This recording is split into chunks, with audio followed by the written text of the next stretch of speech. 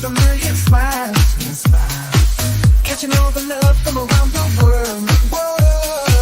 Hey Shelly, won't you shine your light, shine your light. In the darkest times, you make it bright, bright. Life's dreams, we're all by your side, by your side. Keep on doing what you do, girl, you're one of a kind, one of a kind. Shelly, Shelly, you're our life's street star, keep rocking your show, no matter where you are. Hey, Shelly from the block.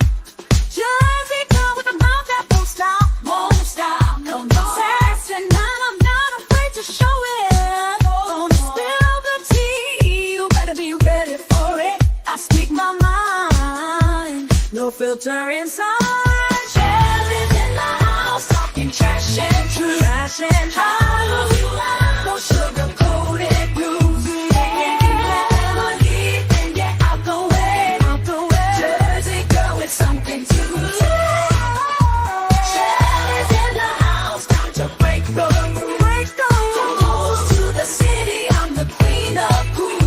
You can handle the heat, then take the high. Shelly's in the house, drop the mic.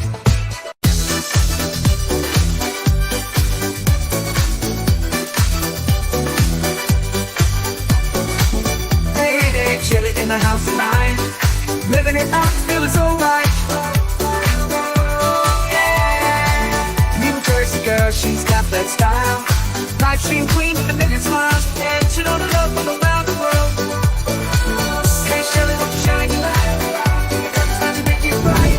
Life stream queens with a wayside. You're one of a kind. Shelly, Shelly, you're a life stream star. Keep rocking the show no matter where you are. Yeah.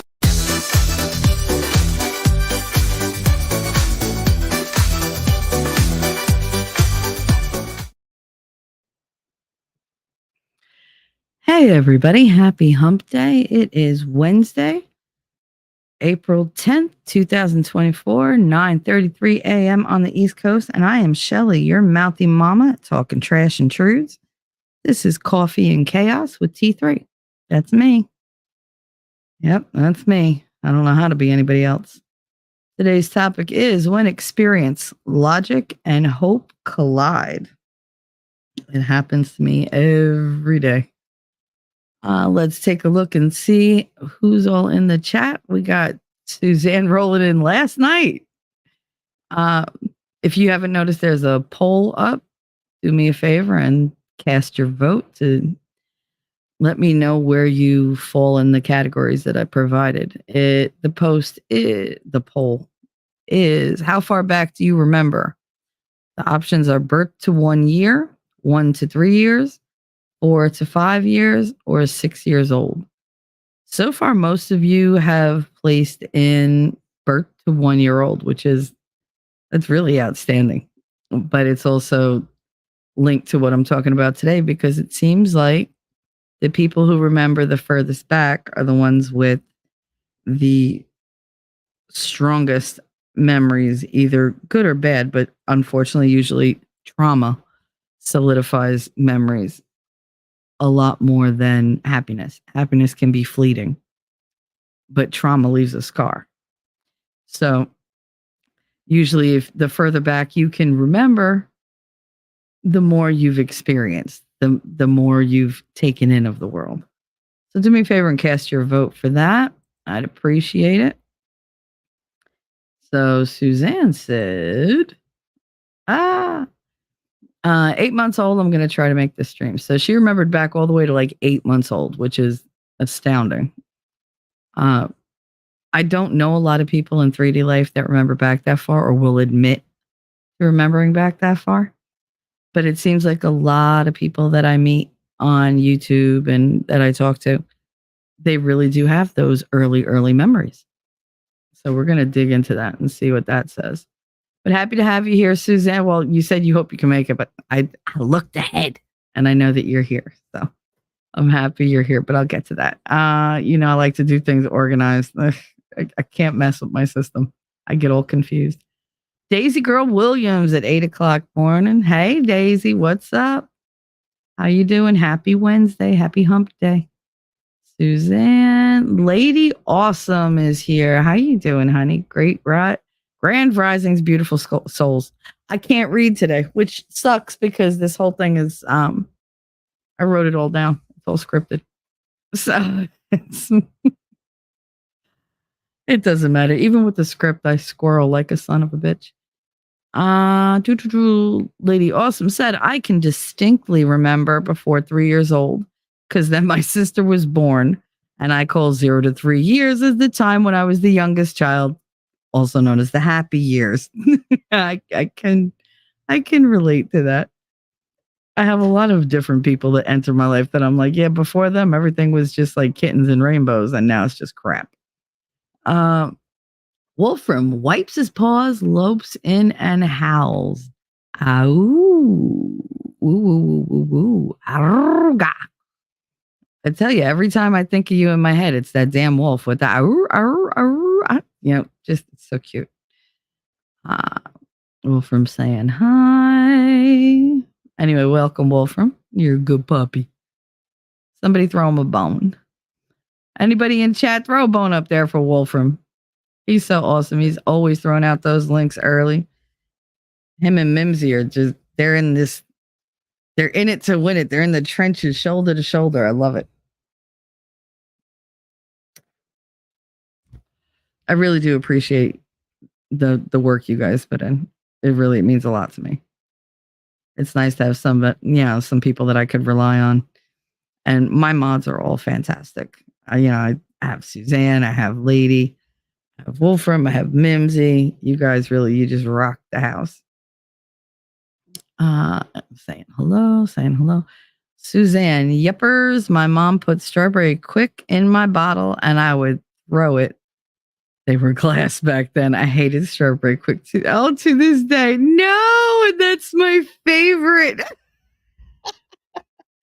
I have an aversion to Yoo-hoo. All right. So, it's very similar, but they were always giving me friggin' Yoo-hoo. And as a kid, like my stomach, I was a 4-pound baby. I didn't get regular milk, right away. And then they couldn't afford the formula. So they threw me on milk way before I was supposed to be on it. And it messed up my digestive system. So me and milk have a love-hate relationship. I love it. It hates me. And my body's like, no. But yet I'm not lactose intolerant. It's just my body's just like, no, we don't like this. We're rejecting it all. Get it out as quick as possible. It's like, great. But yeah, they used to give me Yoo-hoo all the time. And it would make me so sick because it was so sweet and it was so like, bleh. And the glasses the bottles were glass. So, if I dropped it, it would shatter. I'd get yelled at. If I drank it, and then I had to go to the bathroom, that was an inconvenience. So it was just, I just have an aversion to Yoo-hoo, which is sad because it tastes really good, but it tastes like my childhood and I kind of reject that. Wolfram, he huffs and he puffs and he blows the house down. Usually that's my line, but whatever. I don't blow the house down, but I certainly blow the roof off. Lady Awesome. That's hilarious. That's Suzanne. My 4-year-old daughter is on a strawberry milk kick right now. Oh no. Suzanne said it was so nasty. The color pink stressed me out as a kid. Aw. That's right. I lived on Pepto-Bismol. My kids like cringe when I'm like, go get me the Pepto because my stomach hurts. And they bring out this like giant, this giant bottle from the fridge. Because that's where I keep it. Hold on. Sorry about that. I have this. My allergies are making like a tickle in my throat. And I'm always coughing now. But they'll give me the bottle. None of them drink Pepto, like at all. They hate it. They won't touch it. So it's just my bottle. And my son always brings me a cup with this like hopeful expression. And I'm like, bitch, please. Like, who needs a cup? And I just sit and I just chug from the bottle. And he's just like, why do you drink that? It tastes so nasty. I'm like, dude, I grew up on this stuff. It's way better than having to drink Fernet or like to take brioche. For those who don't know, brioche is an effervescent, but they're these little white effervescent chalky tablets that you put in water, or you put in a water, like a spoonful of water, and then take, or you just eat them. And water was too inconvenient for my family. So what they do, they just put it in like a napkin and hands it to me and be like, here, eat them. They're so gross. And I would sit there just crunch, crunch, crunch, crunch, crunch, crunch. It got to the point where I ate them so much that they were like a freaking snack. Like it didn't even bother me anymore. I didn't even taste them. I had one the other day because I really didn't feel good. And I didn't have, like, the Pepto wasn't helping. So I was like, all right, maybe the brioche will help. And I went and I'm sitting there chewing them. I'm like, I'm out of practice. Blah. I was like, oh my God, how did I do this as a kid all my life? Like it was so bad. It's like taking Alka-Seltzer and chewing it. It's so bad. Inya, what's up? Inya, out you all around ya. I love you, lady. I love all my chat. I do. You guys are awesome. Last night, Winning was like, oh, you got to promote your show. You got to advertise. I was like, yeah, whatever. And he was like, what? You got to do? And I was like, yeah, well, the same 5 people are going to show up. So it's like, I don't really feel the need. Like, I'll just talk to the ones that show up. You know, I knew today was going to be a kind of heavy day because I've been riding the roller coaster that is my life. You know, my mood swings. And I hate to trivialize it like that because I mean, I spent most of my adult life going, oh, what people like, she's so moody. I'm moody. Yeah, I have a lot of moods. Sorry. My emotions change. I can't just stick to one. And the thing is, like, everybody else affects my mood. I literally wake up in a great mood and I'm like, gee, I wonder who's going to fuck this up today. Because somebody inevitably, oh, you're in a good mood. Let me wreck it. It's almost like their goal in life to fuck up my mood. And I'm like, okay, I get that there are people out there who are destructive. But when you mess up my mood, I turn it on you. Are you masochistic? I mean, I understand you're sadistic, but you must be masochistic too, because once you flip that switch on me, there's no going back. Not for a while. So I'm just going to take all my shit and be a complete bitch. And then you're like, oh my God, she was so mean. You did it. I was whistling Dixie this morning and you went and just peed in my cornflakes. So it's like, you know, reap what you sow. And yes, and saying hi to everybody. I'm such a good chat. She said, I selected the 1 year, but I was probably around 11 months. I remember learning how to walk and a memory of my uncle getting me a ride toy thing. Aww. But very vivid memory started around 1.5 to 2 years old. Yeah, that's for me, like the people that I've talked to, that's the standard. Usually it's between 1.5 years and like 3 years. The 2-year mark really it spikes them because there's so many different like autonomous things that they start to get into. That's when they really start to develop like what they like, what they don't like. They get to try different foods. They get to go more places. They have a different vantage point because they're, you know, more mobile. So they get to experience memories with additional, you know, touch and everything. Like there's more sensory information for them. So it's a more complete memory. The ones with the earliest memories, they don't usually remember specific details. They more remember a feeling and like a sort of experience. Like they know what they went through, but they couldn't tell you like any of the specific details. It's not a visual in their head. It's more of just like a feeling or an energy that they get. And they're like, I have little snippets, little snapshots, but they don't get the whole picture.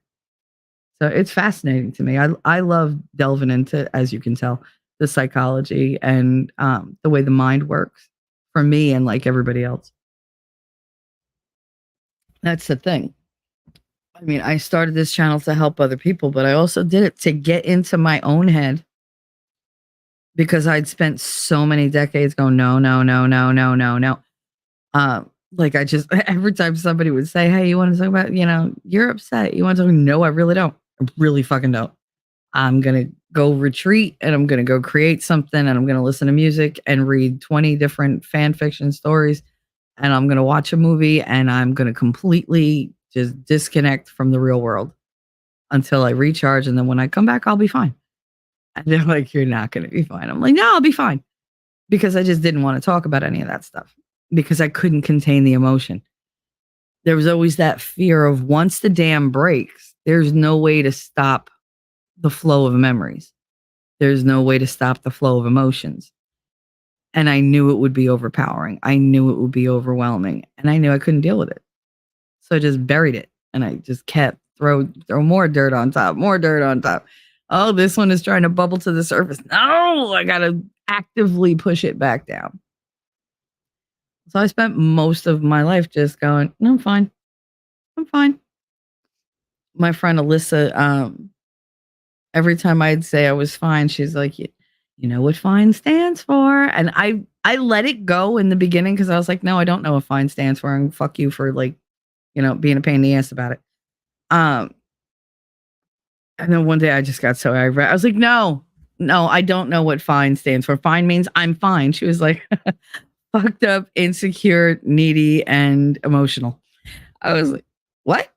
And she was like, that's what you stand for. Every time you tell me you're fine, that's what I know you're telling me. You're telling me you're fucked up, you're insecure or whatever. Like, you're fucked up, insecure, needy, and emotional. And I was like, oh, screw you.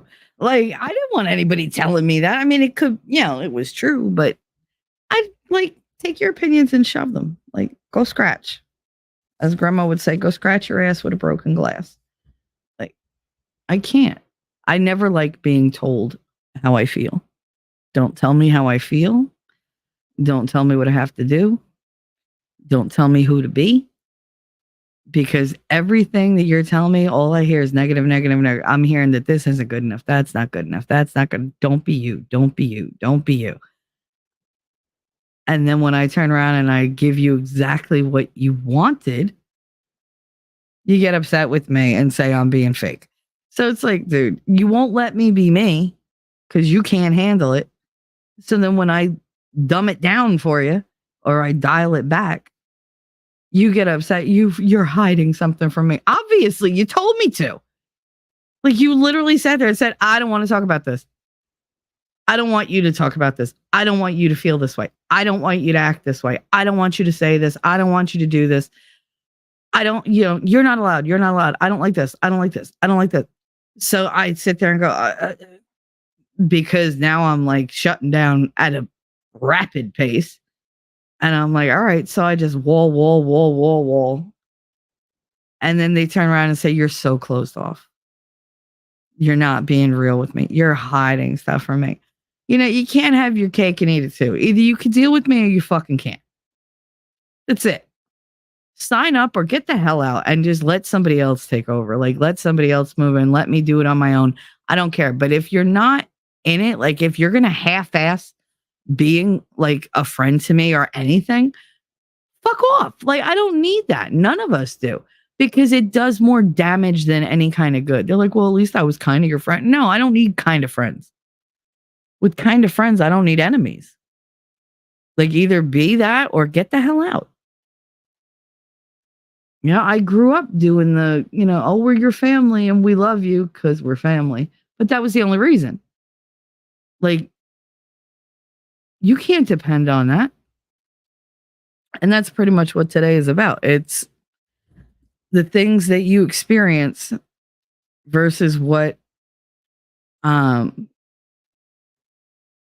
your brain is telling you versus what you're coming up against. And then you add that hope in there and it can either be spectacular or spectacularly horrible. And it's amazing how often it's the second rather than the first. Suzanne said, I was telling my mom a few years back about my first crib that had little lamb appliques on it and that she put on it when I was 6 months old. Absolutely blew her mind. Oh, yeah.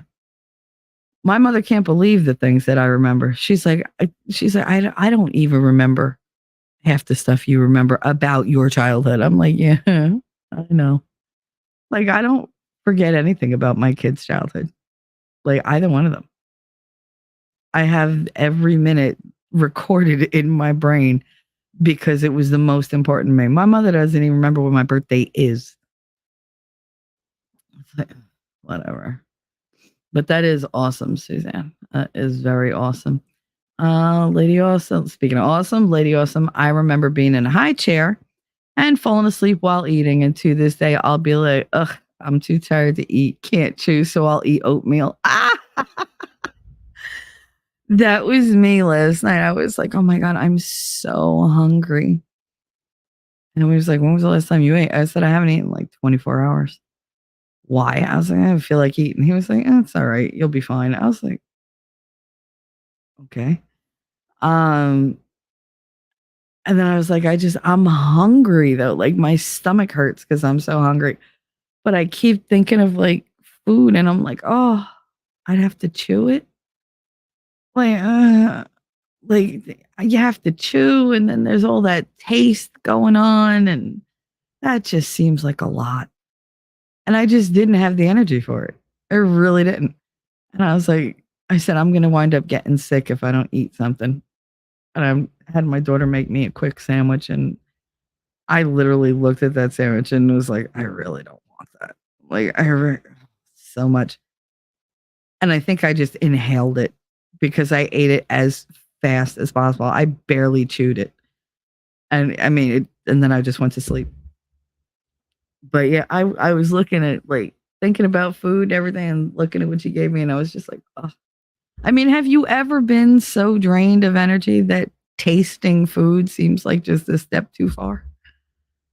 You're just like, I just don't want to do it. I just don't want to. I totally feel you though, lady. Like, and oatmeal, I should have gone with either oatmeal or yogurt because it just would have right down.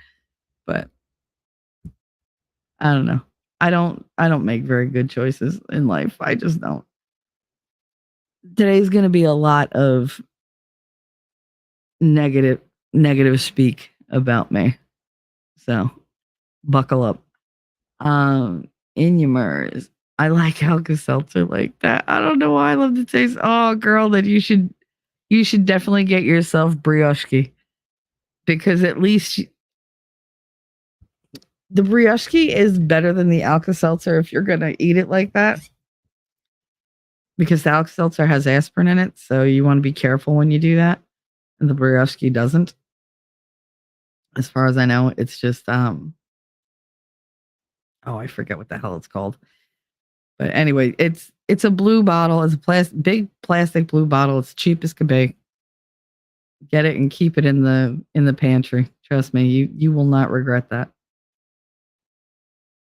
Fear equals fuck everything and run. Yeah.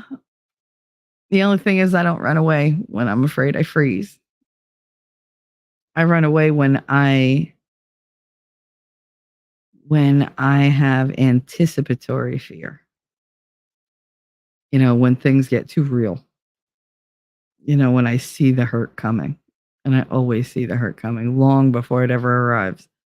People are like, oh, you know, you're doing a self-fulfilling prophecy. No, I see patterns. Like that's what I do. That's my early warning system. Yes, I have catastrophic thinking, but I can also read the writing on the goddamn wall. And yeah, but not Pepto. It makes your poop black. Great.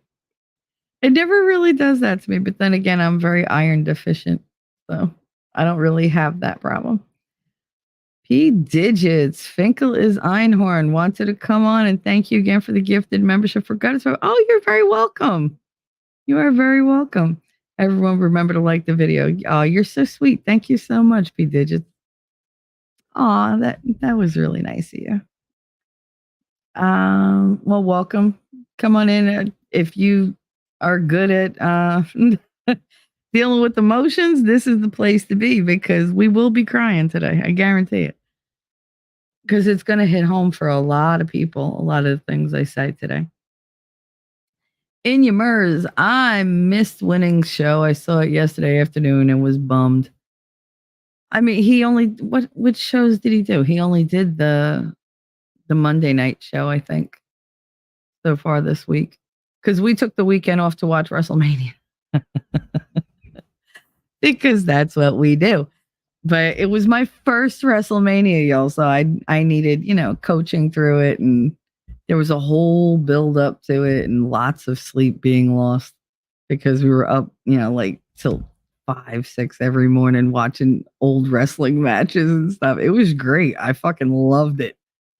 But this weekend was all about WrestleMania, the whole weekend.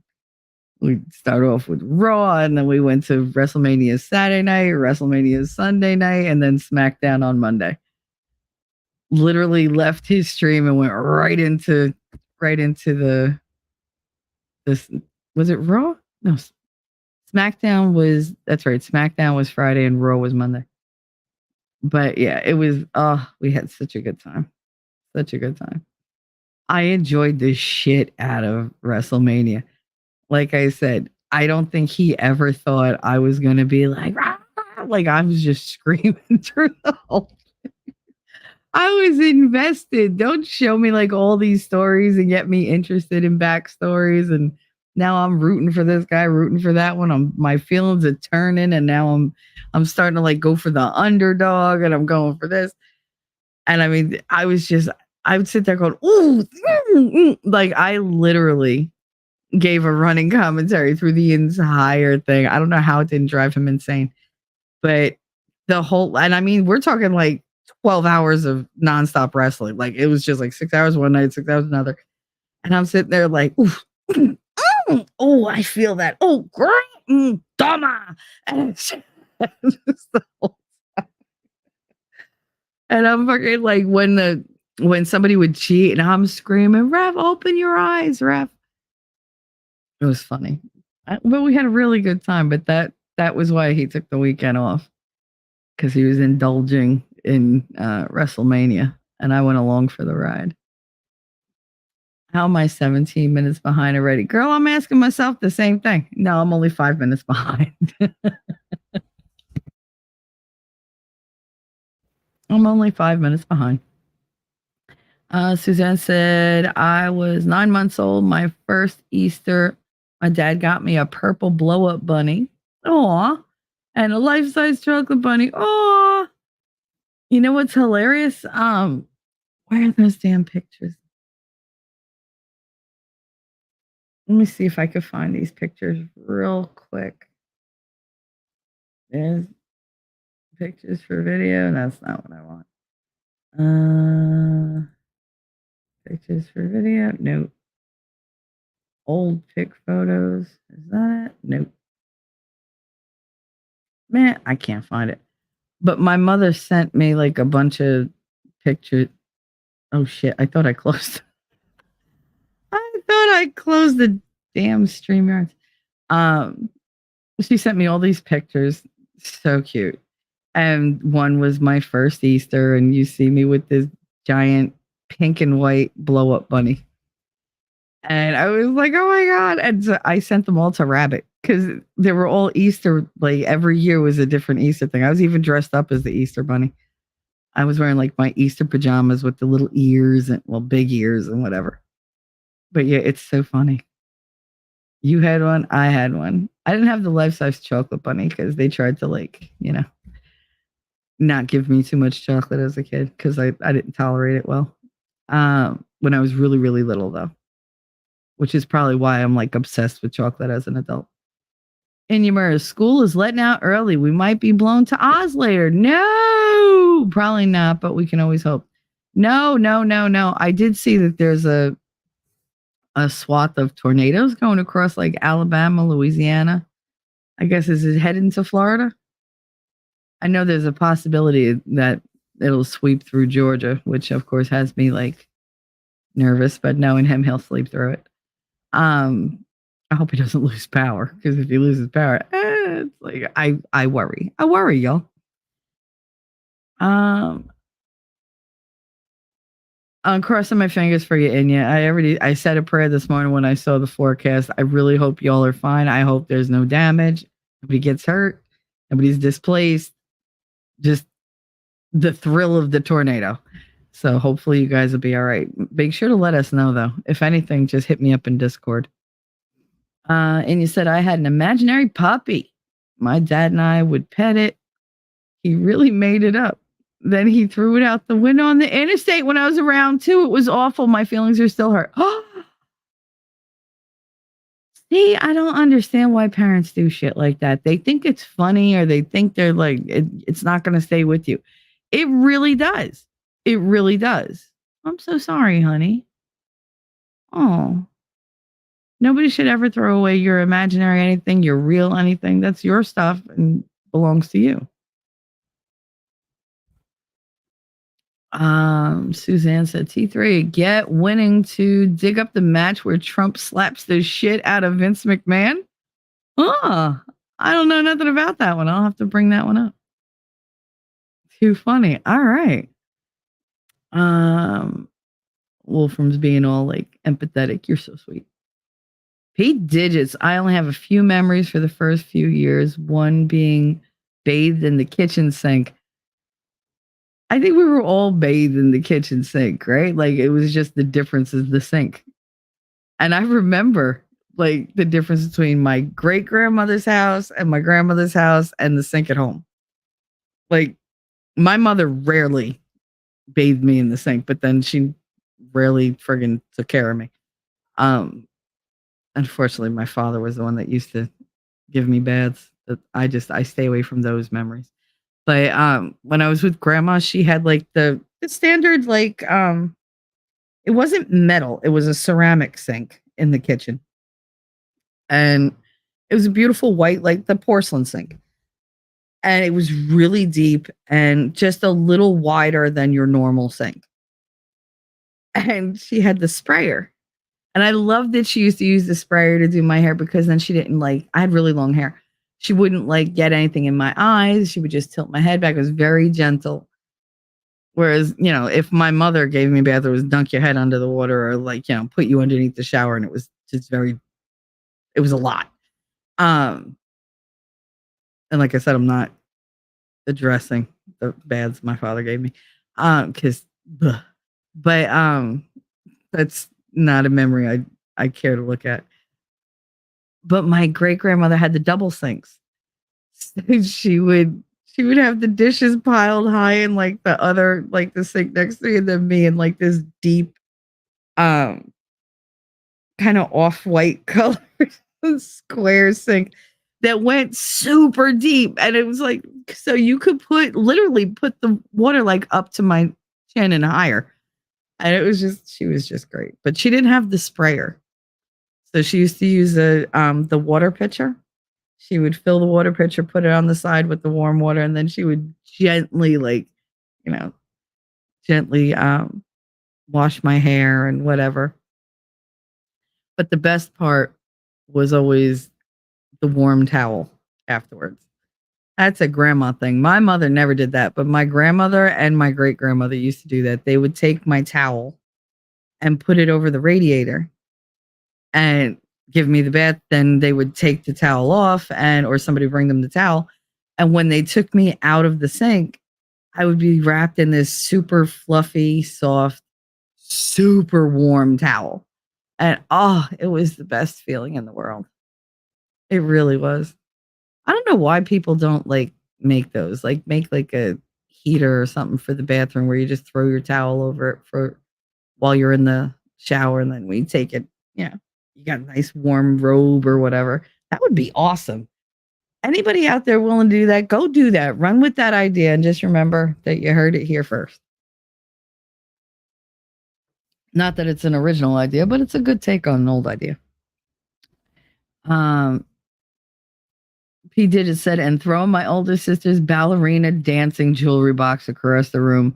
I replaced it on her 50th birthday. Aww.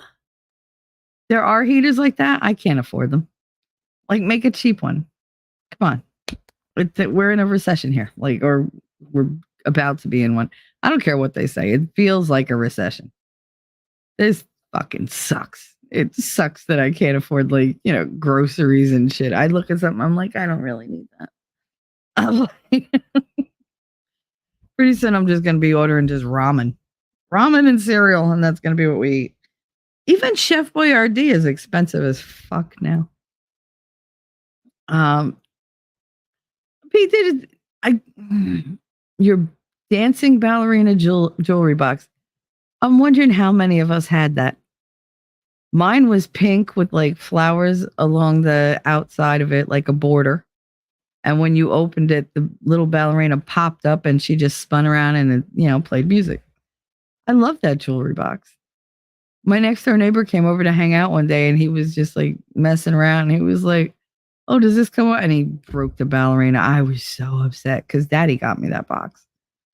But yeah, I distinctly remember having that. And I had another one later that was like a mirror box inside, and the ballerina wasn't attached. It was like a magnet. And when the music played, she spun around and like moved around the mirror. It was very cool. T3, did you see that Jeremy Hales attacked MLS Law? Again, 3 strikes in his channel. YouTube is pulling his channel on Friday. What a grift in POS. Yeah, I heard that MLS Law. I tried looking for their channel. I couldn't find it, so I subscribed to his new channel. That's a whole bunch of drama I don't want to be a part of. I don't think anybody is right or wrong. I think it's all messed up. And I think this has bred out the ugly in many, many people. Many, many people. It has brought on the grift. And I just don't want to be a part of it. I was going to do a video on the Hale history because I was a huge fan of theirs way back in the day. I mean, I started watching their storage videos years ago. And I mean, I was dedicated. I had jumped into it, like they were in it a couple years, I think. And I went back and watched like every video they did. And then I kept up with it. And then all this drama started. And it was the whole moving there and people going onto their property. And I was like, see, this is stressful because I really liked them. And I was like, I hate to say it, but there's so much going on in my life right now. I can't deal with my crap and worrying about them when I can't do anything about it. So I had to disengage. I had to shut the door. So I unsubscribed. I stopped watching, not because I didn't like adore them, because I did. I just couldn't take the stress. I felt like it was happening in my life. And I was like, no, I can't do this. I can't take this on. It'll make me crazy. And so instead I became a streamer and I should have just stayed watching their videos. But yeah, it's such a thing. And I was going to do a quick history so that anybody who wanted to know their history could do, click on it and in 10 minutes or less, know the story in the correct timeline with the correct names from beginning to like the present, or at least the beginning of their litigation or whatever. And then all this started happening and I was just reading the room and I was like, you know what? I'm not going there. I was like, I'm not getting involved. I don't want to know nothing. I don't want to be on any panels about it. I don't want to talk about it. Nope. Because everybody's getting like petty and spiteful and whatever. And it's like, I can't deal with that kind of drama. It's too much negativity for me. Way too much. You pick and choose who you want to talk about stuff. That's just, do you do what you got to do, but I don't think it's right. I don't think, but me, I don't like anybody doing copyright strikes for any fucking reason. I really don't. As far as I'm concerned, if you put it out there, it's fair game. People took everything. They took so many things that I said and like made this whole little like narrative about what an evil person I was and how mean I was and whatever. And they're making fun. And I'm like, all right, I never said I wasn't mean. Like, go ahead. You want to portray me in whatever light you want. Have fun. Does it hurt? Yep. Do I care? Not really. It hurts. Now you're a douche in my mind. You can go screw. And that's the end of that. I close the door. Once I close the door on you, I don't give a fuck what you do. You say or do what you want. But yeah, I never copyright struck any of them. And I mean, I could have, because they literally were like editing my clips so that I looked like I was this horrible freaking person and I was just evil incarnate. And it was like, all right, whatever. They went out, they talked whatever crap they wanted, and I just said, whatever. Shelly should die and da-da-da. Oh, okay, whatever. Talk whatever you want. It's a free country. I live in a free country. You want to use my stuff? Use my stuff. The only thing that I ask is at least give me a little, like credit that I did it or I said it. Like, don't just say, oh, this was my idea, because that's just ridiculous. But use my stuff. I don't care. It doesn't bother me. That's why I don't use anybody else's videos or whatever, because everybody gets so butthurt. And it's like, okay, you don't want anybody making money off you. What does that have to do with anything? I have 700 subs. What money do you think I'm making? I'm literally like giving you free publicity to the people who come to see me that maybe don't come to see you. Like, you can only benefit from this. But to each his own. Everybody has their own preferences. I don't believe in copyright strikes. I don't believe in any of that stuff. I think it's ridiculous. Like, people are going to say what people are going to say. Let them. Who cares? Just do you. But I get there in the middle of like litigation, and there's a whole bunch of things, and everybody's like, it's crazy. He's stressed out. She's stressed out. I know what they're dealing with. But I don't think it's right to lash out to certain people and then to craft a narrative so that, you look like you're in the right. I'm not saying that's what happened, but I don't like things like this.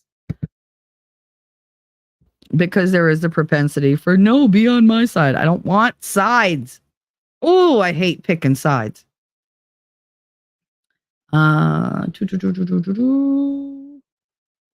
P digits. I hate all people. I got that going for me. Hey, this is the place to be when you hate all people. Because we like to say that. We don't really feel it. It's just people hurt us. So we tend to be like, I just can't people today. When I can't people today, I come here. I almost went live yesterday because I was so down.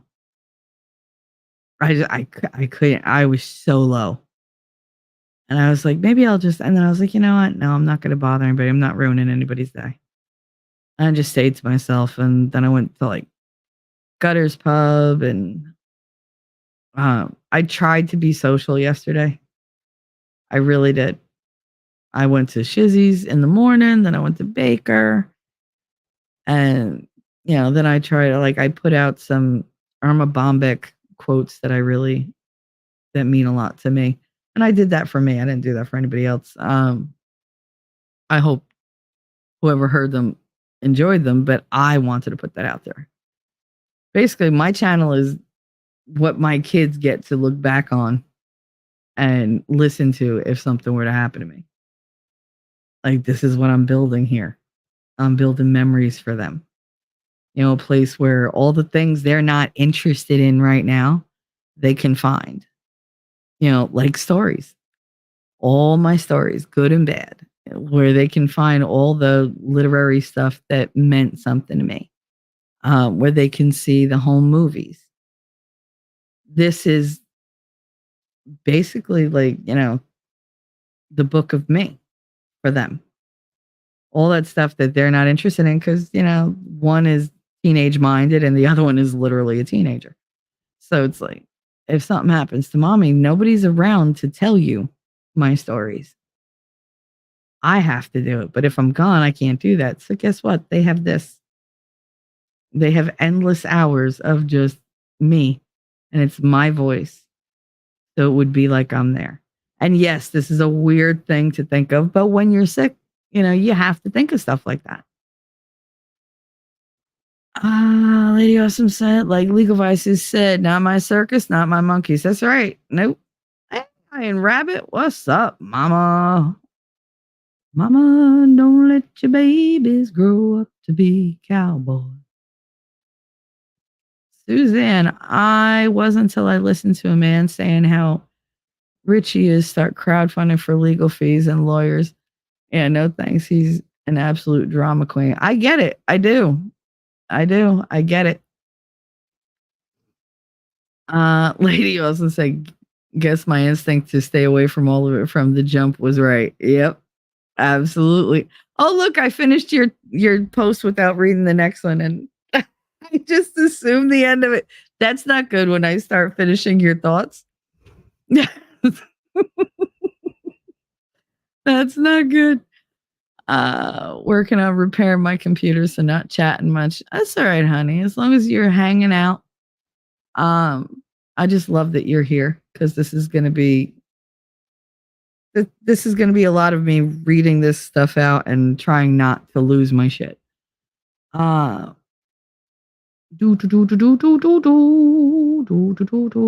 trying to get through.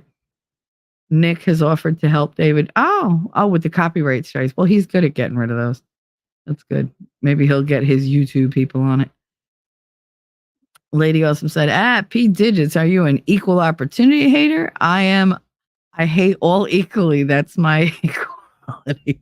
This is from the woman who says she doesn't like the word hate, but she does hate people. All right. This is the like duality of Lady Awesome. The dichotomy of it. She is a paradoxical person. And I love her for it. She like me, we smoke and it tends to keep people away. And it's just like, oh, good. This is my people repellent. That was the first time I heard it called that. But that was the whole reason why I started smoking. Not to look cool. It was so that people would stay the fuck away from me. Like, give me that bubble. It's just like, ugh. Now, see, I say bubble. What does my brain say? Mix-a-lot's in trouble. Looking for a piece of that bubble. Looking like a rock video. Knock-kneed bimbos. Walking like hoes.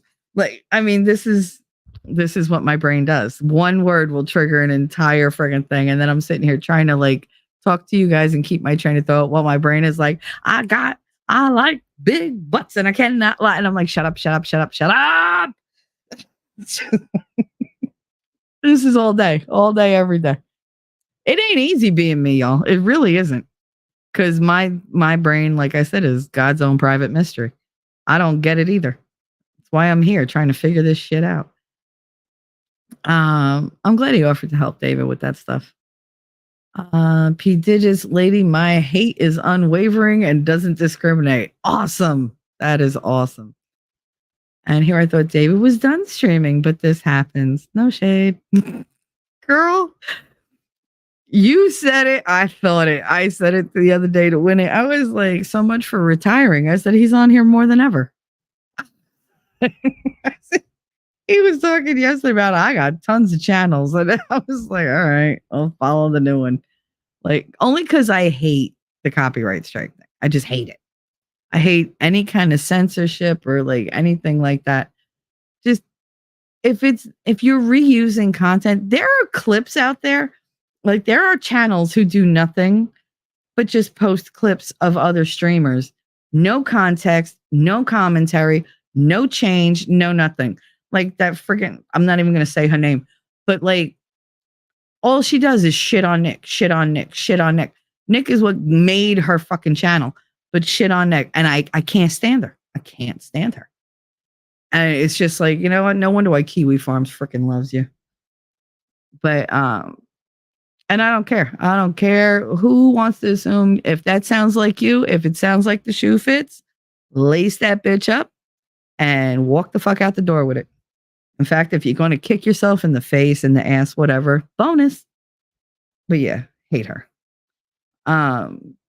Because it makes my friend look like shit. And he doesn't copyright strike her ever. Ever. And I'm like, you could literally blink and take down her whole fucking channel. Does he do it? Nope. And I respect him for that, but I also want to like punch him in the head for it. Because I'm like, dude, your life would be so much easier if you shut this shit down. Like, you want to stop them? Like, cut off their blood supply. They're just friggin' mosquitoes. They're leeches just sucking the life right out of them. I can't. Oh, it makes me so mad. Thanks for the sub, Suzanne. I gotta find you on mine. Do.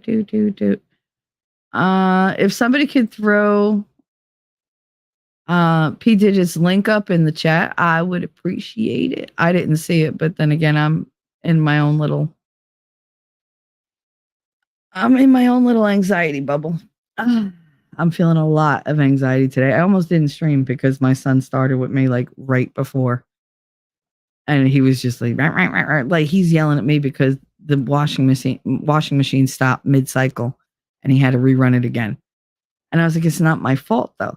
He was like, well, why does I said, because your sister tripped the power breaker. She tripped the circuit and I had to go reset it. So everything, reset, everything that was going stopped. If it was on a timer, it just started over. But if it was like the washing machine, it just stopped because it's all like computerized now. And he was like, this is and he was just blaming me for the whole thing. And I was so upset. And I was like, why do you do this to me right before I go live? Especially you. I told you, I warned you today is going to be a heavy topic. Why are you stressing me out? I was just going to cancel. I really was.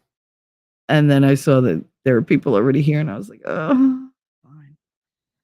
I was like, all right, Michelle, you don't really want to do this, but go do it anyway. But yeah, if you could throw his link up there, I'd appreciate that. Iron Rabbit, I'm Switzerland, no drama. Yeah, no, I mean, I'm not in it. Like I said, I have opinions, but do I want to be a part of it? Nope. Wolfkinder, hey, honey. He did a good idea. I do those videos for families so they don't call asking how to barbecue. Oh, that's so funny. That's awesome. That is a really good idea. Feel like, okay, you people are always calling asking me for this crap here. Like I literally did a do-it-yourself video here. Oh Lord, I'm late for the drama. Not really. We haven't really started yet. We're just talking about like other people's drama.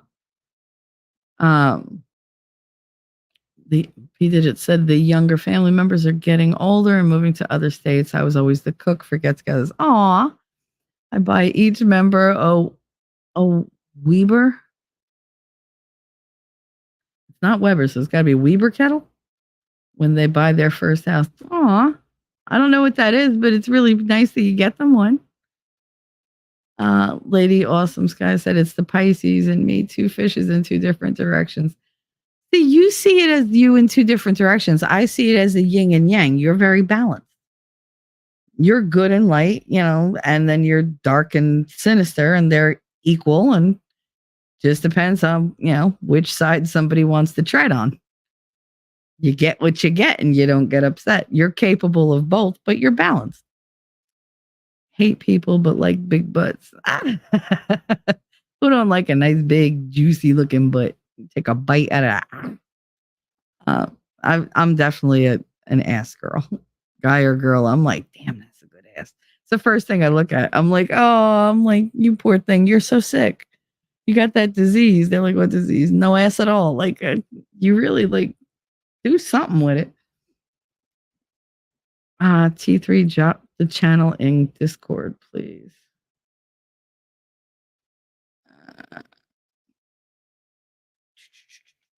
Drop what channel? What, P Digits? I got to get the link. You got to give me a minute. Because I don't have Discord open when I'm on StreamYard because they don't get along. And then my mic don't work and everything goes wonky. So I can't open it. If somebody else could do that, that'd be great. Well, can you drop that in my Discord in the general so that Suzanne could see it in there and so that she could share it there? Or anybody can reach it there. I don't know what I'm asking for at this point. Iron Rabbit, we follow the rules. Fair use copyright disclaimer section 107, the Copyright Act of 1976. Oh, geez, it's younger than me. Lady Awesome Ed Shelley T3. We more often than not, we on the same vibe. I know. We even cycle together. It's weird. Especially since mine is so damn unpredictable. P Digits, don't expect a lot from my channel. I just mess around with it when it hits me. It doesn't matter. Listen, we are equal opportunity promoters here. We like to give each other a hand. That's what we do. I don't like people who don't promote others. Like, if you're going to, come in here, we're going to see what we can get for you. Everybody's got the opportunity. If you don't have the ability to post your own link, just ask one of my mods. They're happy to do it. Hey, cool gamer, what's up? How you doing? Mod squad in full effect. Yep, I love my mods. I have the best mods. I really do. I did well picking my mods. The funny part is I teased Nick Ricada because I'm like, you're one of my managing mods, right? He's like, you did not give me a wrench. I sure did. Sure did. The day he pops up in my chat, my poor chat will shit themselves. It's going to happen at some point because he's too much of a ball buster not to do it.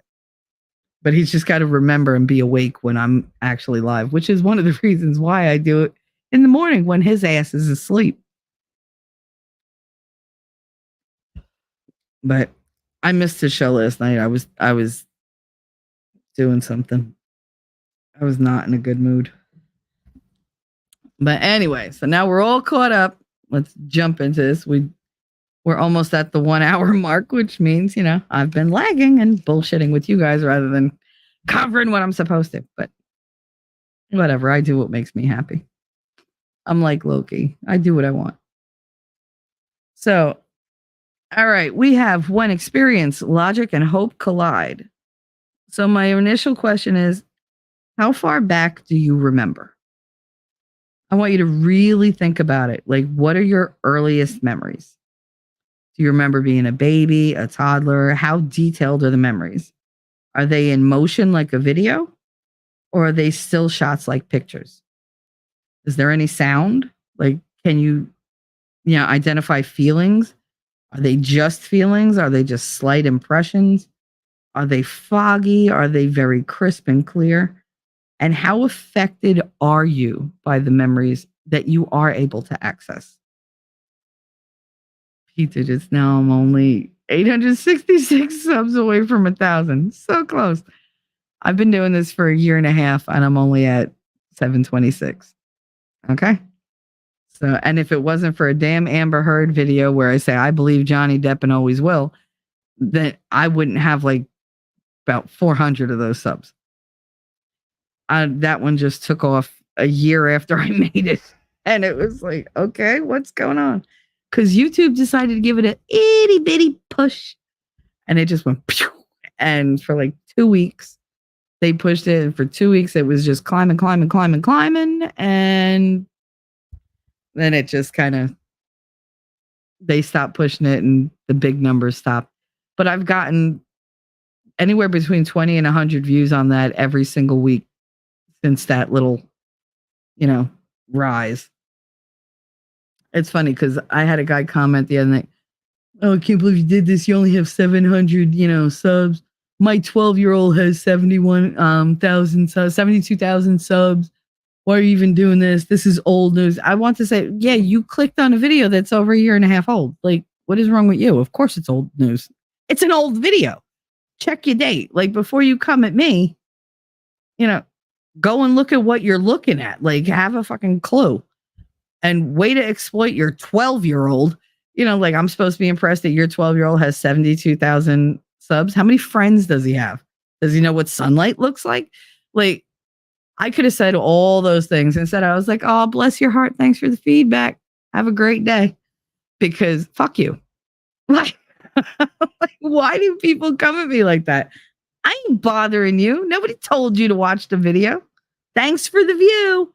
Like, I can't. Just the maliciousness that's out there. It's ridiculous. Like, if you can't say nothing nice, shut up. Just shut up. Why do you have to ruin somebody else's day? Because you're a miserable bastard. I need David's new channel put in Discord, please. It's Law of God. That's what he calls it. Let me see if I find it. Oh, damn it.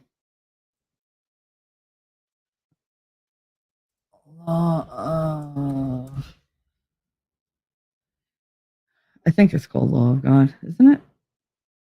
Let me see. What the hell? Broken Baker. Where are all my... Damn it.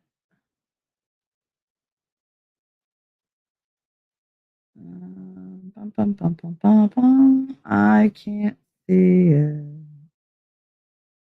I'm sub to so many damn things. All I'm doing is like scrolling. I can't find it. uh the law of God, was that it? Man, come on. I know he did a stream last night. I just don't know if I have it in my notifications. I don't see it. I don't know. Somebody look it up. Or you can go on my page and go through like my subscriptions or whatever. But it's in there somewhere. I have to be careful because if I click on the wrong thing, I'm going to be gone. MLS, God of Law. There you go. God of Law, not Law of God. Whatever. You know, I'm a little dyslexic sometimes. I don't get my numbers or letters wrong. I get my ideas backwards. You know, like the cart goes before the horse. P digits will get you there. Absolutely. We'll do our best to do our part. I remember my dad tucking the sheets around my sister and I in the same bed during a blizzard in Maine. Oh, wow. See, now it's not technically a traumatic memory, but it's an eventful memory. Like it was out of the ordinary. And I think that's what makes it stick so much. You got it? Awesome sauce. Thank you. Thank you, Rabbit. Thank you, Suzanne. Thank you, everybody. Cool Gamer coming in with Cool Gamer 2. How you doing, honey? Happy Wednesday. Happy hump day.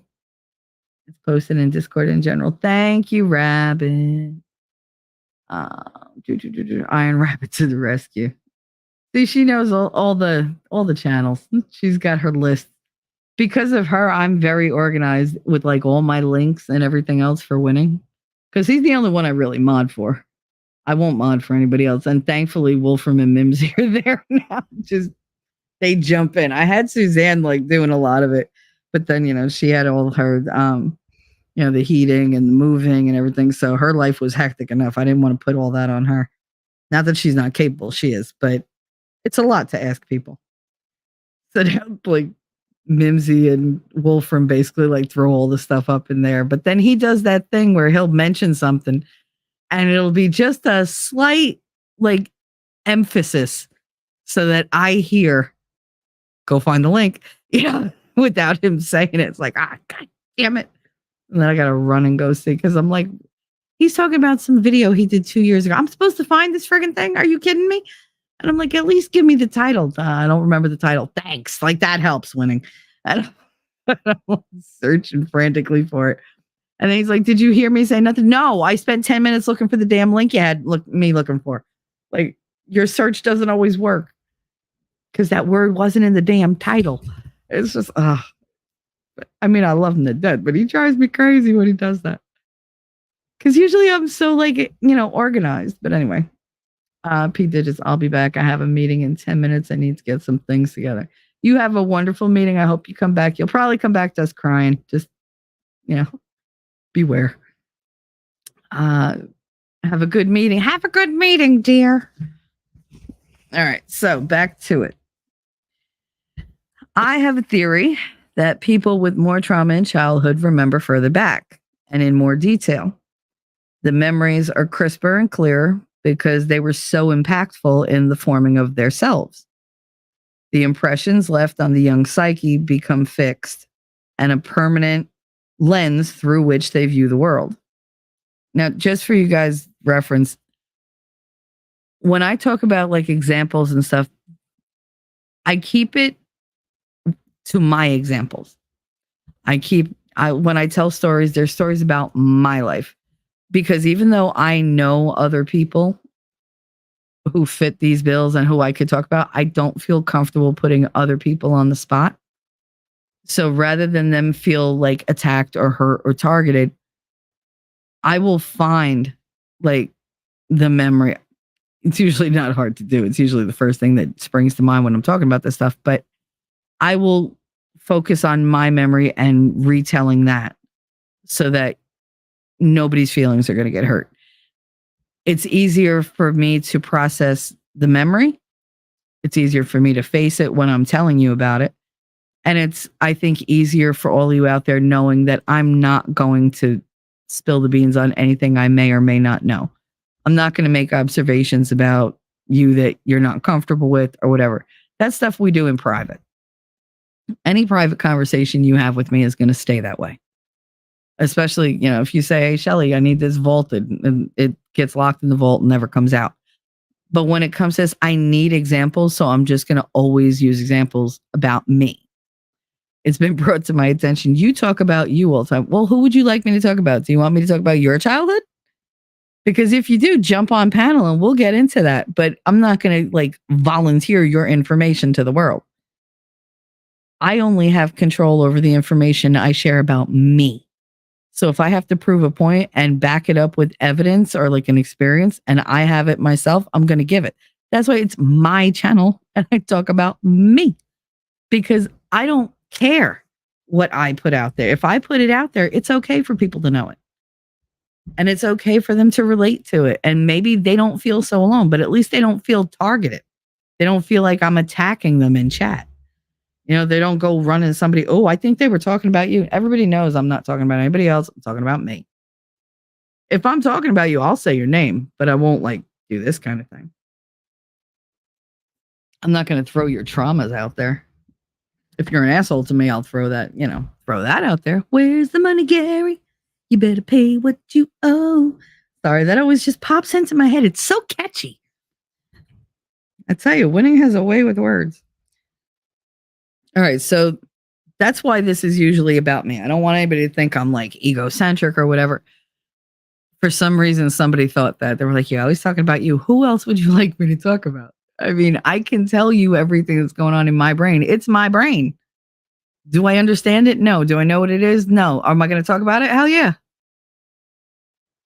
You don't get anywhere without examining things and studying them and twisting them and turning them and looking at them. I love puzzles. My brain is a giant puzzle. It's like a 1,000,000-piece puzzle. And I'm just working on it one little section at a time. Eventually, I'll see the whole picture. That's the goal, My luck, I'll get that last section almost done and God will be like, time to come home. I'd be like, see? No, that ain't right. I almost had it done. Damn it. No. Come on. Shit, he better be calling me up because if I go to hell, I'm just going to take over. I will just give in to the dark side and God help the devil because he'll be like, who is this bitch? She's so bossy and nothing I do bothers her. No, because life was hard. Hell, that's why I want to go to heaven because I miss my puppies and I miss my daddy and my grandma. That's pretty much it though. I want my kids, the ones that didn't stay with me in this life. I want my pets, my animals, and I want grandma and daddy. Everybody else could wander off. You can visit, but don't hang out. All right, so we're talking about the impressions left on the young psyche become fixed and a permanent lens through which they view the world. Now, in my opinion, I think this lens is the first wall that you build. It's this permanent plexiglass wall that completely surrounds you. No matter how you turn, you see everything through this layer of protection. And what it does is it distorts everything that you see and hear and feel. It's a protective filter, but it's a filter nonetheless. So you're not experiencing things firsthand in a 100% authentic way. You're experiencing things through this filter, through this wall. You might not even be aware that you have this wall because it's invisible and it's always been there. You built it so early on that it's a fixture. It's part of you. It's not something that you can take down. It's something you have to learn to adapt to, and basically to understand what's being distorted by it. It's continuously reinforced throughout your life by pain, shock, negative feedback. You may put up like other walls over time, but they can be dismantled. You can have your issues and face them and then take those walls down and be hunky dory and everything's, coochie crunch. This is not a wall that you can take down. This wall's a part of you. It's a part of you on a fundamental, foundational level. It basically is how you built yourself. It's built into your whole persona.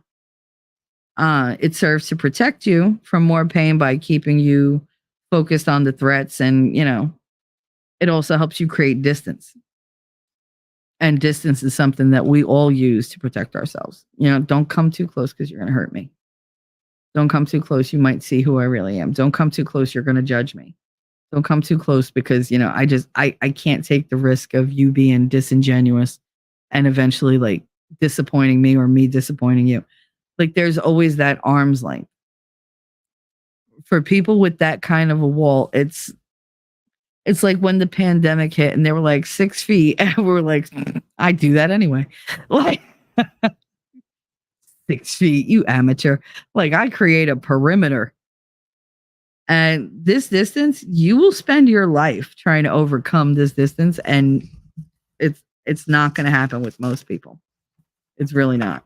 And the people that you do lower the distance for, like you lessen the distance, those are the ones that terrify you if they ever hurt you because they can devastate you. They can absolutely destroy you because they're in. You let them in.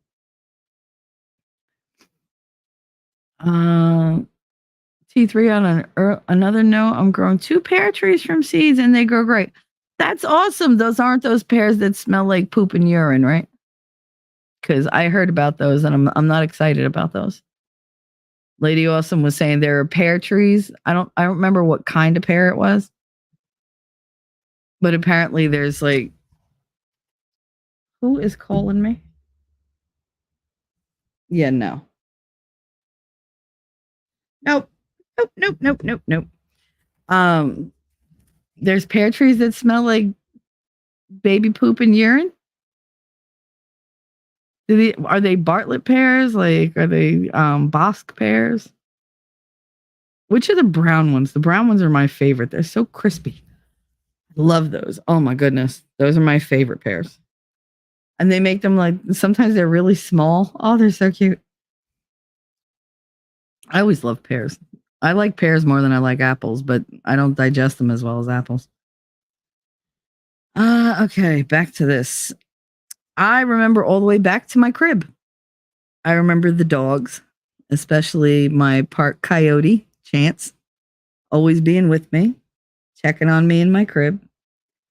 I remember the walls and the doorway of the closet that they kept me in. Mind you, this was not a closed door closet. It had no door. It had a curtain. There was a rod going across the top and my mother hung a curtain so I couldn't see into their bedroom when they closed the curtain. But for the most part, I just remember the doorway and how narrow it was. Like there was enough room for my crib to be placed long ways because it was a deep closet, but it wasn't wide. And there were a couple shelves where they had like, my diapers and whatever and my clothes. And then there was enough room that you could slide in like along the side of the crib and pick me up. And that's where the dogs usually were. And that's how they taught me how to get out of the crib. Because by a year old, I was climbing out of the crib. Like one dog would jump into the crib, like get into the crib. And I would stand on her back. That was Shushu. Shushu was the poodle. And I would get on her back and then I would throw my legs over and Chance would be on the other side and I would lower myself to her back. She was much higher. And then I just kind of plot. And I remember this specific, like I can see myself doing it over and over and over. And I would plop down on her back and she would lower me to the floor and then I'd go toddle off. And I'd go in the, in the kitchen. My mother like freaked out because she found me on top of the refrigerator one day. I was like maybe like 2 years old. But what I wanted to eat was up there, and like my cereal was up on top of the refrigerator, and the dog's food was up on top of the refrigerator. And I remember making a deal with this dog going, I'll get you food. I have to get up there. And that dog got me up to the kitchen counter and then pushed me. It wasn't like the refrigerators we have now, like it wasn't that high. It was a like economy size one, but it was still like fucking 5 or 6 feet up and, like tall. But she got me up there. She got her food. I got mine. And apparently my mother found me sitting on top of the refrigerator eating Cheerios. And like the dog was sitting on the counter next to the sink. Because that's how she got me up there. Just happily munching on, like whatever the fuck I gave her, like Gainsburger or something like that. And every once in a while, like, drop some for the poodle. But I mean, that was my childhood. My dogs were always getting me like to get places. Chance was the one that when nobody was watching me and I fell down the flight of stairs, she actually raced ahead of me and she didn't catch me. She stopped me from hitting the cement landing with her body. And I remember falling. I remember like all I remember was bang to bang, and then just her. And she just growled at anybody that came near me. But yeah, she was always doing stuff for me. That's the dog that my father shot in front of me. I ain't going there. Ooh. A Bradford pear tree. It doesn't produce actual pears. Wait, so it's a pear tree that smells really bad and doesn't make pears? That's like double negative. Why would anybody plant one of those? Is it super pretty? Because if it smells, I don't care how pretty you are. If you smell, get away from me. That's like people that like look really good, but then they're like, oh, I'm totally natural. No deodorant, no this. I'm like, ugh. Like I would rather you like be average to even like a little ugly and smell really good, because that would turn me on more than, if you smell like, I don't know, a blimpy base sandwich or whatever. The minute I smell onions, I'm like, bleh, like I'm done. Body odor is not for me. I hate that. I do. But let me tell you something. Some good cologne could stop me in the middle of a damn walkway. I was walking down the avenue. Some guy walked the other direction and his cologne hit me like a couple seconds after he passed me, and I stopped dead in my tracks. I was like, ooh, I was like, is that hot in here? I was like, holy crap. My son was so embarrassed. I got into an elevator and this dude got on and he smelled so good. And I was just like, and my son was like, yeah, right? And I was like, yeah, I'm good. And the guy's just standing there and he looked good, but I mean, he smelled amazing. And I was like, before you go to work, I just have to say you smell unbelievable. Like, thank you for that. And he was like, do I really? He was like, oh, wow. He was like, thanks a lot. I was like, no, so sexy. I was like, you smell so good. And he was like, really? He's like, you kind of smell like cookies. I was like, thank you. And he was like, yeah, I like it. He was like, it's a good. He was like, I was like, yeah, okay, night. Like, bye. I gotta go. I should have just shut my mouth. And he always says the same. He's like, you got to start. You just got to start. Why do you talk to people? He's like, everybody thinks they could just say whatever they want to you. I'm like, yeah, well, people just say shit to me. I told you, I friggin' tripped at a corner during a snowstorm. My foot like slipped and I wound up like going down on one knee. And the guy that was crossing the street with us, like, he wasn't even with us. He was just crossing the street. And he was like, that's why I like to see you on your knees. And I just looked at him and I was like, what the fuck did you just say to me? And he was like, that's where a woman belongs. I kind of was like, you better run. He was like, you better run. And I was like, let me tell you something, motherfucker. I was mad. And then I crossed the street. Connor was like, why do people say things like that to you? I don't know. He's like, people ask you for massages out of nowhere. No, I know. I don't get it either. Anyway. So yeah, I told you about the closet. All right. I remember the parties that went on because they were so loud. My father had a lot of like very hippie like friends. And they would come over every night and it'd be a pot party every night. Everybody was drinking and smoking cigarettes, smoking dope, smoking this, doing that. And it was really loud. And he was a night owl. So he would be up till the sun came up. And you weren't allowed to leave those parties. And I wasn't allowed to interrupt unless I was the entertainment. And if I was the entertainment, it meant that they were going to make a fool out of me. But we'll get to that. So yeah, they were really loud. They were louder than I could ever be as a baby. So me crying was futile because they wouldn't hear me. They never heard me. So I just learned just not to cry. I remember it being always dark and scary. When I went to grandma's house, it was always bright, but it was loud in a different way. More disapproving than raucous. The yelling was much angrier, but it wasn't as scary as my father's silence. I have a problem with silence. I'm working on it. Not by much, though. Bad things always followed both. But my father's silence always led to bad things happening specifically to me directly. So I learned early on that dark or light, I wasn't safe. I was always in danger.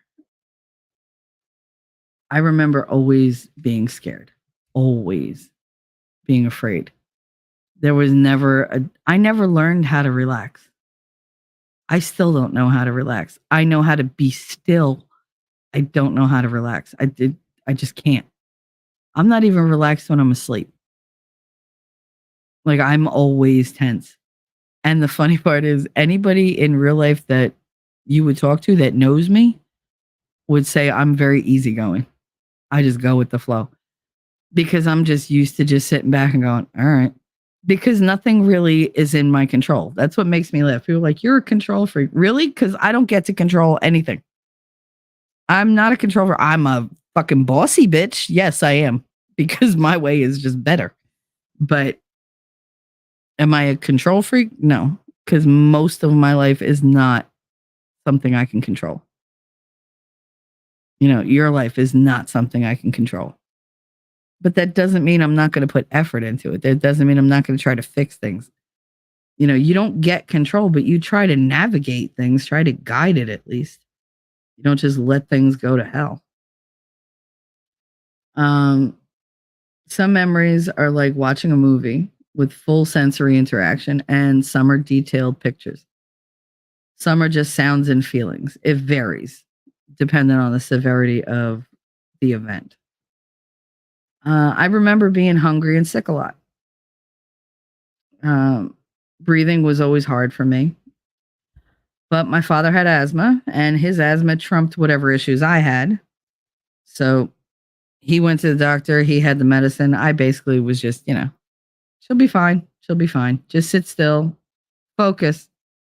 He got all the attention. I had to take care of my own breathing, even as a baby, like as a kid. I remember I was about 1.5 and I had an asthma attack, and he sat me down. He wouldn't let my mother near me. He wouldn't take me to the doctor. He literally put me on the couch and said, close your eyes. And he kept touching like my upper chest, like right under my throat. And he was like, focus here, think. Now I didn't understand what the fuck he was telling me. And he was like, picture it. There's a balloon in your chest and the balloon is all flat. Now I knew what a balloon was. And he was like, we're going to blow the balloon up. Ready? And granted, it was a nice thing. It did wind up working for me later when I was older, but I'm 1.5 years, almost 2 years old. Like I'm having an asthma attack. How about you go get some medicine and like a nebulizer or something? Nothing. I had none of it. The only time I went to the doctor was for my vaccinations. That was it. for my immunizations. They never took me to the doctor. He almost cut off my entire toe. You think they took me to the doctor? No, they took me to the ranger station because it happened outside and he didn't want to finish, he didn't want to wrap up his fishing. He was still fishing. And he stayed fishing the whole freaking time. He was mad at me that I got blood in the area and there were bugs coming around because they could smell the blood and whatever. It was inconvenient for him that he put a knife in the sand that I didn't see. And when I'm running down the beach playing with my cousin, I almost cut off my entire big toe. He was pissed that he had to stop to put me in the car. And they just took me to the ranger station. The guy cleaned it out and they gave me a little local and sewed it right up and bandaged it. And that was it. That was it. Even my mother was like, she needs to go to a hospital. No, she's fine. Because they didn't want to explain why he was fishing there because you weren't supposed to, why he had a knife in the friggin' thing, why I was running around barefoot, unattended and unwatched, so they didn't want to answer any questions. So it was like, okay, they knew the ranger. They'd been going to that, that state park for ever. And the guy had medical experience. He did 1, 2, 3, sewed it because it was tiny. It's not like I'm grown. I'm tiny. We're talking about a tiny little big toe. And he put a couple they weren't even real stitches. I mean, he did 2 little stitches, but the rest was all Band-Aids. He literally butterflied it back. I asked my mother later. She said something about glue, but I don't remember the glue, so I can't attest to that. But I mean, that's the kind of shit that, you go through. I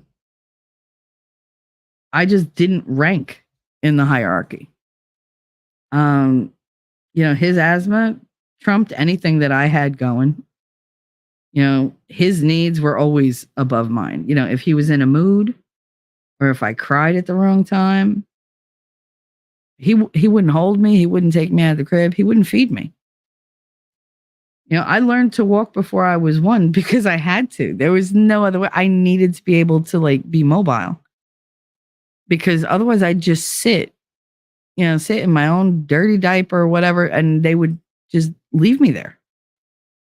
I was completely potty trained by 11 months old because diapers were too expensive. Way too expensive. And my mother, she didn't like the cloth diapers because it, bled through onto everything. You peed right through them, whatever. Then you had to do the laundry and, she didn't want to do that. So no, 11 months old, I was 100% potty trained. I literally had 1 accident the first time that they took me out of diapers, and my father beat my ass. And I never had another accident again. Which is why I can sit here for a 6-hour stream and be like, okay, guys, I gotta go. Now I gotta pee. Because I grew up, hold it. I'm great on road trips. You never have to stop at a rest station for me. It's once every 6 to 8 hours. It's when you have to go, I'm yeah, I could go. But then you better get out of my way. Because once I stand up, it's engaged. And it's the beat the clock kind of moment. Let's see, chat. They don't produce pears. No, not the Stinky Bradford pears. Yep, the Stinky Bradford pear tree. Amber L, how you doing, honey? Of course, it's on you. You're responsible for making everything go away. Obviously, it's sarcasm. I know, but that's my mindset, though, isn't it? That's what I've been taught. Oh, hey, everybody. How you doing, honey? There's a medical version of super glue. Used it in the vet hospital. I used to use it when we did the surgeries on the animals and everything, but I don't remember glue being used. I remember after my grandmother putting that new skin on it because it burned like a bitch. But that's just liquid Band-Aid. But she did that for weeks so that my toe would heal well and not have any kind of infection, because she lost her mind when they told her, my mother brought me to the house and was like, oh, here, the baby can't really walk right now. Cause of course I'm the baby. And I remember my grandmother flipping out when she took my sock off because it was all like my foot was all bandaged, but my mother had put a sock over it so nobody would think anything was weird. And my grandmother unbandaged it, and oh my God. And so out came the freaking iodine, and like out came this, and it was just like, oh, because iodine and like mercurochrome, all those things, they burned. So first it was like, pour the peroxide over the whole thing and blow on it. Great. So now I have all like that bacteria out of her mouth, but whatever. But she burnt the shit out of it. She cleaned it. She redid the whole thing. But then she put that damn new skin, the liquid Band-Aid on it. Oh my God, that burned so bad. It burned. And then she rewrapped it. But yeah, she had a fit. What doctor did this to my baby? And my mother's like, the ranger. She was like, Danny didn't want to bring her to a hospital because he was afraid that we would, she'd get taken away from us, Ma.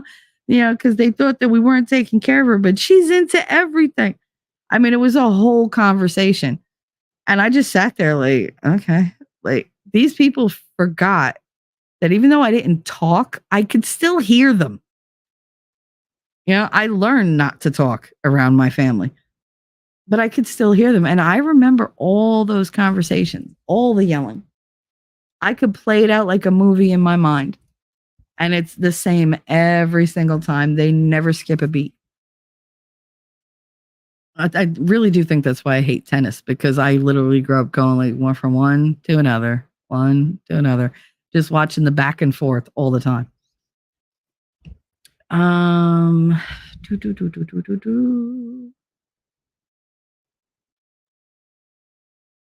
something called liquid skin was a thing for a while. Yes, Wolf Kinder, that's the new skin. That's still out.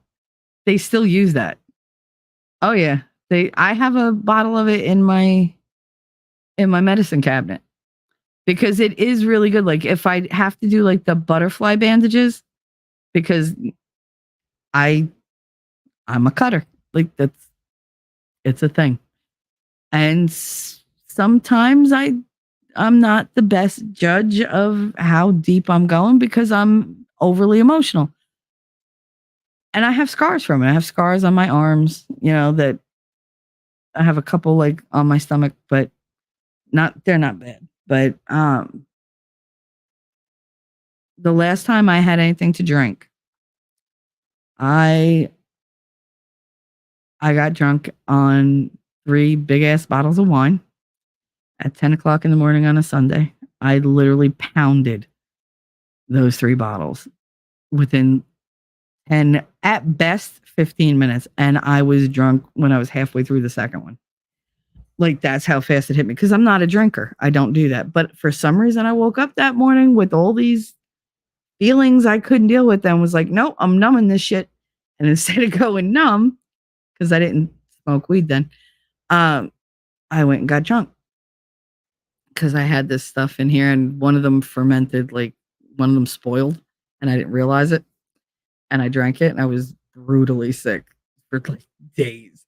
But yeah, no, I went and I got really, really drunk and I called my friend to come over and I said, I'm going to do something really stupid. I really don't want to, but I'm going to because I'm getting drunker and I'm losing control and I need you to help me. And she said, oh, I'm tired, and hung up. And so that just sent me right over the cliff. Like that was it. I was like, that's it. And I did damage. I did. I wasn't even paying attention to what I was doing at that point. I just wanted it to hurt. Hurt on the outside, not on the inside. And I went deep on a lot of them. And it was bad. It was real bad. And I just went to bed. I went to bed with, I was like, let me go lay down because I don't feel good. And nobody cares. Nobody loves me. And I'm just going to, just let me go. And I figured I'd just bleed out. And luckily, I didn't. But by the time my friend Rachel got here, when she showed up and she pulled back the bedspread to get me out of the bed, her face drained of all its blood. She went sheet white because my bed was just full, just red everywhere. And she didn't know what to do.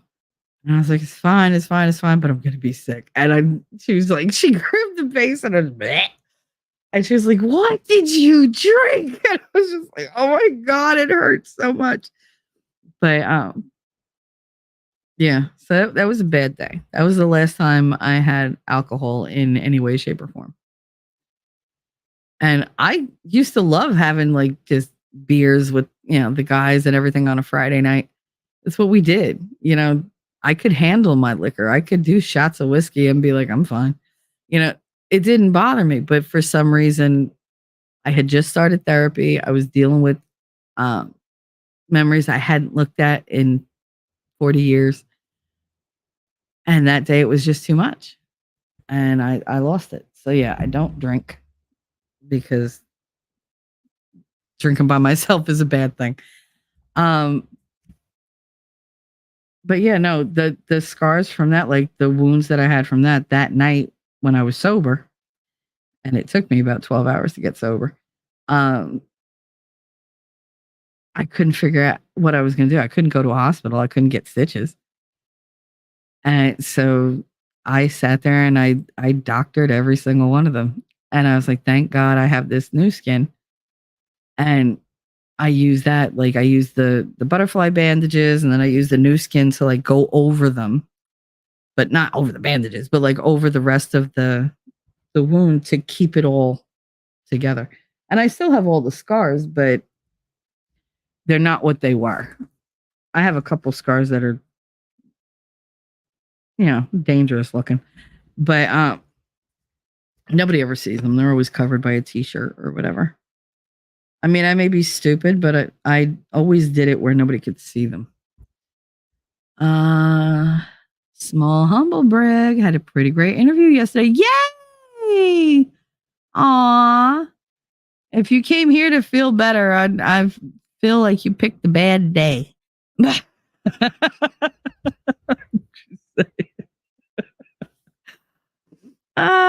But also, damn, your experiences give me flashbacks to old school injury solutions. Yep. Oh, I love you too, honey. I wish you the best of luck with your interview that you had. I hope you get it. I really do. You're a wonderful person. I think you're fantastic, Amber. You're extremely talented, extremely sweet. You got a great heart. You deserve all the things, all the good things. So I hope you do well and you get that job. I gotta dip out before I get too deep. Yeah, I figured.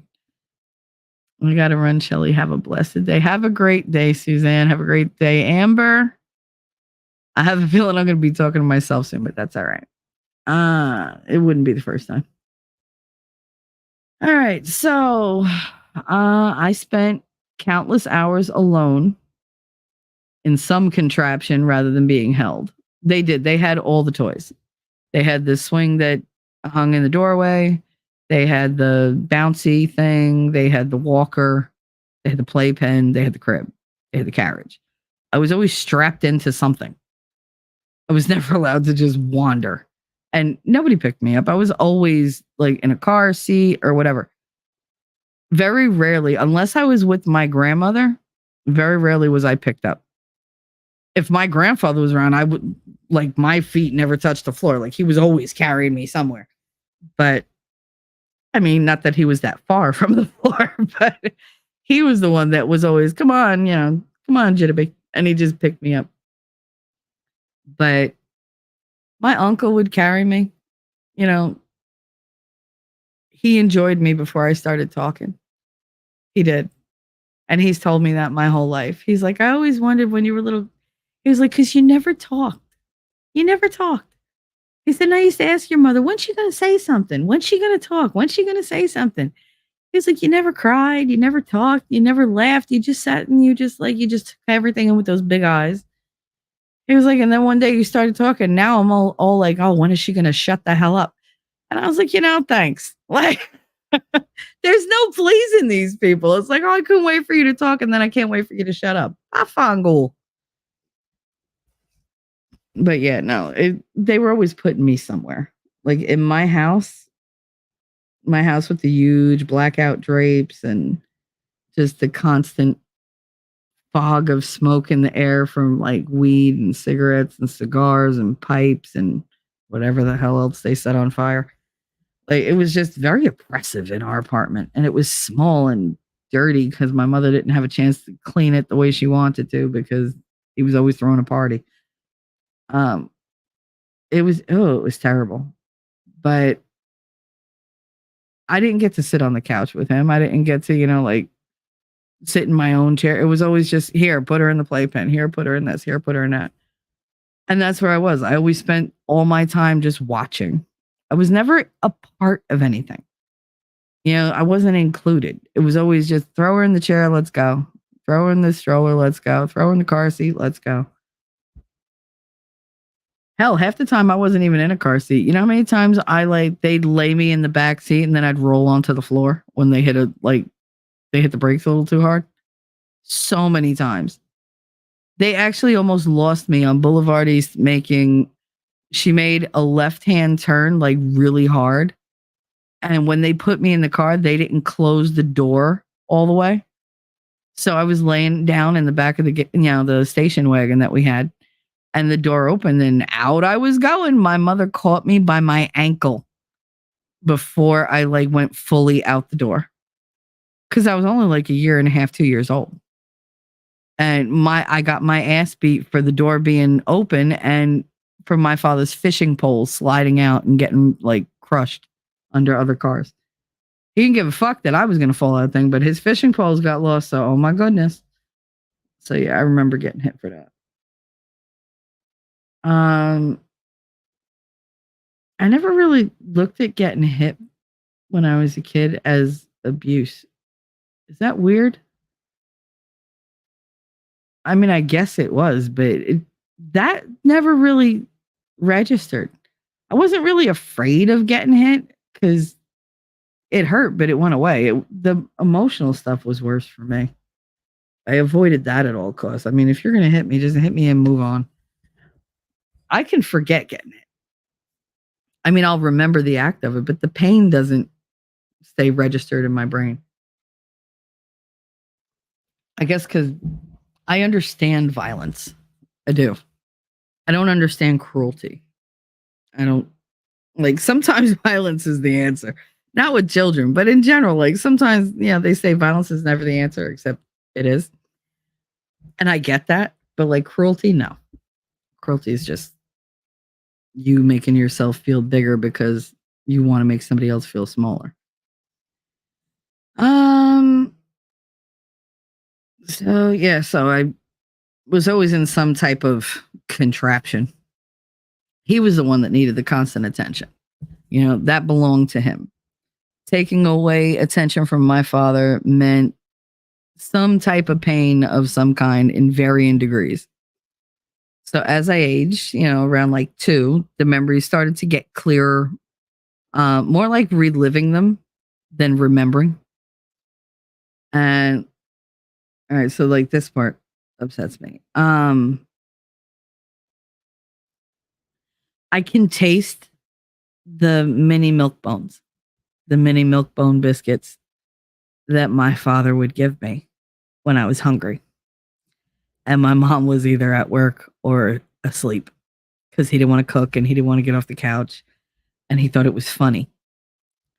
And even when it was just me and him, he would just give me these they were teeny tiny ones. They were smaller than half your pinky. They really were these teeny tiny mini milk bones. And there were red ones. There were blue ones, which I guess they were supposed to be black, but they look blue. There were cream colored ones, tan ones. There were white ones. And I want to say there were orange ones. But I mean, we had these for the dogs because Shushu had no teeth left. So she needed the little milk bones. She needed something that would basically turn to mush in her mouth. And so my mother bought those because, of course, the dogs get treats. And he used to give me those because it was convenient for him.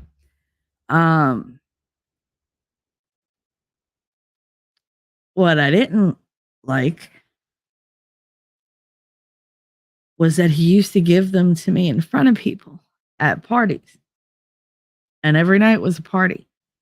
So if I was awake, he would trot me out and he would give me these cookies.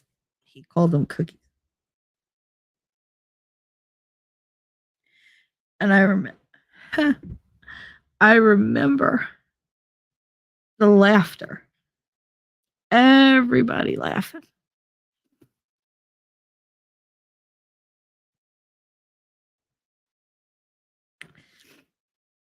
They would laugh, and it's funny because at the time I didn't know why they were laughing. I only knew they were laughing at me. And it was not that I was doing something funny. It was cruel. It was mean. They laughed because he was doing this to his kid. Look, he's feeding his kid dog bones and calling them cookies. And because I was so eager to please and I was so hungry most of the time, and I didn't know that they weren't cookies, he would just give them to me and okay. And I'd munch on them and you'd hear and I distinctly remember the crunch, the kind of crunch they made. It was audible. And they would laugh and they would laugh, and I didn't know why they were laughing. I just knew it was at me. And I spent like 3 years doing that with constant humiliation and never understanding why I felt so fucking ashamed. I didn't have context. I didn't have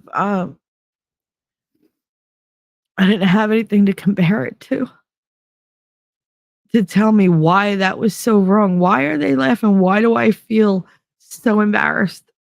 Like I'm just doing as I'm told, right? But I think it was always the look on his face. That smirk. He just had this little smile. And you could barely see it because he had this huge mustache and beard.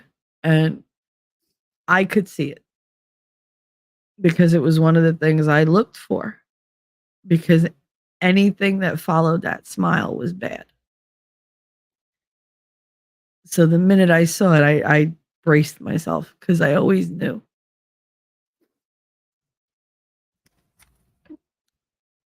But he enjoyed it. He enjoyed making a fool out of me. He enjoyed, look at what I can make, look at what I can make her do. Look at the control I have. Look at me. I'm a big man. I got total control over a 2-year-old. Like, this is, and they would, yeah, Danny, oh my God, you're so funny. You're so awesome. And they just fed him. That's all they did. They just kept giving him more and more accolades, more and more applause. And and he became like this cool, like cult leader in my house. And it pisses me off because it was just my humiliation was their amusement. Those are some of my earliest memories on this planet, being laughed at and being used up to make somebody else laugh, to make him feel like a big man. That's the kind of stuff that made me form a wall. That's when my glass formed. And it grew to be this bulletproof thickness. I mean,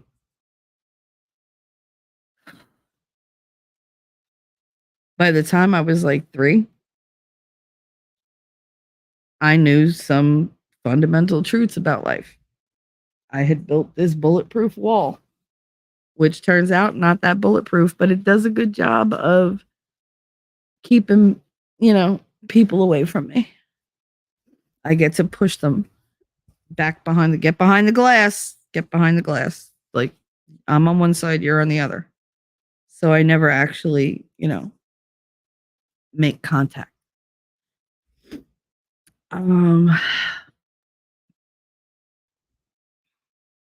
Wolfram, nope, not alone. Thank you, honey. I appreciate that. Aw, the hugs. I appreciate that. Hey, it's not often you hear creators say her father made her eat milk bones. So there's one for the books.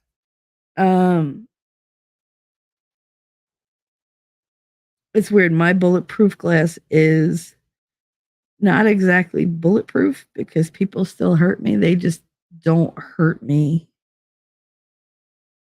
as much as they want to.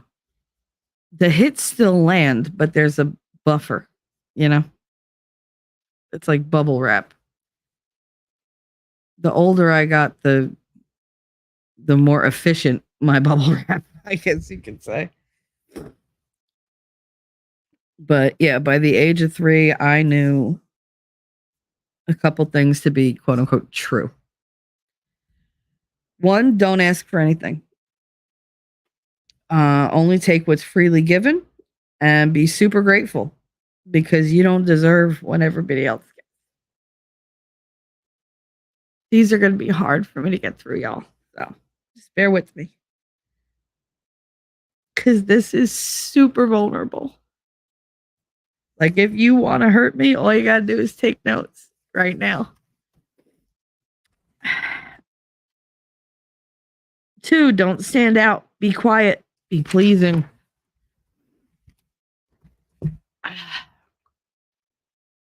Always be pleasing because you're a burden. I'm a burden. I'm a bother. I was only as good as what I provided. I needed to be purposeful, be of service. So I learned to anticipate everybody's needs. You meet those needs before they even ask. But above all, my needs come dead last. Number 3, my needs are silly and they're my sole responsibility. Everybody else's needs are very important and my sole responsibility. Wanting anyone to help me with my needs, want anybody to help me meet my needs, showed what a selfish, greedy, ungrateful child I was. And that's a direct quote. I was always called selfish. God, you only think of yourself. And it killed me because I literally turned myself inside out to give people what they need.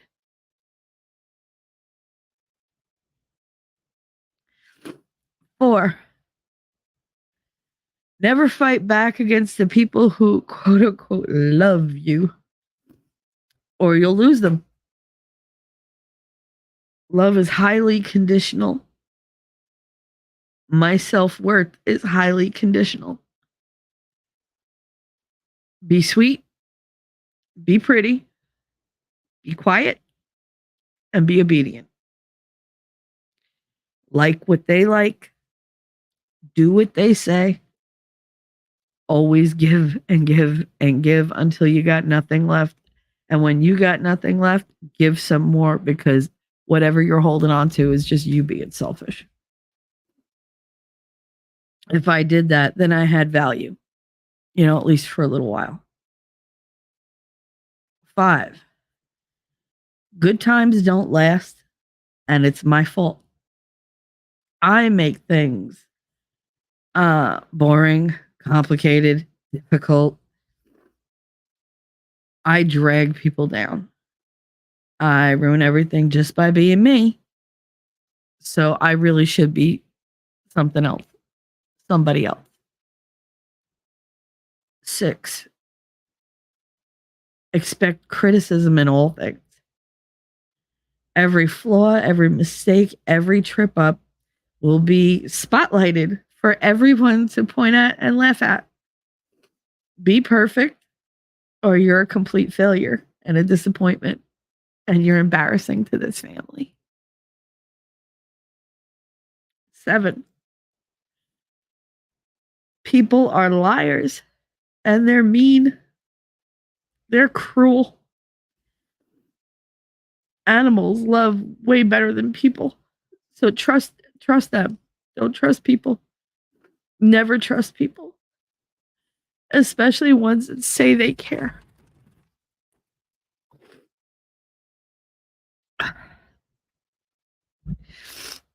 That's just some of the lessons I learned before I even left toddlerhood. The biggest lesson of all was shame. I should always feel ashamed of myself. I should feel ashamed of my looks, my voice, my intelligence, my humor, my clothes, my feelings, my ideas, my very place in the world. My existence was shameful. Now, here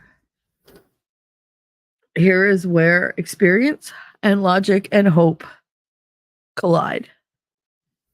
Because I grew survival instincts based on all these experiences. My personality formed based on all these experiences.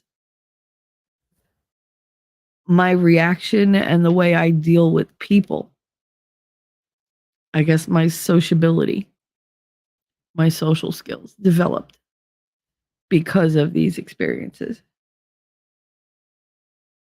That's what that was. But my logic was based on facts that I couldn't ignore. Because my instincts and my logic were always at odds with one another. And then you introduce hope to the equation. You know, the hope kicks in when the logic looked to be stronger than my instincts, my experiences, and basically my training. Because that was all conditioning. What they did conditioned me to be a certain way. And when these worlds collided,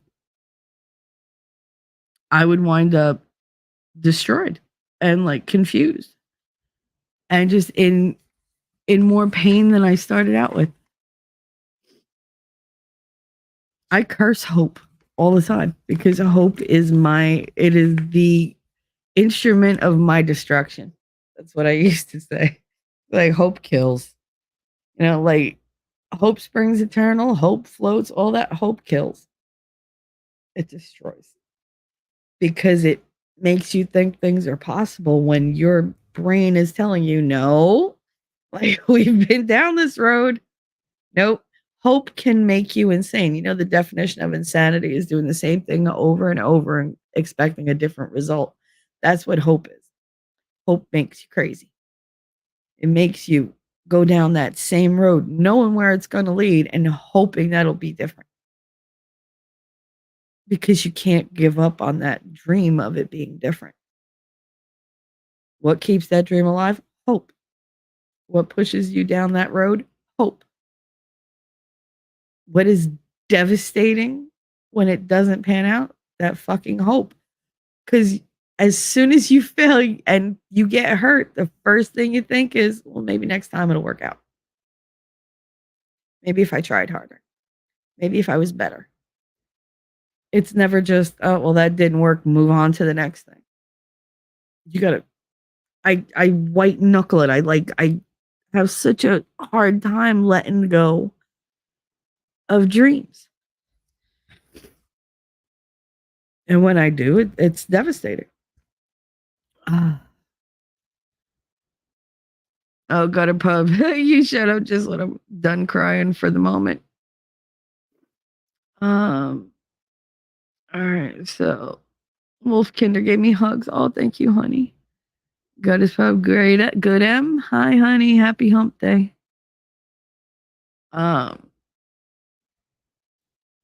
So I made like this chart basically of examples of experience versus logic versus hope and result. So like my experience would be, people don't like when you're a burden, and they don't like it when they need to take care of you. That's my experience. They don't. I'm a burden. My experience is I am an imposition. That's why I don't call people. It's why I don't text people out of nowhere. It's why I don't show up at people's houses. I never want to insert myself into somebody's life and be a bother. And I always feel like an imposition because I was never welcome, even in my own house. So when you're not accepted, when you're not welcome, when somebody's not happy to see you, you don't go there anymore. And eventually the lesson kicks in, right? Obviously, more than one person feels like this. It's not them, it's me. It's always me.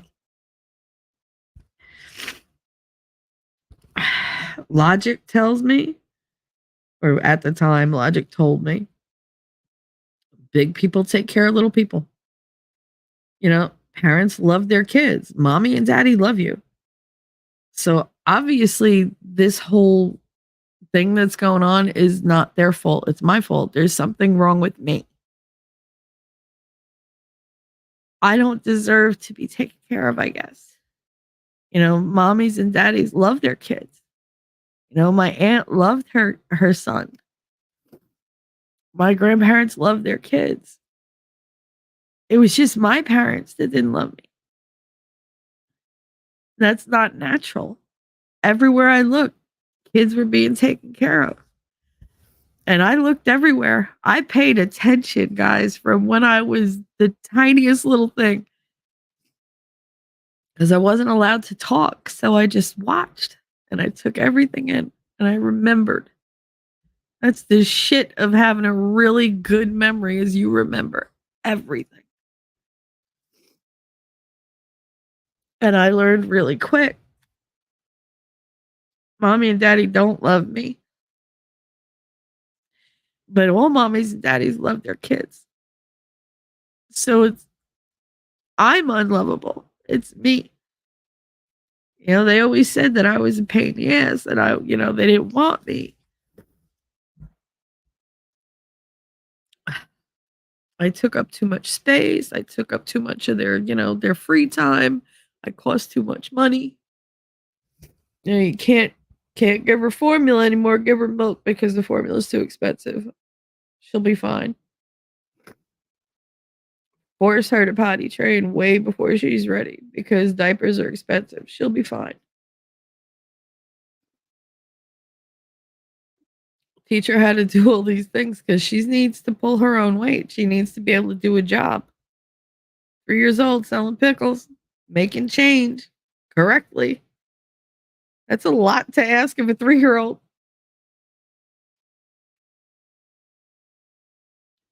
I swear God made me extra smart because he knew that they were going to throw me in at the deep end and be like, good luck.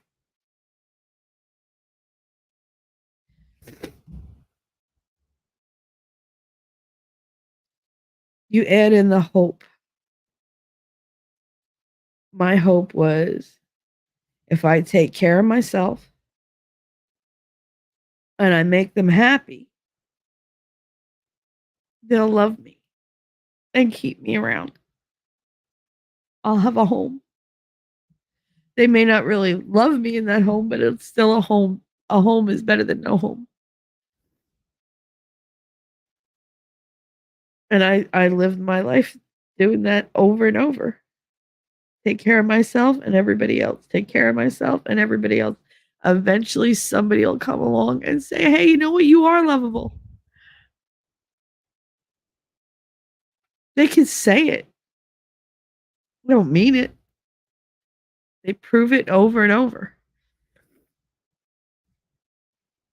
So what was the result of that? What I knew, what I had experienced, what I knew, and what I hoped for. When I put all those together, all I was left with was disappointment and neglect and more isolation and more pain and more shame. And as a kid, you can't deal with that. And as an adult, I didn't have time. So I buried it. Another experience. People called me silly, dumb, clumsy, ugly, useless, a drag. This was as a kid. His friends had tons of opinions, and the meaner they were to me, the more he laughed, the more it amused him. But what I knew was different than what they were saying to me all the time. I'm getting hit with all these labels, all these, descriptive words that didn't make sense to me. They hurt and they made me feel ashamed. But even as a little kid, I knew I was smart. I could read and write and do math by the age of 3. And I'm not talking like rudimentary. I'm talking like fluent. I could cook at age 3. I did everything the other 3-year-olds did. I played jacks. I went to ballet. I did gymnastics. I colored in the lines. I knew how to use money. I knew how to figure out change. And I remembered everything. I never forgot anything. Nobody had to make a list to go to a store. If we were going shopping or anything, whoever I was with that had to remember, they'd say, Michelle, remember, I need this. Okay. And we'd go to the store and they'd put me in the little cart and, all right, what was on my list? And I'd recite the whole damn list. Now, only haven't heard it once, but I'd recite the whole thing. And mentally, as we got them, I checked them off and I just list like the stuff that we didn't have, the stuff that was left on the list. God help me if I missed something. But I don't ever remember my mother making a list to go to a store. 3.5 by 5.5. I was 6 years old, almost 7. That's what she told me. Michelle, remember this. The size of the rug I want for in front of the kitchen sink, 3.5 by 5.5. Okay. 34 years later. I'm sorry, 44 years later, because I forget that I'm 50. I still remember it. 3.5 by 5.5. I remember the lottery numbers that my grandfather used to play because I said it once in my sleep. So I knew I was smart. So why were they always telling me I was stupid?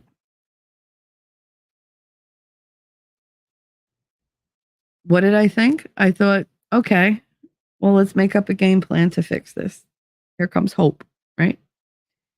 If I'm really, really smart and I learn a lot, I'll have value.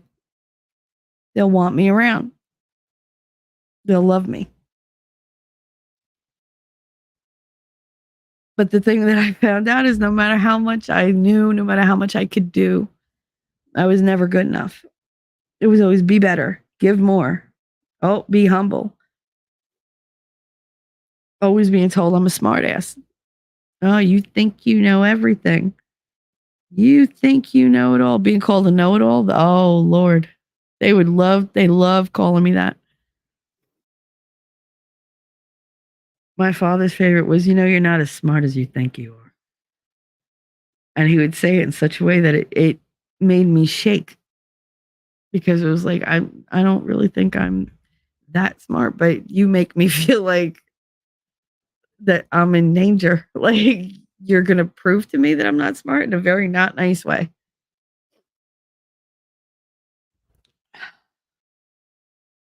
Another experience was Everything I do is ammunition. And this says a lot about who I am now. Everything I do is ammunition. It's all for, it's all up for criticism. It's free, free for all for anybody. Anybody could take whatever I do, whatever I say, and use it to attack me. And it's okay to mock me, especially, but it's okay to mock people. You know what? In fact, it's really funny. It makes people laugh. That was my experience. Mocking people makes people amused. It makes them happy. It makes other people laugh as well. So, how could I make it so that I'm not the one being mocked? In my head, I knew mocking was mean, and being mean hurt people. And I didn't want to hurt people. I still don't want to hurt people. And I really don't like being mean to people like that. I have that propensity. I know how. Like I said, there's a huge cruel streak that runs in me. I get that from him. I don't know if I inherited it from him or learned it, or if that was just, if I worked on it so that one day I could go back at him the way he came at me all the time. Sometimes if you can't beat him, you join him, right? And I think I was preparing myself for that, which would have been very, very bad given the things that he was into. But I didn't want to hurt anybody. I knew what it felt like. I didn't want to be mocking. But my hope led me to believe that, okay, well, mean jabs at people make other people laugh. So if I act that way, they'll laugh with me, not at me. I'll make them happy and they'll love me and keep me around. That just led to more shame, more negative feedback, more negative self-reflection, more punishment, except from my father. He would praise me. He would give me that look of approval. Like, there's my girl. Yeah, he was proud that he was making me into this really sarcastic little girl who didn't have a hard time being mean to somebody. Yeah. I hit a kid in the head with a hammer. I was 4. Why'd I do it? I don't know. He was in my face and I didn't like what he was saying. And there was a mallet right there because we work with leather goods. And I picked it up and hit him right in the temple, knocked him right the fuck out. He was bleeding all over the place. Everybody's rushing around. Oh my God. Oh my God. And I'm standing over him like mad and making fun of him at 4 years old, calling him names. And he's knocked the fuck out. And my father's sitting there looking at me with a big fucking smile on his face. He took me out for ice cream. Yep. And when we had breakfast in the morning, because we always wound up going home at like 3, 4 in the morning, so we'd stop at Perkins, the pancake house. I got to have ice cream on my pancakes. I got to have pancakes with bacon and ice cream, vanilla ice cream with chocolate syrup and extra cherries, because he was that happy with what I did.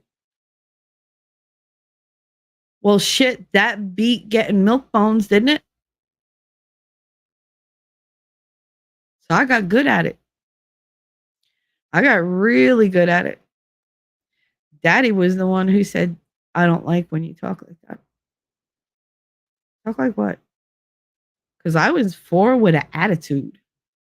I was a bike riding 4-year-old. I'm not talking about like huffy or like whatever that kind. I was a 4-year-old riding on the back of Harleys, no helmet, no nothing. Like I had my biker gear.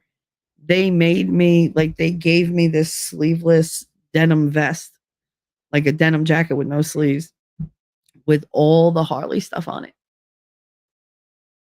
because I was one of the crew. I was mean. I was, I was the best little 4-year-old to have around because I was not in your way until it was time to amuse you. Trot her out. Let's go.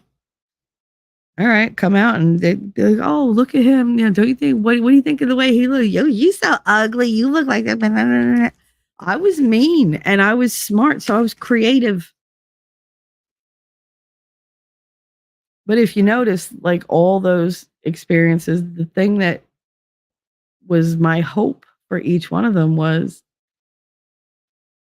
they'll love me and they'll keep me around.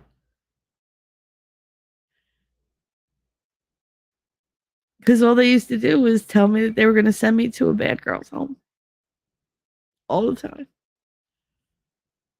We'll send you to the orphanage. We'll send you to the bad girl's home. We'll send you away. You don't know how to act, we'll get rid of you.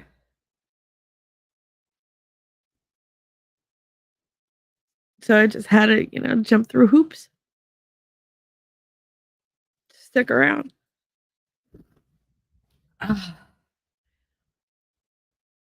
I'm behind. Hey, ZD. Hey, y'all had a minute. Checking in from jury duty. Oh, good God. You poor thing. I hope you're having fun. I hope y'all having a better day. I say better because I hear Shelly crying. Girl, don't cry. That's the whole point of this stream, is to work through it.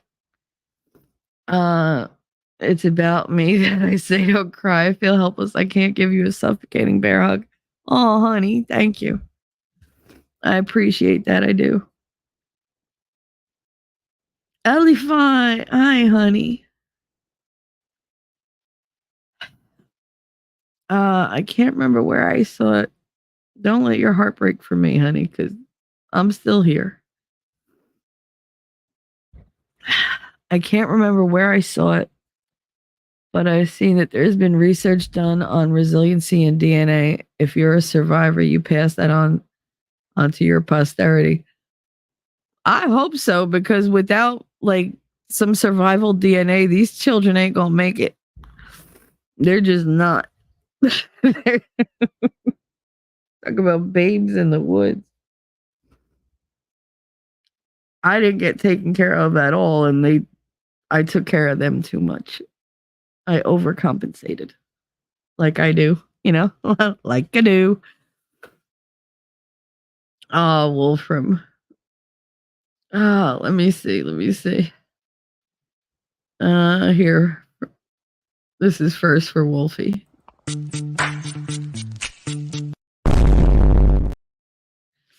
Because what are we without the Rock?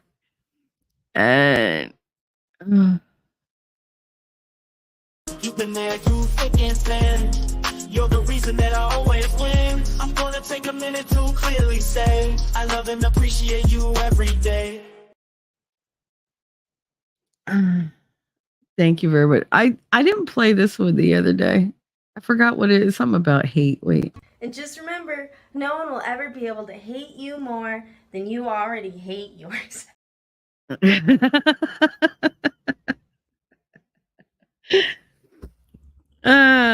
That's a good little reminder, but wait, no, Lass is here and I have to do it. All right. Wolfie, you're getting all the clips. Here we go. I deserve good things. I am entitled to my share of happiness. I refuse to beat myself up. I am an attractive person. I am fun to be with. Because I'm good enough, I'm smart enough, and doggone it, people like me. There you go. That makes her happy. Now we're going to just do a little celebration.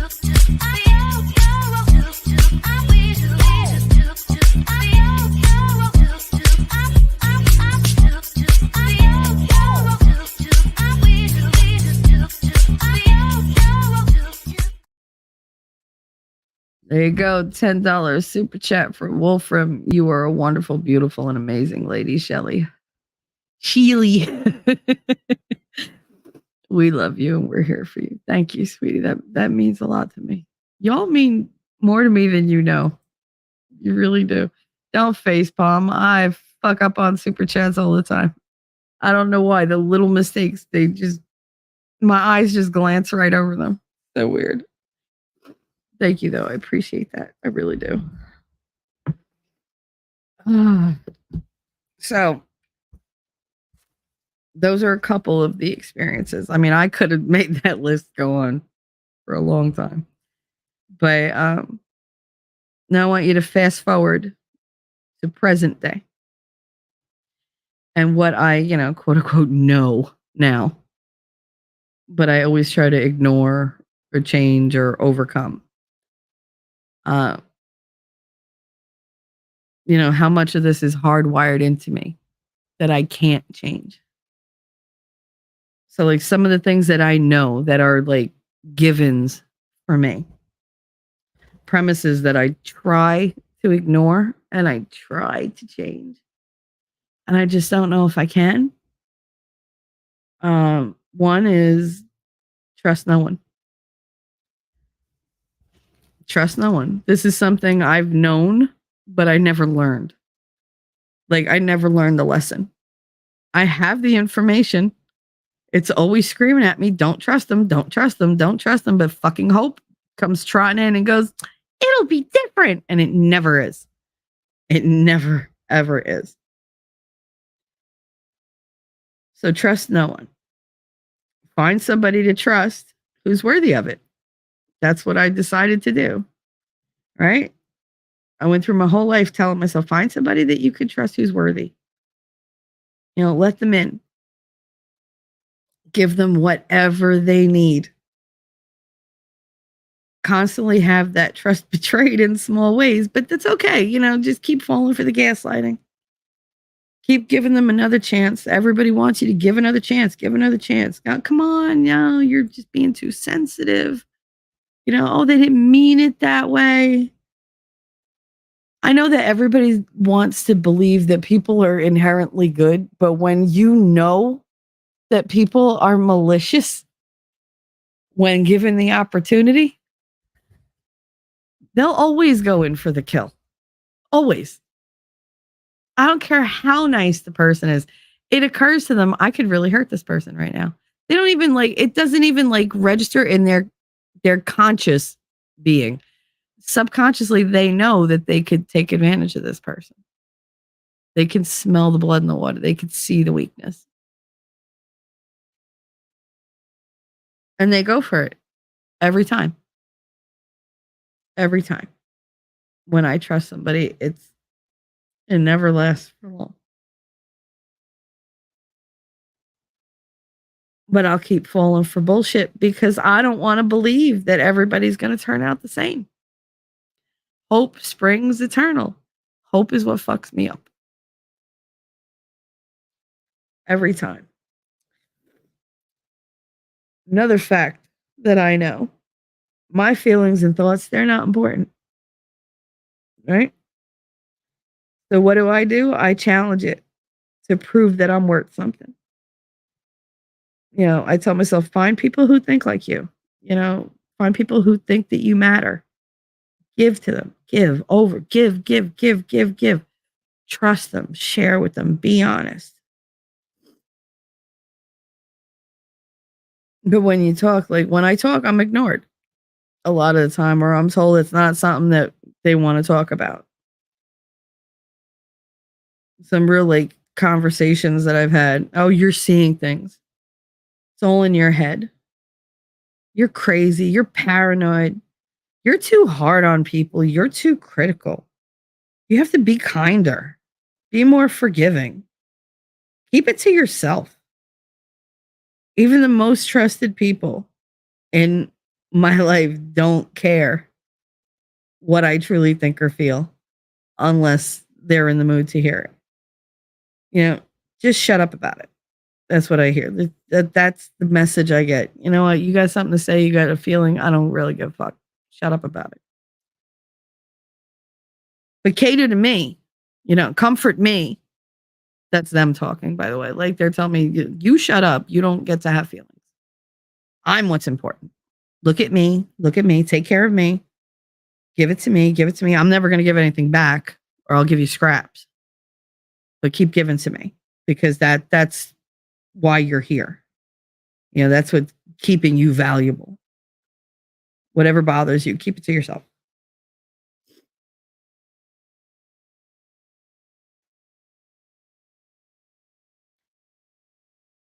Comfort me. Elevate and praise me. Love me. I don't have to love you. You know why I don't have to love you? Because you love me and I know it.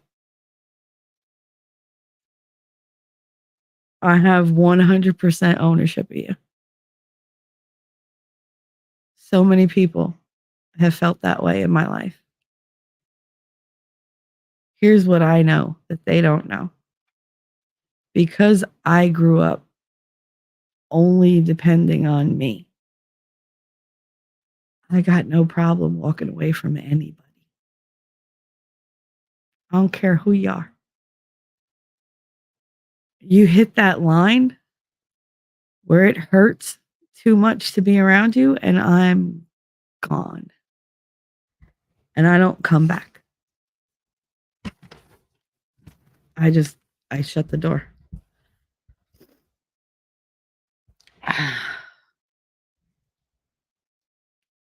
And yeah, my PC closed all my tabs. This is nuts. The chat is cleared. Oh no. Whatever YouTube did with this new setup is not working. You blame Wolfie. He got hungry. Somebody throw him a bone. Naughty poppers. I love you guys. What else do I know? Sacrifice is essential. It's absolutely mandatory in any relationship that sacrifices be made. Time, money, energy. But the catch is, it's only if I'm the one doing the sacrificing. Never expect anybody to sacrifice for you, Shell. Nobody. They're not going to put themselves out. They're not going to give. They're going to fall over themselves to please other people, because they don't have to please you. You're too busy pleasing them.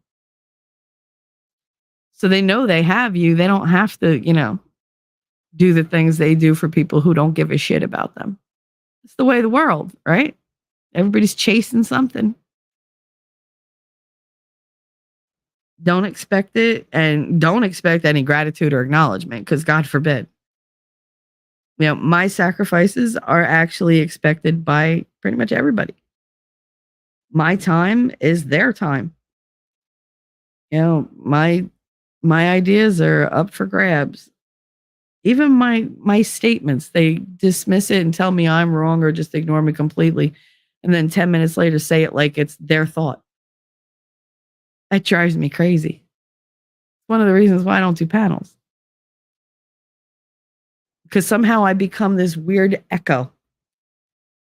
Like, my voice doesn't exist, but 10 minutes later, my words that got ignored are coming out of somebody else's mouth, and everybody else is, "You're so brilliant." And I'm like, what the fuck just happened here? Am I muted? Like, am I dead? Am I invisible? Like, what the fuck? And it aggravates me. And then they're like, "Oh, you're so angry all the time." I wonder why. So I just do shit on my own. That's why I do these shows on my own. I don't invite anybody. I don't ask anybody to help. I don't look for anybody to hold my hand through them, because this is all me. Do I expect anybody to really listen? No, but I've gone my whole life being quiet about things, and I can't do that anymore. It was breaking my brain. It already broke my spirit. For decades, I was not going to lose my mind over this. So I got up here and I overshare, because somebody's going to benefit from it. And hopefully I will as well. And you've helped me more than you ever could know. More than you could ever understand. But yeah, my sacrifices are expected. My time isn't valuable. People love to take advantage. They get greedy. They get possessive. That's the only thing. People don't love me. They get possessive of me because they like what I do for them. Either they like how I make them feel, or they like what I can bring to the table. And that's why they keep me around. And once that usefulness is done, that it's just I become like a very distant memory. My job proved that to me. 11 years I gave them everything, and as soon as I wasn't useful, it was like, "Oh, next." They don't even reach out anymore to see if I'm alive or dead.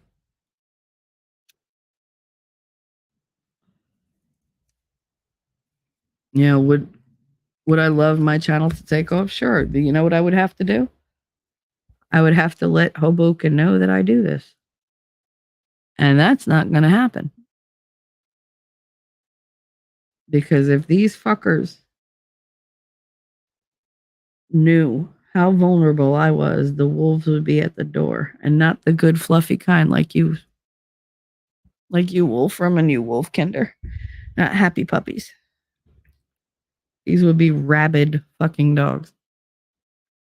I'm like, what is that goddamn noise? It's my friggin' washing machine. It plays this weird melody when it's done. It doesn't just go bang. It's like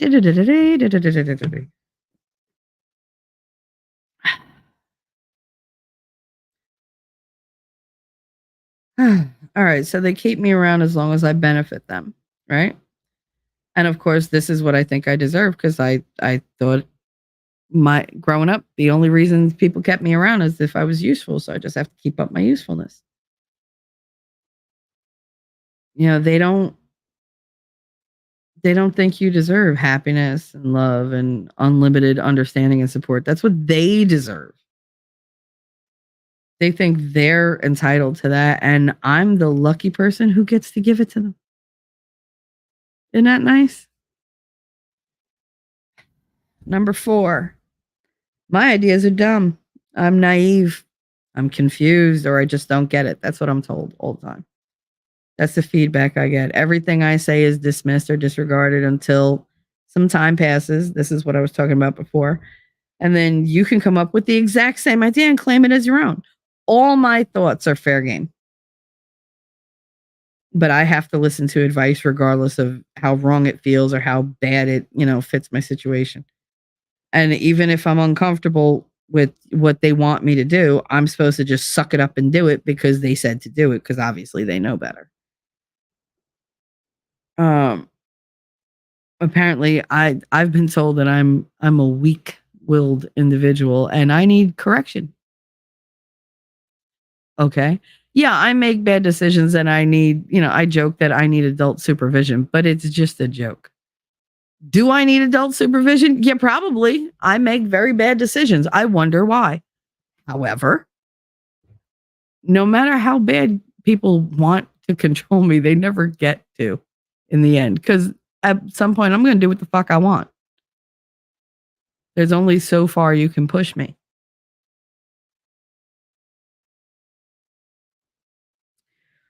Number 5, when you open up and reveal what you need, those needs become leverage.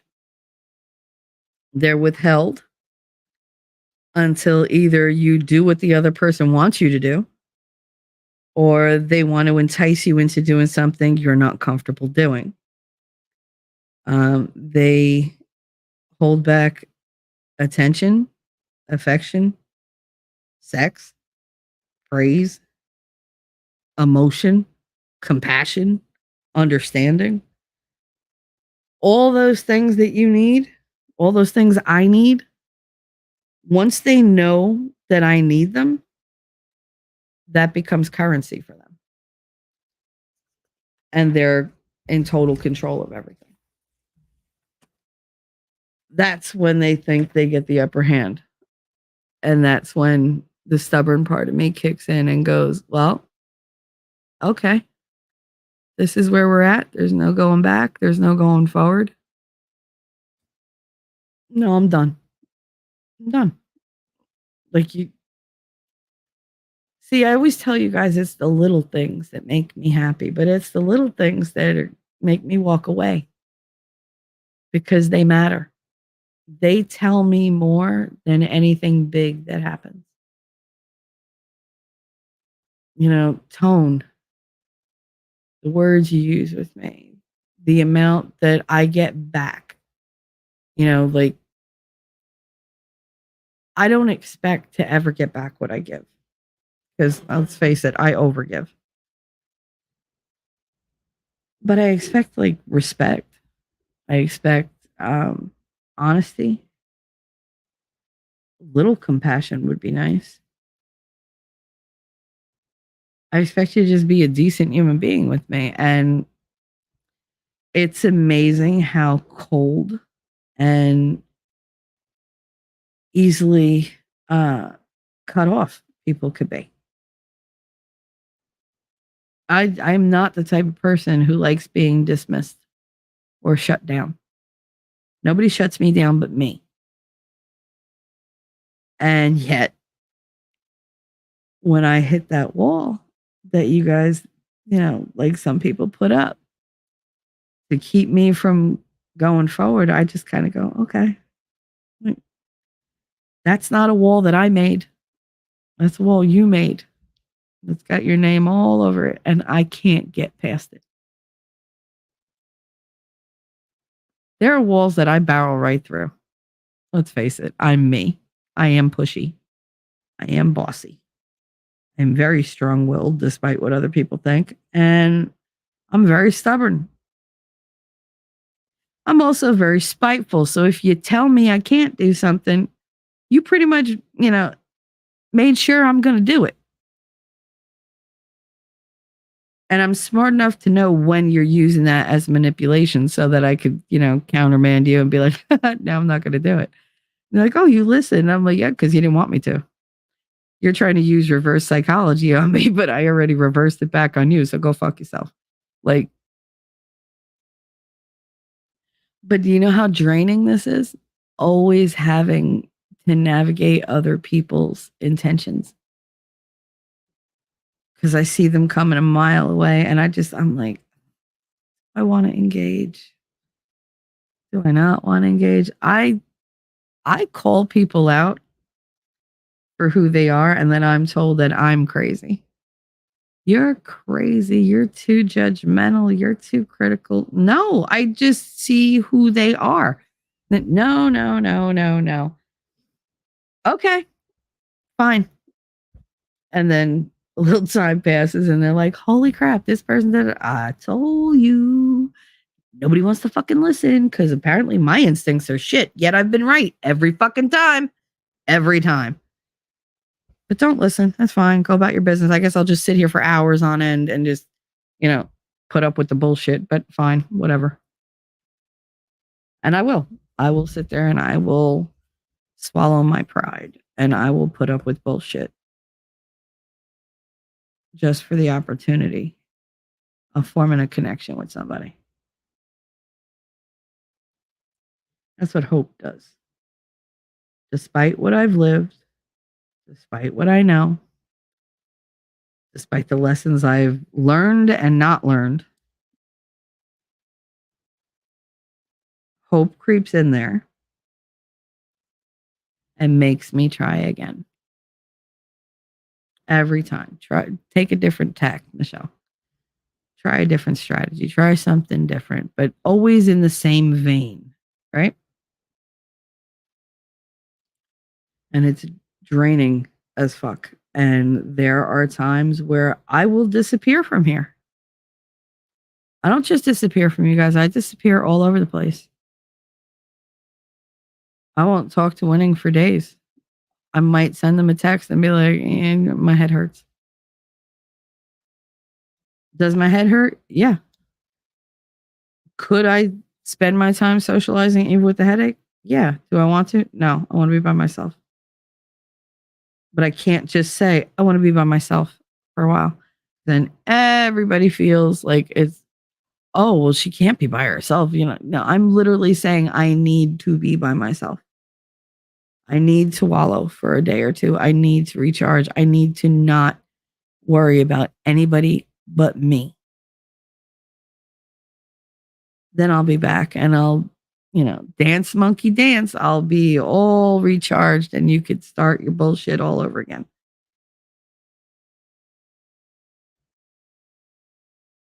They like to call this this is the chick channel. It's the emotion channel. You don't go there to have fun. You go there to cry. Like, okay. Is it your fucking business? Go to somebody else's channel to have a good time. Don't come here unless you want to deal with real shit. I'm trying to be better. I'm trying to help other people be better, be stronger.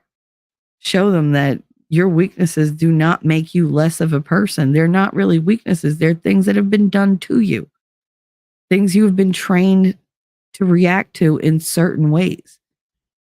These are paths that were set from you going back to your earliest memories. And unless you think about them and resolve them, accept them, bury them, whatever, like put them to rest, you're not going to change. You're not going to be different. And you're not going to be who you were truly meant to be. You're going to be who they turned you into. I don't want to leave this world with the majority of me being what they turned me into. I want to be myself. And I'm afraid to be myself. Because when I do, I get shut down. When I do, it's nothing but you're too loud, you're too opinionated, you're too stubborn. You talk too much, you this, you that, and it's all just negative. And I realized one day the people that try to shut me up are the people who are afraid I see them as they really are. And they're trying to shut me up so that I don't blow up their fucking gig. I don't reveal them. I'm not out here to reveal anybody but me. I'm not out here to peel back anybody's layers but my own. So they worry for no reason. They shun for no reason. Honesty in this world is punishable. We see it all the time. People who tell the truth have to pay a price. They're going to get spanked. They're going to get censored. They're going to get shadow banned. They're going to lose out because they're speaking truth. They're speaking truth that the people with power don't want anybody else to hear or listen to. Nobody wants to get called out.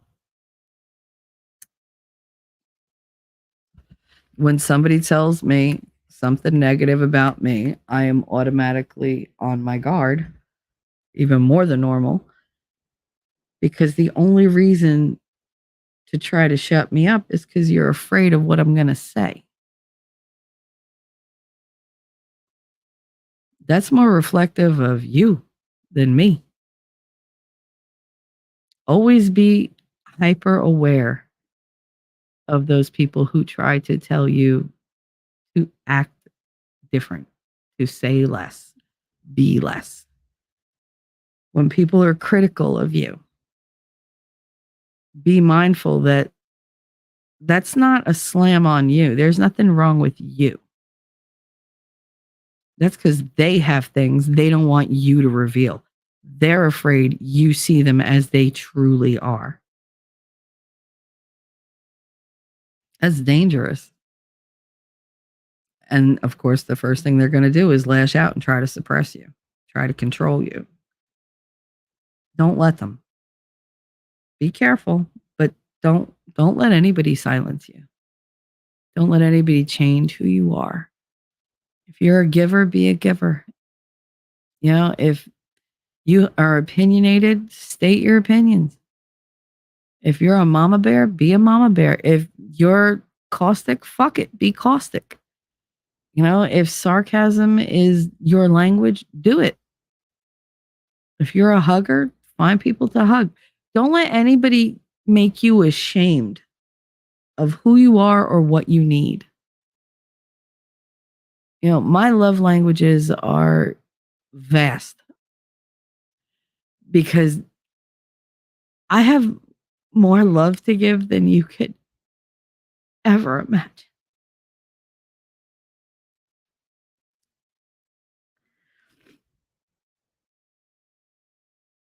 But I know as soon as I give love out,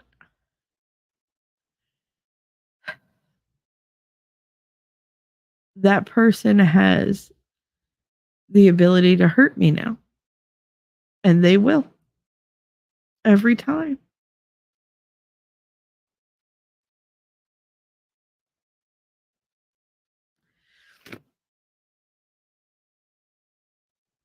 I'm tired. I'm tired of loving. I'm tired of giving. I'm tired of fighting. I'm tired of being criticized. I'm tired of being shut down. I am exhausted. I am so exhausted. And no amount of sleep is going to help. I am soul weary.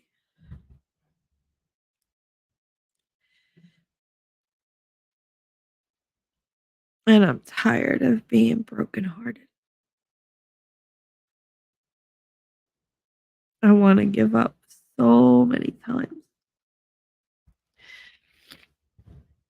Every day, I want to give up. But I don't. Keep going. I have these little humans that I'm in charge of. I have friends that, you know, I shouldn't even say that. I really shouldn't. Like, I always used to say I have friends that rely on me, but that can't be something that keeps me here. Because, like I said, everything is temporary. And you're only welcome as long as you're useful. That's the lesson I learned. So I stay here and I stay useful. Or I withdraw and just kind of watch. I've been doing a lot of that in the last couple months because I got tired of getting walked over and irritated at everybody. So I just observe. And occasionally I'll poke my head into a chat and say, hey, and then instantly regret it. Like I just should have shut the fuck up and just lurked because it's what I do. Because I'm there supporting my favorite creators. They're hitting the like and giving the view hours and, you know, taking in what they say and, you know, remembering it later if they need like an extra hug or whatever. And they don't know I'm there. And that's fine. They don't need to know I'm there because I'm not supporting them for a pat on the back. I don't like the whole, you know, oh, you were here. Shh, be quiet. Just do your stream. Like, I'm fine. Just let me sit here and enjoy you. You know, like, that's all I want to do. Just be supportive and enjoy you.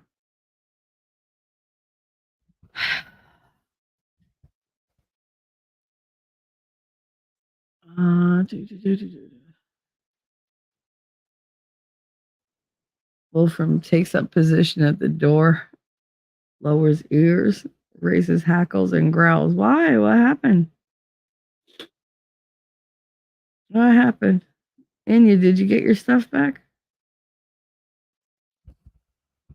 Anyway, the whole point of this stream was we have a lot of a lot of things that we do that we're unaware of why. I do a lot of things that I couldn't figure out, why do I keep doing this? And little puzzle pieces kept clicking into place over the last couple months. And then the other night, like one big puzzle piece just dropped into place, and I was like, oh, so it begins. Okay. Because it's the same thing over and over. It's the same cycle of abuse, and I keep doing it. And it's like, why do I fall for it? So I sat down and I started researching what I do, how it winds up, how can I present this so that I can figure some of it out and so can everybody else. Because my theory is the first thing you have to do is identify the problem before you could attack it, right? And nobody can tell you what to do. They can't tell you how to handle it. They can't tell you how to feel. They'll try. Don't get me wrong. They will try. But ultimately, you're the one that's in control of your own life, your own self, your own feelings. You're in control of you. Identify the issues. Find the root cause. That's the thing. We're so busy burying stuff and putting Band-Aids on it and putting labels on things. Me going to a shrink and her saying, you have this disorder, like you have major depressive disorder. That's nice. Why? Well, I don't know why. Can we get to that? Like, can we figure out why? Because maybe if we figure out why and we deal with that, it might go away or at least be manageable, and I can, see it coming and get ahead of it. But don't just give me a pill for anything. That's all they do. They just give you a pill. Here, give me a pill. You numb you up. You'll feel fine. I don't feel fine. I want to talk about it. I want to do this. And I don't even have my therapist anymore. So it's like, I got nobody to talk about like certain things with. And so I have I'm not comfortable talking one-on-one about a lot of things, especially if I've tried and been shut down. So I just don't. But yet I come here and I can tell you guys, and it's easier for me to tell you and to have you respond in chat and be disgustingly vulnerable with you guys. It's easier for me to do that, knowing I'm opening myself up to like public ridicule if anybody wants to be a complete, jerk off about it. Like, I'm throwing it all out there. There's plenty of things to mock and make fun of in any one of my streams. But it's easier to tell you guys and to be brutally open and honest about it than it is for me to do it one-on-one. Because even if I have trolls are expected on YouTube. They're a given. But one-on-one, as soon as that criticism comes across, I immediately just shut down. If I give trust and they tell me they do something that tells me, no, you can't trust me because I'm going to cut you off, or I'm going to do this, or I'm going to do that, I just shut down. Because it rips me apart inside. I had a conversation the other night. Somebody said something really innocuous. Like it was just something said in passing, and I was blushing so hard from being embarrassed.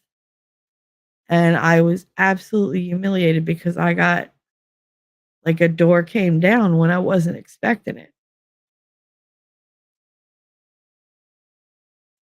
And it scared me because I was like, oh, here we go. Another one. There we go. Another one in the the mounting bad column.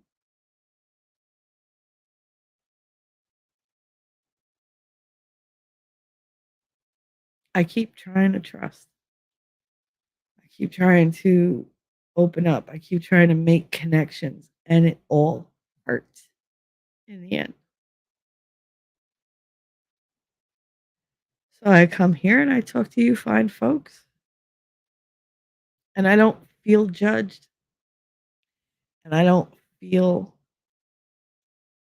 like I'm too much because you have the option of just walking away from the chat, walking away from the channel, and I wouldn't even know. It's not so in my face. It's not obvious. People, they've fallen off of my channel, but they pretend like they haven't. Oh, I've just been so busy. I don't know if you read my subheading, but it said, I see more than I ever say. I don't like when people lie to me. Don't tell me you're doing one thing or tell me you're staying away for something or whatever. When I know where you are, I know what you're doing. I see everything. And if I don't see it, people are all too happy to rat each other out and tell me, oh, I saw that. That's nice. I haven't seen them in your chat in forever. All right. Like, people are free to go wherever they want. But then when I run into like that person that they were talking about, they're like, oh yeah, no, I haven't been on at all. And don't lie to me. Like, I don't care. Go visit other people. Have fun. I want you to. I want you to be happy. You don't have to be happy here. You can be happy somewhere else. I'm glad we had time together, but don't lie to me. Don't think you're going to fool me. It's insulting.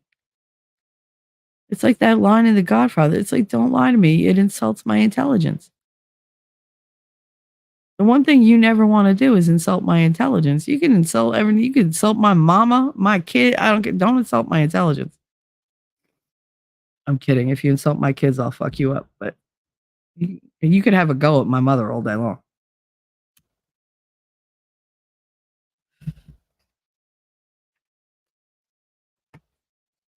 Anyway. Oh, that was when you were talking about the bad wolves outside the door, Shelly. Aw, thank you. You went into guard mode. You're so cute.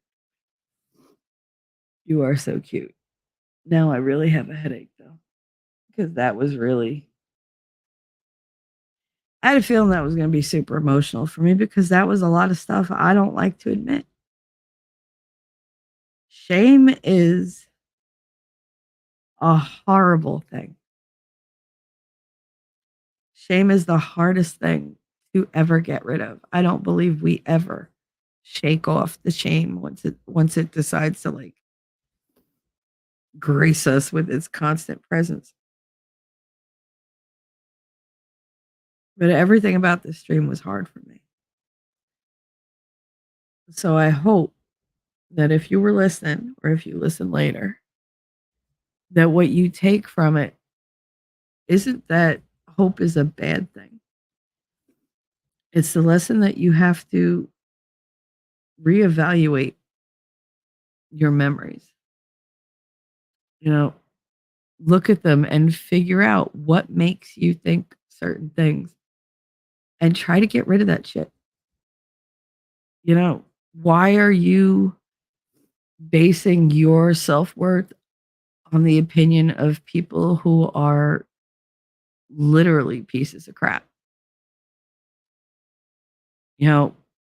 If I think about it, like, my self-worth was built based on feedback I received, unwarranted and unwelcomed, from a pedo, a drug addict, drug dealer, an abuse victim, somebody who did not want to be a mother, from egomaniacs, from people who had no personal power, so they exerted their power over me. um, from narcissists, from selfish people, from just sadists. Um, these are the people that I base my self worth on their opinion. How stupid is that? What kind of people are giving you the feedback that hurts you, that makes you think you're less? Start looking at that, you know, and be like, who the hell are you to tell me? Figure out why they said the things they said, and you'll realize they were just talking out of their ass. They were projecting onto you. They were trying to make themselves have, a better self opinion by putting you down.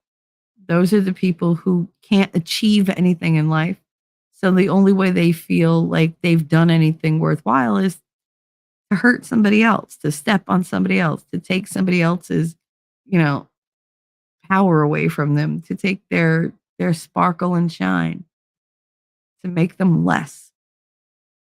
They can't rise to the occasion and deal with the world. They can't handle the big stuff because they're weak. But they won't admit that. So they act like they're strong by making you feel weak because you actually are strong. And the reason I know that is because you've all been through traumas and you're still here and you're kind and you're warm and you have opinions and you have knowledge and you have value. You have value to each other, to yourselves. You have value to me. And I don't ever want any of you to forget that.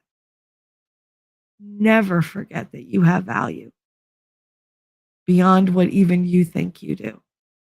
Nobody else gets to determine your value.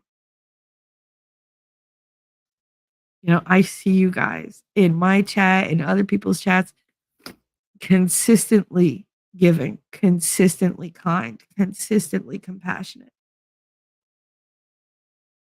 That's who you all are. And I truly do love you for it. But I want you to focus on that and not the shitheads in this world that tell you that you're less than or that you're not good enough or that you're too much.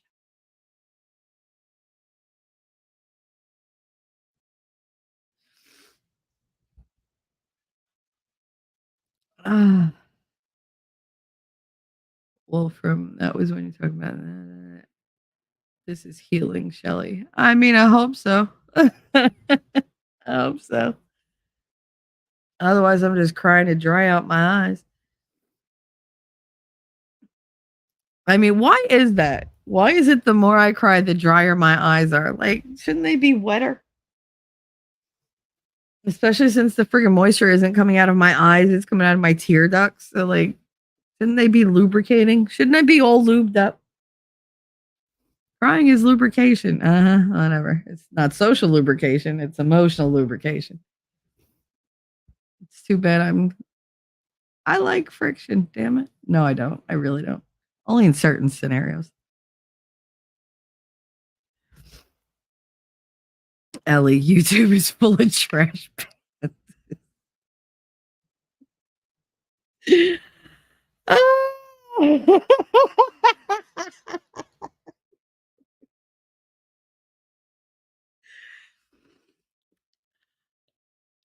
Does YouTube not allow us to say raccoons? Because I'll say raccoons all goddamn day long. Wolfram agrees. Talking trash, dude. Stop doing that. Stop doing what? Don't yell at me, woman. Idiots. Ellie called people see uns. I'm all here for it.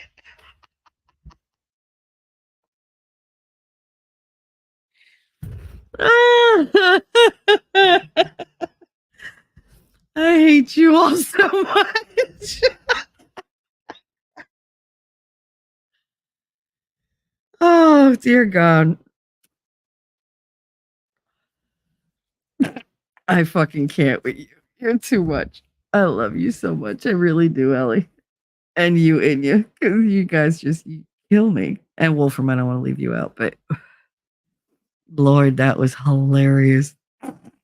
She's here for it. You would be too. God, woman. All right. Ellie said, my favorite trash pandas are the people who don't have children but think they know everything about parenting. I know who you're talking about. And I'm here for it.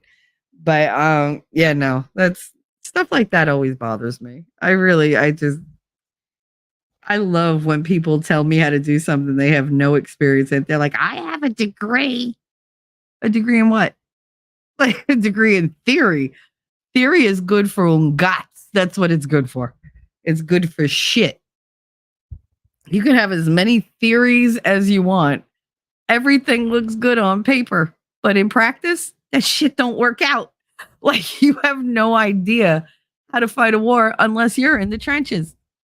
You have no idea what that entails, what it takes, the adaptations you have to make in like a split second. That's parenting. Yes, I'm equating parenting with warfare because they're equal. Okay. In fact, I think at least in war, the enemy's over there. You could see the enemy. When you have children, some days they're friends, some days they're foe. You don't really know until you're in the moment. Because those little fuckers can switch on a dime. Like, they really can. Children are the most unpredictable force in this world. So you got to be battle ready 24/7. Oh, reality. What's up, Winnie? How you doing, sweetie? Winning reality. Shelly needs a hug. Wear a cup. Oh, God. I would never. First of all, never ever attack the toys you like. Okay? Never go there. And I might want to go there one day. So you never know. You leave that alone. Like, that part of his anatomy is perfectly safe from harm. Not wear and tear, but from harm. And you said, wear nothing. See, that's the better way to cheer me up. At least then I suggested a cup in case there's some sort of instinct to go for the nads. Nah. No, I haven't hit anybody in the bowl since I broke Spanky's nut. Like, see, God's gonna strike me dead. I was gonna say accident, God. I was, but it wasn't an accident. It was me being a complete see you next Tuesday. But I thought it was funny. Again, cruel. I went through a cruel streak. Right up until I had that baby. Yeah, my 19, 20, and 21. Well, really 19 and 20. Yeah, those were my worst years. Because I was out of my grandmother's house and I was free. And if it could be done, I was going to do it. And I was going to be every color of the personality rainbow I could be. You're still going strong. Sorry, head call Spank. Nah, honey, that's all right. You missed all the crying. Ellie, fine. Oh my God, you broke someone's nuts. Yes. I've told this story. Okay. So you remember back in like, say, 92, 93, 94, there was this thing where everybody was like collecting keychains. And it was a thing to have your keychains like attached to one another and make like a long chain of keychains. And I mean, I would put my key in the ignition for my car and the keychain would reach the floor. Like that's how long it was. And they were all heavy. Most of them were metal or whatever. And I walked into Miguel's house, my daughter's father's house. This was before I got pregnant. I had just started seeing him. I drove all the way back from college because, I mean, if I'm going to be honest, I drove back because I wanted dick. And I drove right to his house. I was like, knock, knock, knock. I'm here for, my daily dose. And Spanky opened the door. Spanky is my ex-best friend Vicky's husband and the father of her children. So keep that in mind. Father of her children. He opened the door for me and he was younger than us by like 2-3 years. And He was always kind of annoying, but sweet, but annoying. And I was a bitch, and he was right there. And I was like, hey. And I went and I flicked the keychain. Lucky for him, I did it with my left arm. If I'd done it for my right with my right, he would have fucking died on the spot. But I did it with my left arm, and I flicked him and I hit him in the nuts with the top of the keychain. Uh-huh. But it was really, really, really long. And motion dictates that something that's that long and heavy will move forward unless you stop it. And I didn't stop it. I accidentally created like this whip-like motion. And so the bottom whipped quickly between his legs and up and crushed his left nut between the tail end of the keychain and the top of it where I had hit him. And he dropped. He threw up spectacularly, but he dropped and he was coughing. And I said, oh my God. And everybody like, and it was a packed house. Everybody's like, oh my God. And he just dropped to the floor and he had no words. There was no sound. Like it was just, I mean, you could feel the pain in the air. I didn't have a spasm, but I mean, I didn't think about that it would whip up against, around the back of it and squish his nuts. Anyway, he was laying and I was like, oh, fucking walk it off. And I climbed over him to get him in the damn house. And I grabbed Miguel by the shirt and said, come on, it's time to, be a service, do your job. And he was just like, Spank, you all right? And nothing, like no words. And we were in there for hours because, I mean, I was insatiable back then. Not that I'm any different now. But we came out hours later. He was still on the floor. Still with the throw up around him and like he just still clutching and he couldn't talk. He was there for hours and hours. I went back to school. Eventually they called me the next day and said he's up and walking around. Years later, we were drinking and hanging out because of course I stay friends with Spanky. He's like, he's the male version of me, which is what made me want to hurt him. We're sitting and hanging out and Vicky goes, you broke his nut. I was like, what? She said, you remember when you hit Spanky in the nuts? I was like, yeah. She said, his left nut is just like gravel. I was like, shut up, it is not. She was like, no, it is. She was like, it's just little itty bitty pieces. I was like, holy crap. I was like, and I looked at Spanky, I was like, oh my God, did I really like, he go, oh yeah, you destroyed it. It was like, it's flat. It was like, I felt so bad. I was like, oh my God, I'm so sorry. I was like, God, I was such a bitch. I don't know why you talked to me.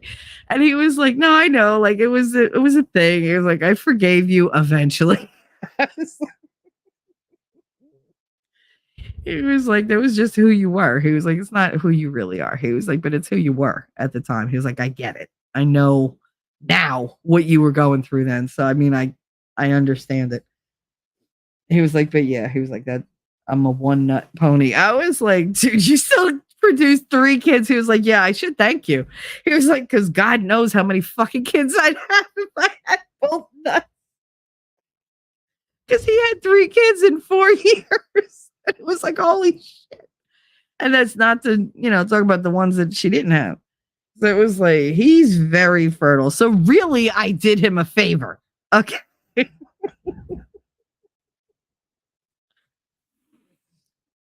And when God calls me on the carpet for it, that's my story, and I'm sticking to it. Dude, I did him a favor.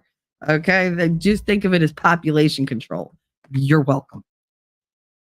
He comes from the Mungan family. Those genes should not propagate. They just shouldn't. And if you came from Hoboken and I said, oh, he's a Mungan, everybody goes, oh. Like every town has that like really inbred kind of kind of family that you're just like, oh, don't fuck with them, but don't breed with them either. That's not good stock. Like, you ain't getting nothing but like crazy soup out of that. Like, and he's related to them. And it's just like, wait, I did the world a favor. I did. I mean, I love his kids, don't get me wrong. They're great kids, but they're mungans. Like, it's a thing. And yeah, it's just funny. In this town, they're like, oh yeah, she helped. Like, but when I go and I have to tell God, like when he says you did this, you did that, that's not, you can't put that on the bad list. No, I will argue my case. That was not self-defense. It was defense of the universe. I did the world a favor. You should be thanking me.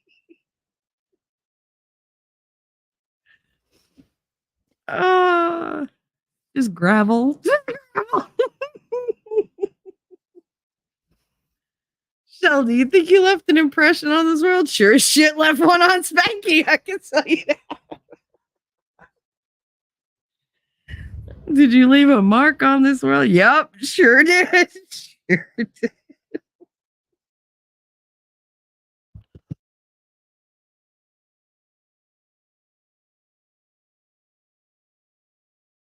Oh my God, I almost died.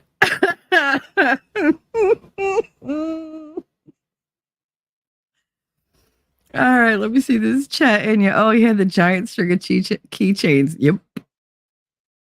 Suzanne said, oh, I caused the guy's nutsack to tear and rip. He needed surgery. Oh my goodness. Oh my. Do I want to ask how? Ouch. That's what he said. Yeah, I'm sure he didn't say ow. I'm sure he was screaming. I once hit our tranny cop, the first tranny cop that we had in Hoboken. I hit him in the nuts with my metal Zippo lighter because I parked outside the Lackawanna train station to go in and run in and use the bathroom because it's like fucking 3:00 in the morning. I got nowhere to go pee. I had to pee. And I parked and I ran in and I come out and he's writing me a ticket. And I'm like, what is your problem? That's a valid, parking spot. I don't like your car. And he starts like throwing his fucking weight around and telling me. And I was like, you know what? And I was already like, I was high as fuck. And I was just like, I shouldn't have been driving, but I was only driving like literally in Hoboken. Like it was drive a couple blocks park. And I was like, I think I had taken, I think I just smoked some weed, but I was, not in my right mind. And I was like, you motherfucker. And I'm yelling at him and he's yelling back and he's like, I'll do what I want. He was like, you women. And as soon as he said that, I was like, you fucker. And I threw what was in my hand and it happened to be a metal Zippo, one of those big fat ones. And I was like, yo, I have really good aim. And I hit that cop right in his junk and his face, like the cheeks puffed out real quick. He turned almost purple and he just was clutching himself. And he was like, don't you move. Don't you fucking move. And I was like, fuck you. I was like, come find me. And I got my car and I left. And I said, because he couldn't chase me. He was by himself. Did he come after me? No. He had all my information. He had my license plate. He knew where I lived. He had all my stuff. I think he was so embarrassed that I got the jump on him that he didn't do anything. And then like, it was a couple months later, Miguel comes in the house. I'm pregnant at this point. And he was like, guess what I heard? Remember that cop that you hit? And I was like, you're going to have to be more specific. And he was like, with the lighter. I was like, yeah. He goes, yeah, he's getting a sex change operation. I was like, what? And he was like, yeah, he's going to be a girl. I was like, I didn't hit him that hard. And he was like, oh, it's not your fault. He was like, I don't think he's getting a sex change because you hit him in the nuts. I was like, no, but maybe he realized he's just not a man. And he was just like, I don't know, but he's getting it. And he did. He got it. And dude, one of the ugliest female impersonators I've ever seen in my life.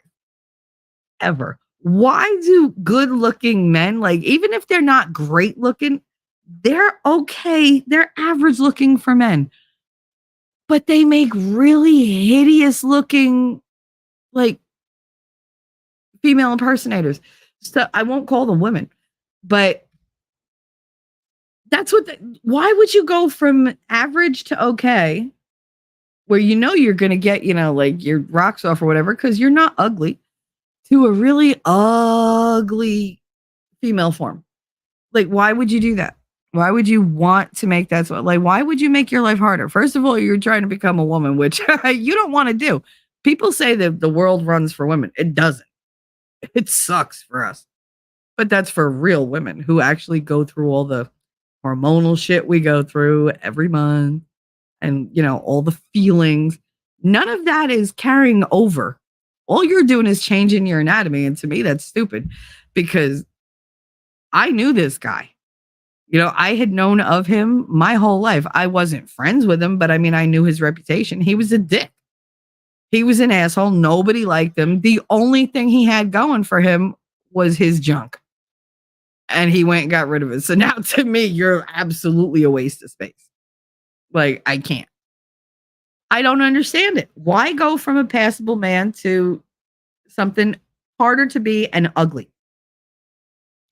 Who is going to raise their hand and be like, oh, I want to spend hundreds of thousands of dollars, be the butt of every joke, make myself completely stand out among everybody as this like farcical being, and I want to be ugly? How is that a life choice? I mean, I guess it is a life choice. It's not a smart one. It's not valuable. It's not going to add to your life. If anything, it's going to make you like more miserable. This is what I mean by experience and logic and hope don't go together. They don't play well. They really don't. So you got to go with one or the other. If you're going to have hope, you got to either go with logic or you got to go with your instincts. You can't do all three, because when you do all three, the expectation is too high and unattainable. It's unreasonable. It doesn't make sense because it's not based purely on logic or purely on emotion and experience and instinct. You're trying to combine, oil and water. Hope is just the shaker that you're using to try to like mash it up. But eventually you put that thing down there, it's all going to separate and look like crap. That's what these people do. They're like, oh, I feel this way. Okay. But I know this to be true. Okay. Go with one or the other. Don't try to combine them when they don't fit together. And then you're going to take these, try to like slam them and smush them together like they're silly putty. They're not silly putty. These are non-changeable things. It's like trying to put two blocks into, like, push them together until you merge them into one. It's not going to happen. But you sprinkle it with a little bit of hope and you think you can do it. And what do you wind up? You wind up hurt. You wind up worse than you were before. That's why I say find out why you feel things a certain way. Find out why the facts in your head are your facts. They might not be true, but until you examine them and find out where they came from, you're not going to be able to tell exactly how valid or how worthy those facts are of being listened to, of being trusted. Get to the cause of what made you think that. Get to the cause of what made you feel that. And if the cause is solid, then you have some place to work from. If the cause isn't solid, if it's bullshit, you got to figure out how to get rid of it, how to learn to disregard it and convince yourself that, yeah, I understand, Shell, that you've thought this for 50 years, but you've thought this for 50 years based on information that was not correct, coming from an unreliable, inconsistent, fucked up source. So what does that tell you, Shell? Is that fact something you can rely on? No. So how do I get rid of it? But would I know to get rid of it if I didn't know where it came from? That's my point. Figure out where your shit comes from. Figure out where the problem started. If you think you went back far enough, think a little harder, go back a little further. Break it down. Because some of your needs were not met. Some of your needs were, pushed aside. Some part of that child in you was hurt and hurt and hurt and just learned to accept the hurt. And you still accept it to this day. You expect it. You set yourself up for it because it proves that you were right your whole life. It proves everything that you've ever thought about yourself. What they say in Pretty Woman, the negative stuff, the bad stuff's easier to believe. Because you're told if you have a high opinion of yourself, then you're egotistical. You're narcissistic. That's not true. You should have faith in yourself. You should have a feeling of dignity and integrity and self-respect. You should recognize your own value and not let somebody else determine what your value is. So go back. It hurts. It hurts a lot. You heard me. The littlest thing broke me down because it hurts. And people will keep hurting you because they don't know those things exist in you because you hide them. They're part of who you are, part of your foundation. Nobody else is going to be able to get rid of that but you. And they're not going to be able to stop hurting you when you're the one not telling them, this hurts me. Okay, why does it hurt you? I just said something in passing. It should not have this big of an effect on you. But it has. Why? Figure out where it came from so you don't hate that person, so you don't lose someone valuable in your life because you don't understand that what they said was just something normal people say, but it affected you in an extraordinary way because you had a wound that you didn't address, that you never healed. So go back. Go back to the source of the pain. Go back to the source of the initial injury. Figure it out. Evaluate it for what it's worth and deal with it. And see if you can have better, healthier relationships going forward. You might even be able to heal some of the relationships that you've had that went badly. Because you'll be able to talk about it. You'll be able to address it because you can identify it. That's all I want is for you guys to be happier and stronger. And I want the same for me. This is not a selfless endeavor. I want to be better. I want to grow stronger. I want to choose to be on this planet. I'd love to wake up one day and want to be here. More than I don't want to be here.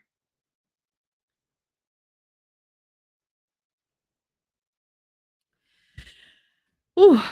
I think Winning might be changing his mind about a cup right now.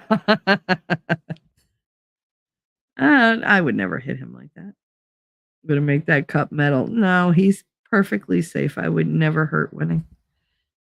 My daughter told me the other day, Mom, do you know that a penis will float in the water like boobs? Yeah, so will balls. Well, just this thing may give him 10 years. Oh, dear God. Yeah, give them 10 years and they'll be floating in the water because that's where they'll reach. That's got to be terrible to be a guy and say you have to go to the bathroom and you have to sit or whatever. It's the middle of the night. It's not your house. So the toilet is a different size than the one you have at home. And I'm telling you this because this happened when we went camping. And the toilet was really low. And so Brett had to squat a bit to sit on it, and it was cold, y'all. Like we had a little cabin. It was cute, and it was cold. And I was in bed and I was dead asleep. I felt him get up, but he didn't like turn on any lights or whatever. And all of a sudden I heard, ah! I was like, oh my God, it must be a mouse. Nope. Apparently he had to squat to like reach the toilet because it was super low. And his nuts hit the water. And it was super cold. I swear to God, I almost peed the bed because when he came out, he was like, oh my God, my nuts hit the ice cold. I was like, wait, what?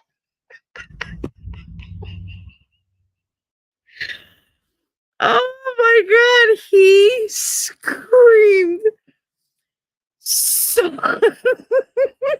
so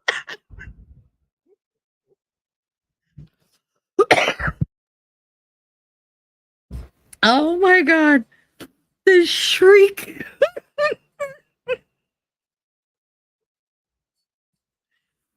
Oh God, I forgot about that. Oh, thank you for that memory. I'm crying for good now. Holy shit.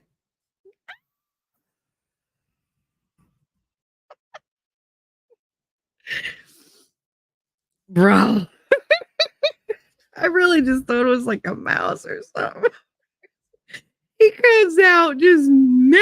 I was like, what happened to you? Fucking nuts hit the ice cold water. I was like, because of course I'm the ultra compassionate wife. Oh yes, in my concern, you would think I would run over and be like, oh my God, are you okay? Nope. Oh God. He was like, I hope you choke.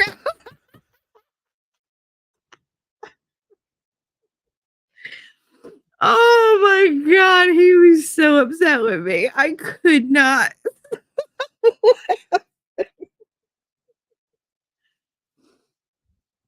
Oh God. That was payback though. Fuck that. That was payback for when he laughed at me when we were driving through Montana. And we stopped at this like trailer hotel thing. They gave everybody got a double wide, but no, you got a single. But we rented this trailer to spend the night in, and it was super cold. And I went and took a shower, and I'm in the shower, and we hadn't like done everything yet. We were on our way to go have a threesome. With this girl that he had a crush on or whatever, and she had no interest in him, but she thought I was fantastic. So I was like, yeah, whatever.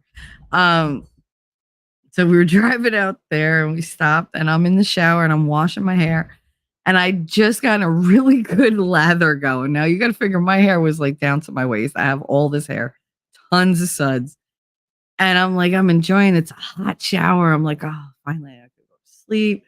I open my eyes because I'm like trying to like, put my head back to rinse the suds out. And there's this white spider that just came down on its little string, on its little web to like 5-6 inches in front of my face. And I don't do well with spiders.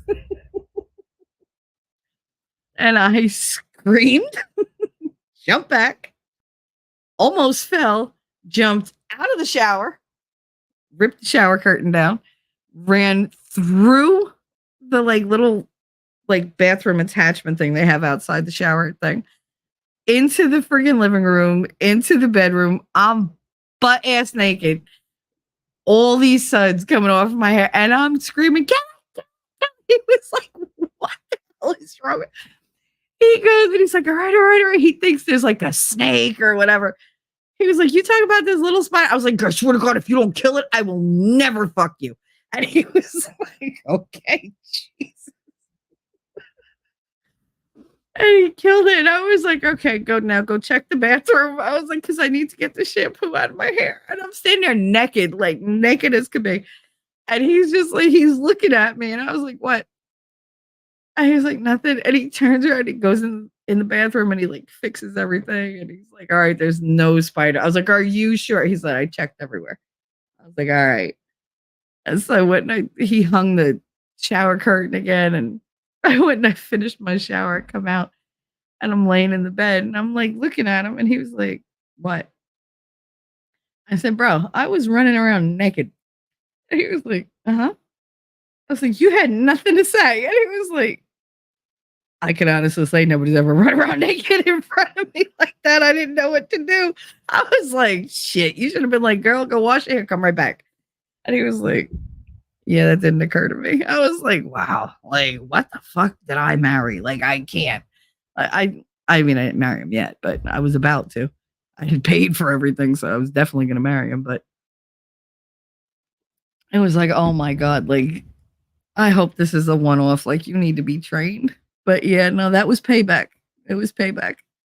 Like, you let me run out here. You didn't get all like all hot and bothered or whatever. You were just like, I don't know what to do. Like, finger up the nose. I don't know. Put a dunce cap on. But yeah, and he brought that fucking spider up for years. Shelly, he told everybody, Shelly came running out of the shower naked, covered in shampoo because of a spider. Really? So it was like, all right. As soon as his nuts hit that water, it was like, ha, this payback's a bitch. It's like, but yeah, it was funny. Let me go back to this chat since I like missed everything. Do do do do do do do do do do do do. Give him 10 years. RIP left nut. Yep. Depleted the poor guy's nut. Yeah, but he had kids. He had tons of kids. Wasn't it Sleepless in Seattle? The guy had one ball and she gets mad and says, you one ball. I don't know. I only saw that movie once. It didn't do nothing for me. No, while you were sleeping. Oh, the one with Sandra Bullock. Yeah, I've only seen that once too. Dang, I'm old. I loved all those kinds of movies back then, but that one, I don't know. The whole thought of like tricking somebody, I didn't like it. T3, I think your odds of taking over hell are slightly better. Well,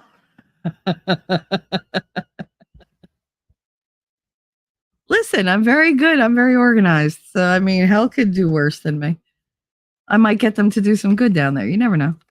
I just found out I can order Carlos Bakery's cannolis online. I might come into some weight gain soon. Make sure you get the good gunnels. You should, if you're gonna get from them, like try different things. You would, if you like a lemony custard, you can get a sfogliatelle or a pastachot. The pastachot is better. The sfogliatelle is more like a flaky, kind of hard pastry. But the pastachot is this really nice creamy, like eggy dough on the outside that they cook up to like almost cookie cake consistency, but it's got a really nice cream inside it. You could get St. Joseph's apples. You could try the lobster tails. They're not lobster tails. They're layered pastry that are like tube-like, and it's filled with this really amazing almost like a buttercream, but it's lighter than that. You should try the rainbow cookies. You might want to try the Italian leaf cookies. You'll see them. They're green, pink, yellow, red, all different colors. They're cookie and then a layer of chocolate and then another cookie. But they're in the shape of like leaves, like a single leaf, not a like maple leaf. What else? Don't get any of their pies. The only cake they have that's worth a damn is the mousse cake. But the cannolis, as you people say, the ganoles are good. The pastachot are good. The sfogliatelle are good. The rainbow cookies are amazing. What they do make really well is crumb cake. My grandmother used to send me up to Carlo's Bakery every Friday night to go get her the goddamn crumb cake. Because Carlo's Bakery is right across the street from where I used to work. It's right across the street from Shipko. So it used to be behind my house when he had his father had the store on Adams Street. It was right next to Fiore's Deli. And if you look up Fiore's Deli, those are like, that's a Hoboken thing. If you go, oh, it's Thursday. Oh, I'm going to Fiore's. What do you want? You want 1? You want 2? How many am I getting? Get 4. All right. You don't even have to say what it is. It's a hot roast beef sandwich with gravy. And it's like a 1.5 feet long. And it's amazing. But yeah, no, Carlos, that's definitely the way to go. Never get anything American from them because they don't do American well. It's tasteless.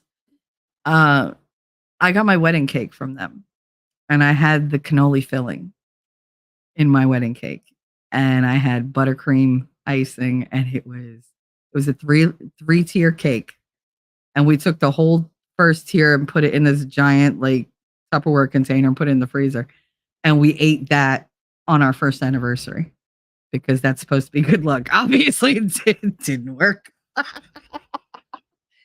But I didn't spend any money on my wedding except for like real money, except for the cake. That cake was hella expensive compared to everything else. That was the only thing I cared about. I didn't give a fuck about the food, nothing. I was like, no, we're shorts, tank tops, we're hanging out in the house. There'll be alcohol and music. We are dancing. We are having a good time. It's a party. It's not a reception. And I had the best, party after my wedding. The wedding sucked. It was in a courthouse, but we had fantastic cake. You should watch The Cake Boss. If you have like any kind of like TLC, or I guess it's on, is it on Max now? It might be. I don't know. Whatever shows the old TLC things, the old Learning Channel stuff. Cake Boss. That's all Hoboken. And it's literally a block and a half away from me. I watched like 10 minutes of it with Winning when he lost interest. And I was like, oh, look, like that's where I work. And that's my house. And like I said, I'm in one of the episodes. Like, just, I'm never going to say which one because thank God there's millions of those episodes. But I'm in it with my son. My mother was so like, oh my God, that looks like Michelle. Michelle, do you know there's a girl that looks like this? Because it is me, Ma. That is me. Oh my God, did you have to sign something? Yes, I had to sign friggin' release. But yeah, I'm in there. I didn't hit him that hard. I didn't hit him that hard. It was just a forward momentum and he was coming in the opposite direction. And you know what? I am not responsible for physics, okay? I am not responsible for scientific law. Shit happens. I just, I was the catalyst. I'm sorry. I was just doing it and I was unaware and I plead the fifth and fuck it. Well, T3, I have not been to sleep crashing now. Aw, good night, Suzanne. Member for 2 months. Look at you.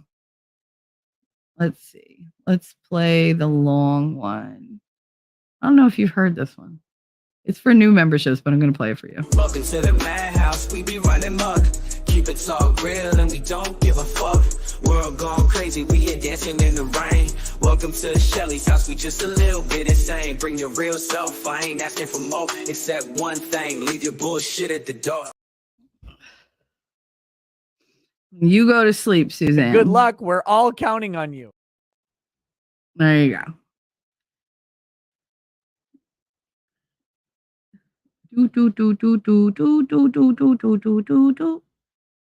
I don't want to leave him out. He hasn't been around today, but I don't want to leave him out.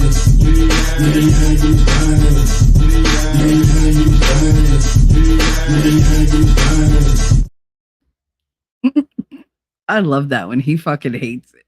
I think he's becoming used to me playing it though. So there you go.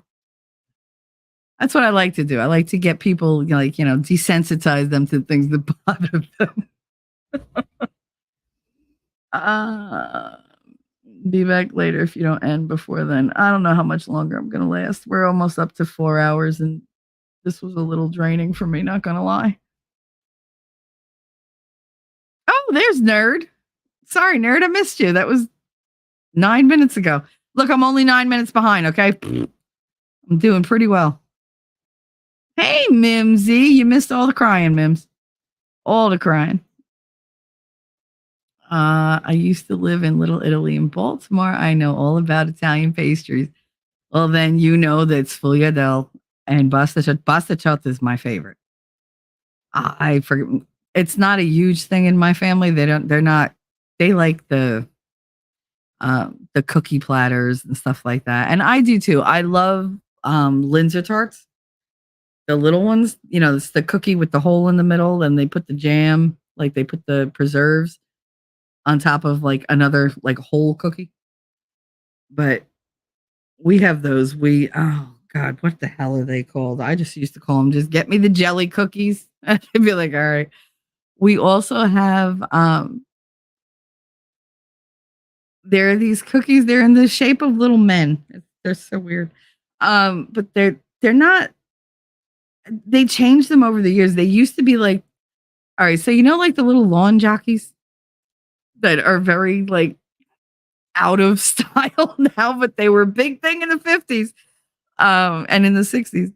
They actually had that cookie cutter at the bakery. And so you could order these little, God help me, chocolate cookies dipped in chocolate and then covered in jelly and put on top of another cookie that was dipped in chocolate of the same, milk.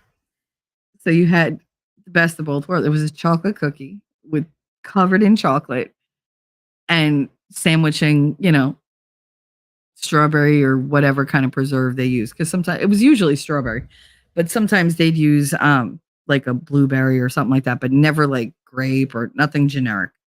But it was usually strawberry. And it was so good. They don't sell those anymore. They made them into these like little gingerbread men. Stupid. I'm like, gingerbread men is supposed to be made of gingerbread. I don't like it. So it didn't taste the same. Like, it just didn't. It's just wrong. But yeah, no, Busta Chuck is my favorite, followed by Ganul, Eclairs, St. Joseph's Zaple, and then probably the crumb cake. But I mean, I'd give them all up for really good marzipan rainbow cookies. Marzipan is my weakness. I will literally, like, if you tell me just stab me a little for marzipan, okay, whoop, give me my marzipan. I love that shit. And I refuse to buy it for myself because I know I'll eat it. So I'm like, no, I don't allow temptation in the door because I know that I'm going to indulge in it. I got no willpower. Well, I have it. I just don't choose to exercise it. But yeah, now you're making me wish that I could friggin' go order Italian pastries, except I refuse to do it because Buddy and me are like, he's just turned into such a dick. But whatever. Cake Boss is on Tubi. I mean, it's in a couple places. I loved Ace of Cakes. Yeah, that was fun. I used to love to watch all those shows. But then I started getting like anxiety inducing when they do the competitions. I love the chocolate sculpture competitions. The things they could do with chocolate and sugar and whatever. And I'm just like I'm the kid. I'm the girl who goes to the mall to watch like the ones that do the glass blowing. Who like they have it all like right there and they're shaping all these little crystal things. I will sit there for hours and just be fascinated because I love that shit. I mean, it's art. It really is like an art form that's so not appreciated. And the same way I love sculpting, I love watching other people work with really not hazardous, but really difficult materials, be it, hot glass that they're shaping or whatever, or chocolate or candy or, like sugar, whatever. Like, I love to see what they come up with. It's on Amazon Prime Live. It's on like HBO or something. It's in one of them. I forget. But it was part of one of my streaming services. Damn it, you're here. All right. I see that you're here. God, nerd. Don't yell at me. I yell back. After Michael, this wind is nothing. I mean, you just got a thing with that one hurricane. You need a new hurricane to move on. Give you something else to bitch about. Jesus. At one point, I lived down the street from Ace of Cakes Bakery. Used to see them in the grocery store. I'd smile and leave them alone. Do you know who I used to grocery shop with? The Manzo brothers from Housewives of New Jersey. Because when they moved to Hoboken, they moved right behind my house. Literally behind my house. They live in applied companies, same as I do. I'm just in a building across the street. And so I used to run into them like every day because I went to the store every day because Connor he'd get off the bus and be like, I want this for dinner. I don't have that for dinner. Well, let's go to the store then. And fine. And I just stopped grocery shopping for the week. I used to shop day to day. Cost me a fortune, but I had money then. So it was like, all right, whatever he wanted, that's what I cooked. But yeah, it just happened that they used to go into the store one at a time. And Albie was always nicer to me than Chris. Chris was always a dick. And the thing is, on the show, Chris is the more approachable brother. He seems to be more fun. It's not true. He's got his nose so far up in the air, he thinks who the fuck he is. Albie was super sweet. Super down to earth. Always, I'd smile and be like, hey, and keep on. And he'd shyly like duck his head and say, hi. Like he was a lot shyer than Chris was. Chris would look at you like, don't you know who I am? I don't give a fuck who you are. You are a flash in the pan, bitch. Stop. I grew up in a town that based itself on Sinatra. You think you're going to impress me? Bafangu. Like, I can't. You and your fucking mobster family. Get out of my face. Like, I can't. Fucking fake mobsters. But, yeah, no, I used to run into them all the time. All the time. I ran into their sister a couple times when she came to visit, into the mother. She was a piece of work. I liked her until like 2 years before she ended on the show. She started getting really like, look at me, look, my shit don't stink or whatever. And I'm sorry, but I know where you came from. Don't act like you're something white because you live in Pompton Lake. Shut up. Like, But yeah, it was. I mean, we just have tons of celebrities that walk around this fucking town. You could I ran into Eli Manning so many times. So many times. Yeah, Danny Aiello. We had Springsteen was here. I met him again here. I just missed bumping into Justin Timberlake. And I was so happy that I did. Because I did not want to deal with the crowds around him. Johnny Depp, when Johnny Depp's trial finished, he came to Hoboken to eat. He ate at Augustino's, which is 2 blocks from my house. And I knew that he was there. And in my head, I was like, do I go? I should go. I should go. No, don't go. And I didn't go. And there wasn't a huge crowd because they didn't all know he was there. And I could have fucking met him. But I was like, I was shy. I was like, no, stay home. Mind your business. If I'd known that I was going to soon lose the ability to leave my house, I would have gone. But, hindsight is 2020. At Elephant, I went to Baltimore on a band trip like a year or two before Ace of Cakes came on air. Cool. They sell Linzer cookies at French bakeries too. I know. We used to buy them at the German bakery because we have all of them. All the bakeries. This town had all the bakeries. We had Spanish bakeries.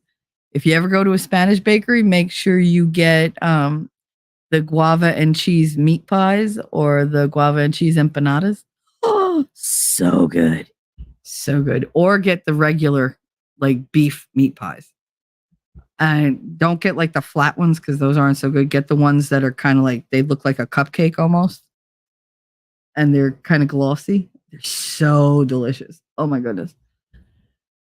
And if you ever get the chance to have almond cake from a Spanish bakery, don't pass it up. Get the almond cake. It is well worth it. It's out of this world. They used to get it for me at Wallace for my birthday. It was like, because it's expensive and hard to make. And they only knew like this. I had a favorite from this lady who made them in her house and sold them out of her house. And they would get it for me every year. And oh my God, it was so good. It was so good. And word would get out that I had the cake and they just fucking line up at the door. And I'd be like, you people, you're just such grubby people. Like, stop pooching off my cake. It's my cake. Fuck you. I don't want you eating mine. But I did. I shared. Haven't been in years, but they probably deliver now. Oh, yeah. You and Baker love marzipan. I love marzipan. I used to keep the cheaper version, the almond paste that they sell it's in a tube, like in a box in the supermarket on a shelf. I used to keep that in my room in the refrigerator at school when I was at college. And anytime I would go like too long without eating because I was, studying or drinking, whatever, like, and I needed that sugar bump, I would cut off a disc of it, like a circle of it, and eat that. And Christine used to look at me and be like, ugh, how can you eat that? I'm like, it's so good. Because it tastes a lot, like marzipan, but not as fancy. It's basically marzipan, but it's just not, baked or formed or whatever. But it was so good. I'm so sorry that my town was hit by a Category 5 hurricane, and I'm not bitching. Sure you are. I have no idea who they are. Who is? B Digits. The bakeries in New Jersey and New York are amazing. Listen, the director of my school, Adriana, used to go to this, I think it was B&G bakery. It was way out like in like Nutley or something. And she would go there for the crumb cake because they make the best crumb cake. And she would buy like 20 of them. And she would come to work and be like, she'd call us down to the office, like me, Zuma. I need to see Shelly. I need to see Zuma, whatever. We go down and say, oh my God. And all day long, just all you'd hear is the crinkle of the bag because me and her would be like all day long, just stick your hand in the bag, take a little chunk out, roll in the mouth. And you just have a happy day. We were so energetic the whole day because it's pure sugar. I mean, that's all that is just brown sugar, confectionery sugar, regular sugar, and cake. So we were just like that all day long. But oh my God, those were the best days. She would get that and I'd be like, oh my God. And I just throw myself on her because I was so grateful because it was so good. It was so good. But yeah, we're very big on bakeries here. Bakeries and pizzerias. That's where we really we shine. Occasionally we have really good steakhouses. There's a fantastic steakhouse a block from my house called Arthur's Steakhouse. Best steak in town. Best steak in North Jersey, if you ask me. But you got to get in there on a weekend night if you want it. But if you go during the week, it's just as good. But the ambiance is different. It's mostly families during the week. Food in general in New Jersey and New York is amazing. It absolutely is. And that, damn it, was for when you played the dancing man. I don't give a fuck. I'm going to always play the dancing you. Get over it. I don't know. For me, Tex-Mex is better than Italian food. I'm not saying Italian is the best. I'm just saying that we have the best Italian food here. When I went to Kansas and I tried to find Italian food, I was very upset. I couldn't even find ricotta in the friggin' supermarket. I had to go to a specialty aisle. I was like, specialty? They had foreign foods is what they called it. I was like, wait, what? International cuisine. That's where the Italian food was. I was like, where the fuck did I move to that I can't buy freaking ricotta? Are you kidding? I was like, let me guess. I can't get freaking fresh mozzarella either. Nope. I had to get used to that polio bullshit. I was like, oh, this is not real cheese. Like, it doesn't taste the same. It doesn't taste the same. All right. So desserts are a different story. The desserts, yes. I mean, we do make amazing fucking desserts. I love to bake. I do. I had the best food in Chinatown. It was so cool to see the birds in the windows. That was on the corner of Canal and Mott. That is my favorite restaurant, nerd. In Chinatown, that's the one you're talking about is my favorite restaurant. That's the one with the endless ramen noodle. They have we used to call it buk chow, but they're bao. They're pork buns, and you get them steamed or you get them baked. They're so flavorful. They're cheap as could be, and they're delicious. That's the restaurant where the guy wouldn't serve me what I wanted. He was like, no, that's too much food. I was like, we're all going to eat it. Like, no, that's too much. He wouldn't give it to me. He would not serve me. He was like, you get what I give you. I was like, what the fuck? I'm paying you. But I didn't pay for it. He didn't make me pay for it. But yeah, that's where my father's deals used to go down, in the back room, in the kitchen. That was where his connection was. So just know that you were someplace where you were in a lot of danger, dude, and you didn't even know it. I guarantee they still have film footage of you, though, if you visited. Because they don't, well, if they don't, the FBI does.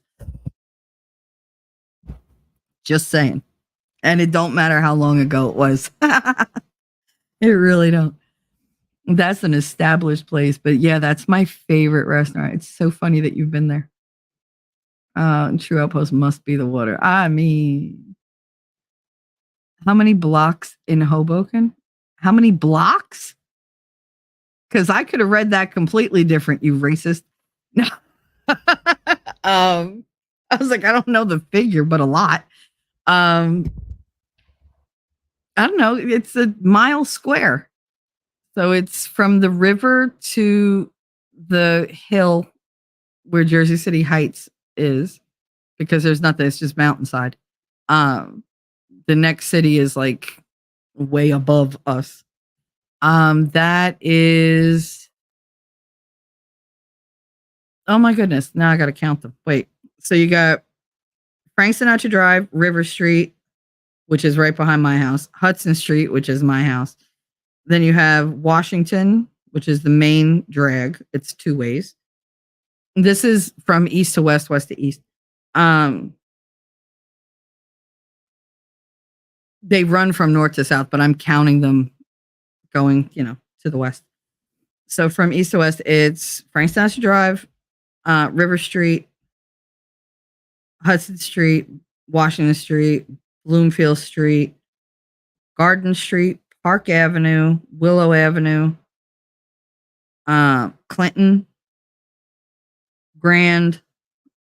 Street, Grand Street, Adams Street, Jefferson Street, Madison Street, Monroe Street, Harrison,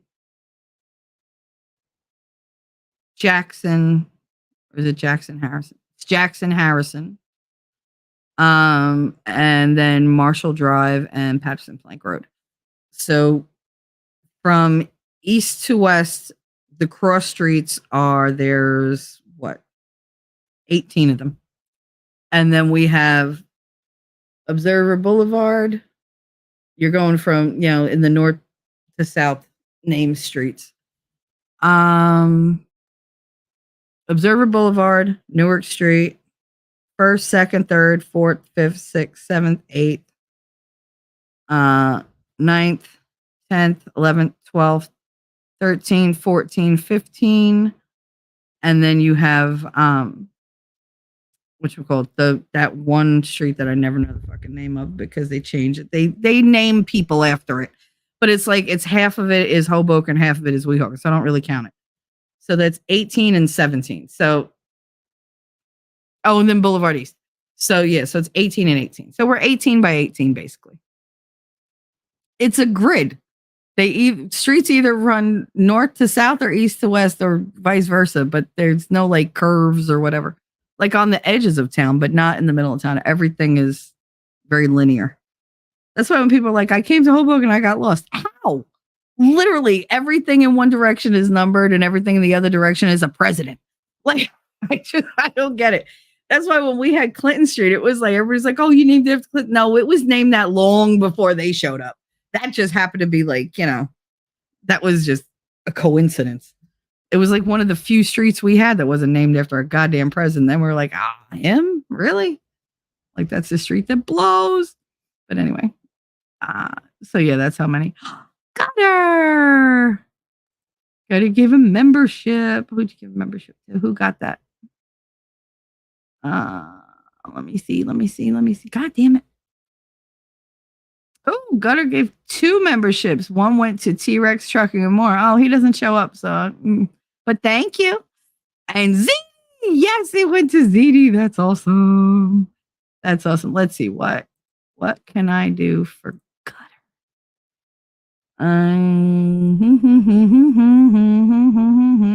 You know what? In honor of nerds.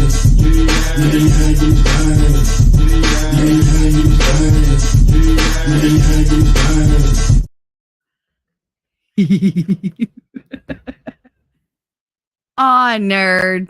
Fuck you, you weird. Go away. Stop eating beans. Bangers and mash. Beans on toast. Stop. Shit.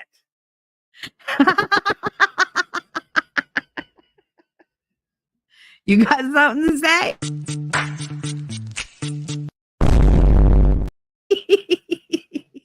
I'm having way too much fun with that. Thank you, Gutter, for the 2 gifted memberships that went to T-Rex Trucking and More and ZD. Yep, we got 2. Thank you, sweetie. That's very, very kind of you. Thank you. I appreciate that.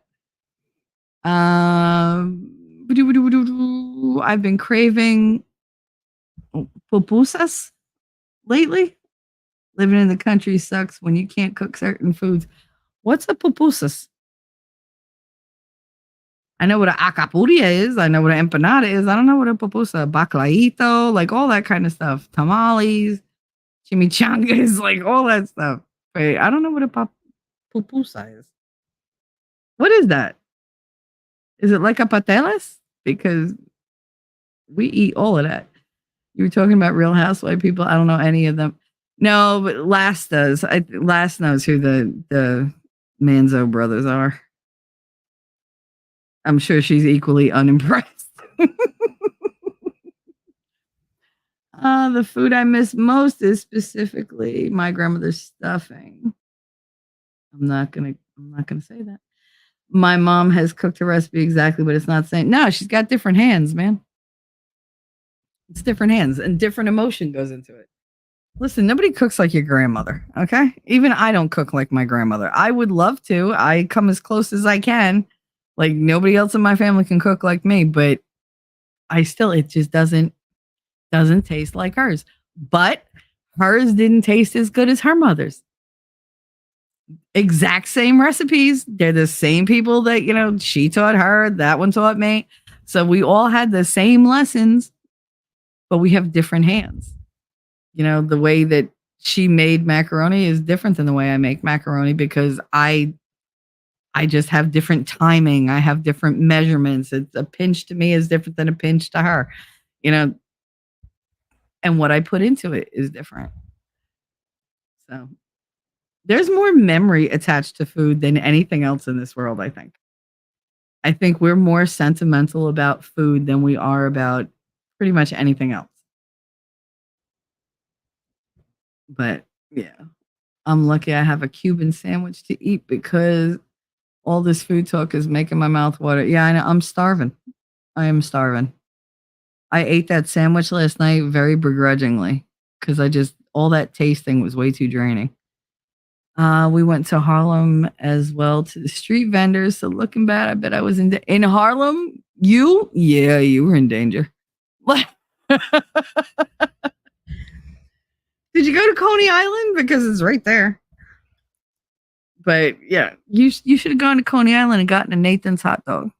Trust me, they taste different there than they taste anywhere else. I swear it's because they're by the sea. Like it's the ocean being right there. It's got nothing to do with the dirty dog water. And if you haven't had a dirty water dog in your life, you're missing out. Sure, it could kill you, but it's so worth it. It's so worth it.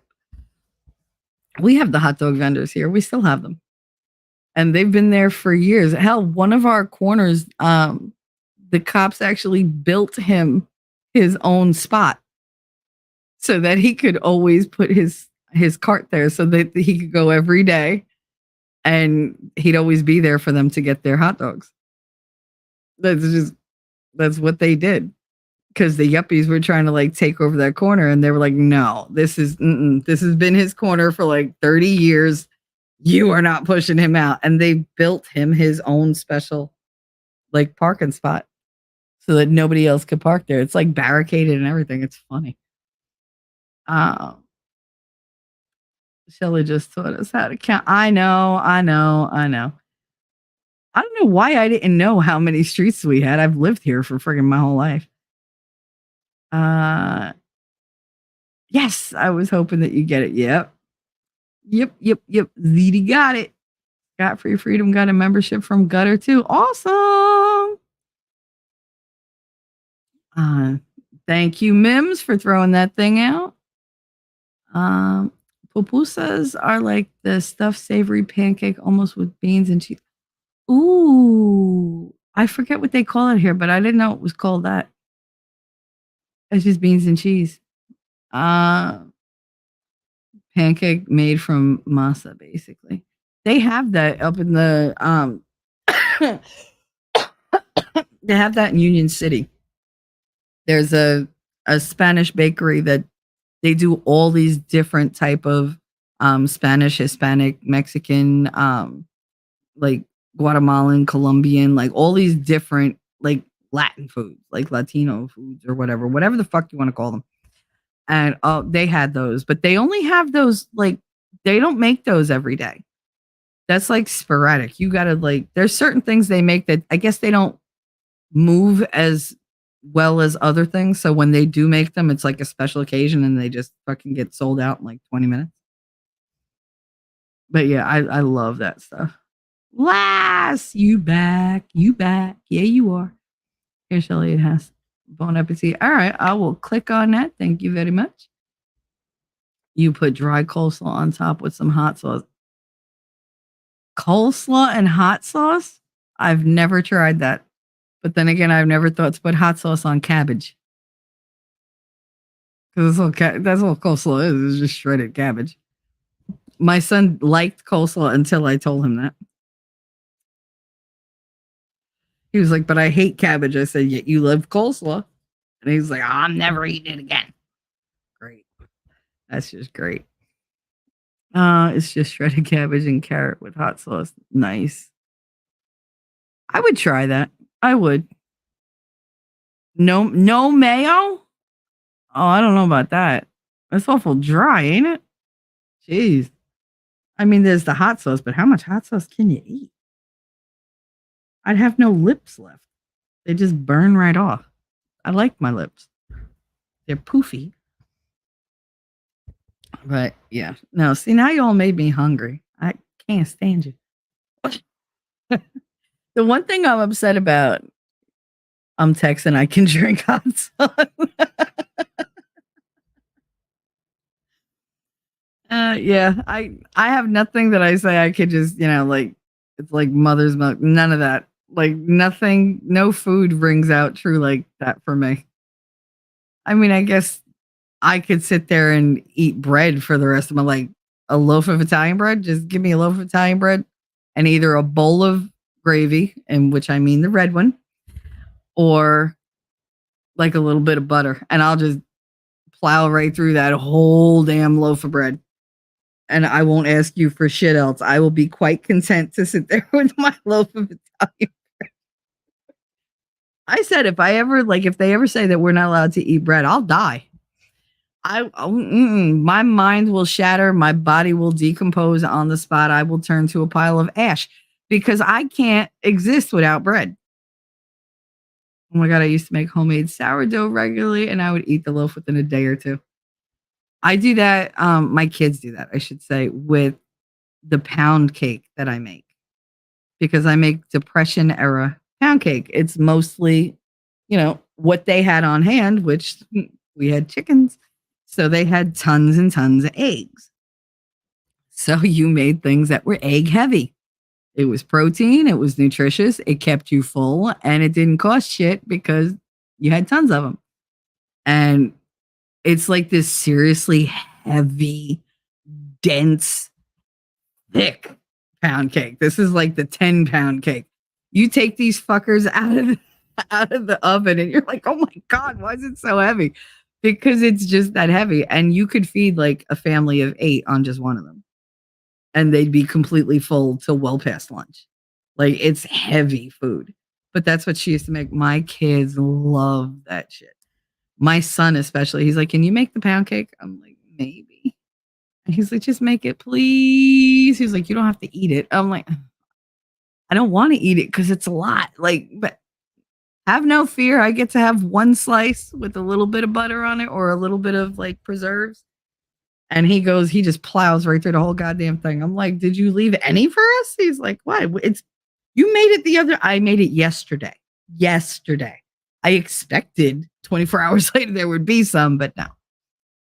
The only hot sauce I like is Crystal's hot sauce. I put it on eggs. Used to not like it until I gave up caffeine and my taste seemed to change. We have, my son prefers Ray's marinade. It's a buffalo wing sauce. And I tend to add that to like a million different things. If I make him ramen, I pour that in and I cook the ramen with that sauce in it. And he fucking loves it. Because it's so much more kick than Tabasco. It's not as vinegary. And it doesn't make you like choke while it's cooking. And you just eat it and eat it. He fucking loves it. I've made empanadas with shredded chicken with that buffalo wing sauce, like coated in it and then cooked into the empanada. He loves those. Oh my God, they're so good. Ellie said crystals is gross.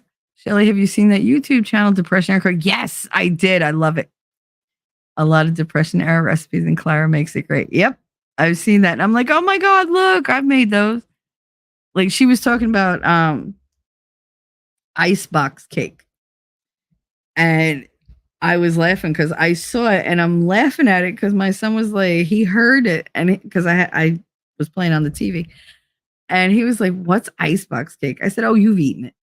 He's like, no, I haven't. I was like, yeah, you have.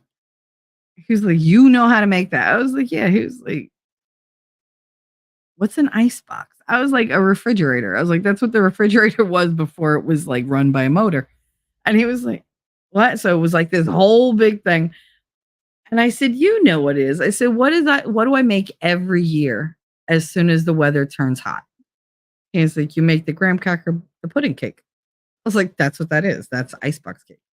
And he goes, it's just graham crackers and pudding. I'm like, oh, I'm sorry. Did you not like it? Because I won't make it. And he's like, no, it's amazing. I was like, well, then don't like poo-poo on the name. It's an icebox cake.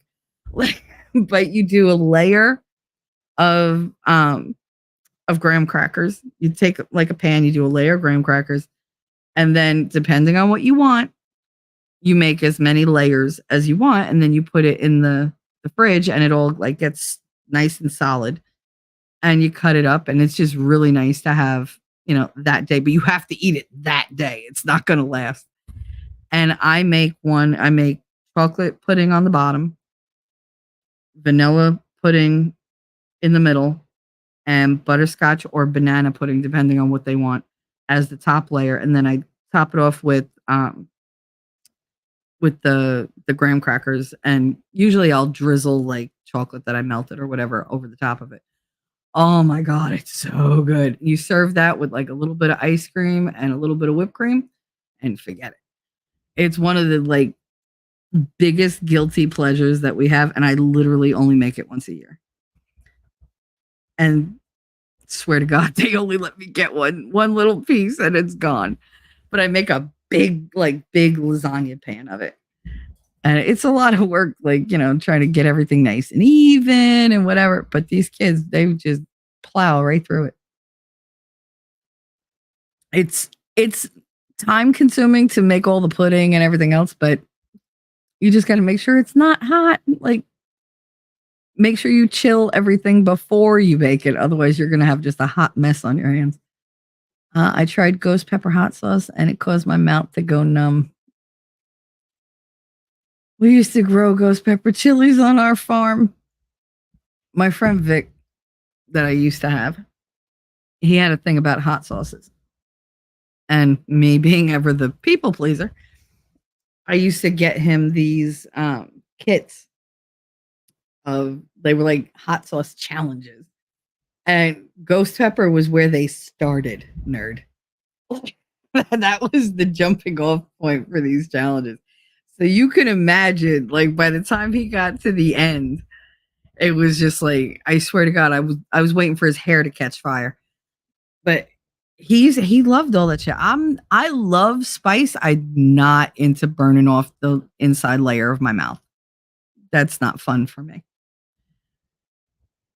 He got me though once. He had a bag of those damn the Reapers, not the what are they? Carolina Reapers, I think they were called. And I didn't know it. And he always used to come to my classroom and be like, "Hey, here, I got fruit. Like, here, open your mouth." Like, he'd throw a piece of fruit in there or whatever. So, I mean, I was used to him going, "Here, taste this. Here, taste this." Because he's the same kind of guinea as me. His family came from the same place mine did. We had all the same foods. So he'd bring in, like, he'd make fish and, like, the night before and, like, bring it in, heat it up, bring it into my room and be like, "Open your mouth," because I'm in the middle of doing something. And he just shoved food in there. And this motherfucker, I'm sitting there painting. It was after school. There were no kids. He comes in, he's like, "What are you doing?" I was like, "What does it look like I'm doing?" I'm writing a concerto. Like, I was literally painting a stool. And I'm like trying to make like this ladybug stool for the lady upstairs. No pun intended. And it was for Veronica. And he comes in and so my hands are busy and he goes, "Open your mouth." And I was like, "Why?" He was like, "I got something for you." I was like, "Yeah, I bet." I was like, "What do you got?" He was like, nah. He was like, "It's tasty. You'll like it." I was like, "Whatever." So he goes and he throws this little itty bitty piece of something into my mouth. And I'm just like, I was like, "What the hell? I hear, would you give me crumbs?" And he was like, "You'll thank me later." And I was like, "Thank you." I was like, and I bit on like one of the little, and I was like, you fuck, it's so hot. It was, I had no voice after like 30 seconds. I was like, oh my God. Tears just rolling down my face. And he was like, "Holy shit, I only gave you a little itty bitty." I was like, oh my God. It was because I friggin' bit into it and it just like, my tongue exploded. And I was just like, oh my God, this hurts so bad. I couldn't breathe. I couldn't talk. I had tears. I was sweating. I fucked him up. He didn't know what to do. I didn't care. I threw the paintbrush out. I grabbed him by the shirt. I pulled him. I had him in my face. I was like, "I'm going to kill you. I swear to God." And he was like, "I'm so sorry. I'm so sorry. I didn't think it was that hot." I was like, oh my God. My lips blew up. Another, like, I was almost up to like the Angelina Jolie lips kind of status. But oh my God, never in my life had I was not prepared and I never ever want to go there again. Never ever. Hey, T-Rex, what's up? Elephant, yes, Carolina Reapers are awesome. They weren't awesome to me. There's a shop in the Carolinas called Pucker Butt Pepper Company. Pucker Butt, Jesus. I don't want to know what the unpuckered butt looks like. That has great sauces. Oh, see, I love specialty shops that make their own sauces. I do. When I lived in Kansas, we used to go to me and my friend Greg that I worked with. We used to go for lunch to all the like the different barbecue places. I can't remember the name of it. I want to say the name was Ray, but it wasn't. It was something else. And they had the best barbecue sauce. And one day we went in and they had a new wall like installed when you walk in with like shelves and everything. I was like, what the fuck? Because they were closed for like 2 weeks. And they put up this whole like this what do they call it? Like a showcase wall. And it was full of barbecue sauces with their company logo on them. None of us even knew that they were making barbecue sauce to sell. Oh my God. I spent like $100 on barbecue sauce. My husband was so happy. I got home. I was like, oh my God, look what I got. He was like, oh my God. He was so happy. We made ribs. We made everything that night. But it was just like, oh my God, this is so good. And we were just like testing out like all the different ones. They were so good. But yeah, that made me so happy. I went back there so many times just to buy their barbecue sauce. And they only sold it in their place. And it was like $10 a bottle. Like it was not cheap, but it was so worth it. I'm sorry about all the food talk. I'm fat and hungry. Girl, shut up. What? I'm Italian. I could talk to you about food forever. Like that's just it's our thing, man. It's our thing. But no, we're coming up on 4.5 hours, and now you've made me super duper hungry.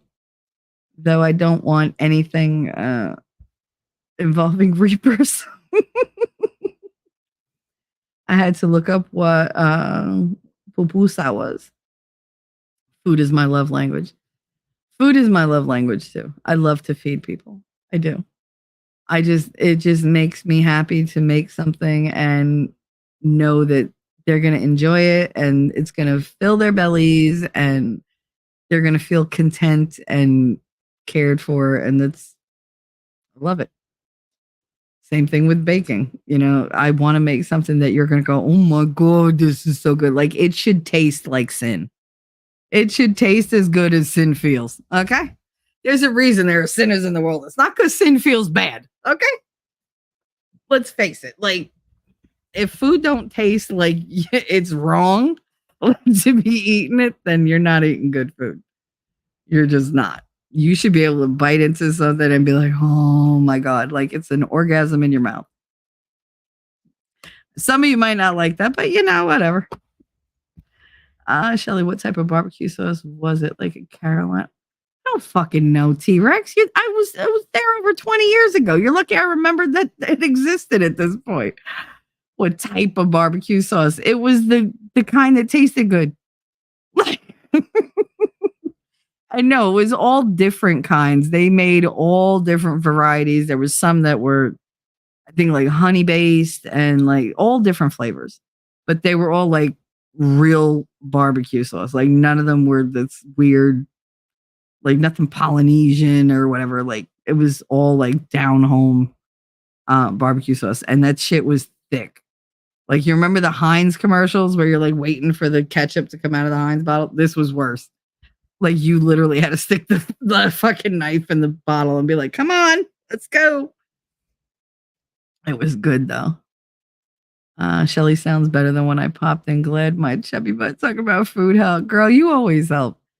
This stream, I said this stream was going to be a heavy one because I had a lot of things to get out and they weren't easy. They hurt. But I knew we turned it around. We always do. That's why I do it here. There's no languishing in that mood or in that feeling when I'm with you guys. Like you literally jolt me out of it. Right, Shelly, if you're going to trouble with bacon, make it count. Absolutely. Absolutely.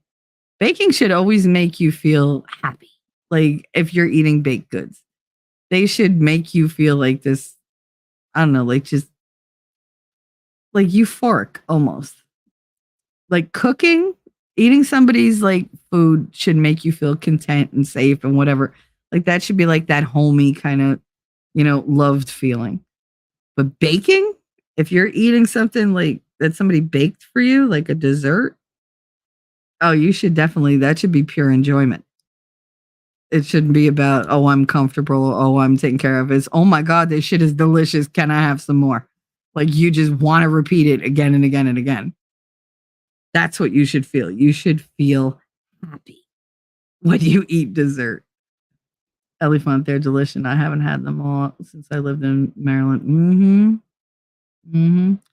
They sound yummy. There's a place in the city from me that makes them. Had no idea. I'm not too good at baking, but I really like candy fudge making. You know, I'm not gonna touch that one. You like making fudge? I enjoy making different kinds of candies. My favorite candy is, and always has been, the outside of a candy apple. But I hate that it's on an apple because it's really hard to bite into and it's just messy, and then I don't know, it always gets gooey like at the top and sticky. I don't like it. So the first thing I learned how to make was the candy apple candy, but just the candy. So I learned how to flavor it and color it and whatever. And I would make a giant, my ex-husband used to fucking go insane when I made it because he was like, "Oh my God, this is like the best candy. It's so addictive." I would just take a big cookie sheet and lay parchment paper or like wax paper on it. And I would make the candy. I would do it on the stove. And then I would fill the entire pan. I'd just stretch it all out.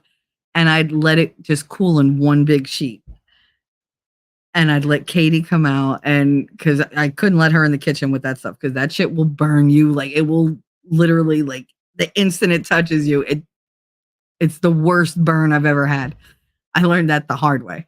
But I would let her come out when it got all cool and it was one solid like pan of like, 1/4 inch thick candy. And I would give her the hammer, like the mallet. And I would be like, go ahead. And she just loved it. She bits of candy flying all over the fucking place. But I mean, she loved it. She would just smash the shit out of it. And then I would take it all, I'd roll it in, I'd sprinkle it with confectioner sugar so it didn't stick. And I'd put it all in a Tupperware container. And we just sit there and just like, every time you pass the kitchen, you open the Tupperware thing, take a piece. But I kept it in the kitchen because if I kept it in like the room, whatever room I was in for the day or whatever, it would be gone. But it was so good. And it was, you had different size pieces, and some were a little thinner, some were a little thicker, some were really jagged, some were smooth. Oh, it was so good. It was a surprise every time you ate it. But yeah, that was his favorite. And that was always my favorite. But I learned to make that right away. I learned how to make chocolate covered caramels, chocolate covered cherries. Like not the kind, not like strawberry, like chocolate covered strawberries where you just dip them. I mean, that's easy.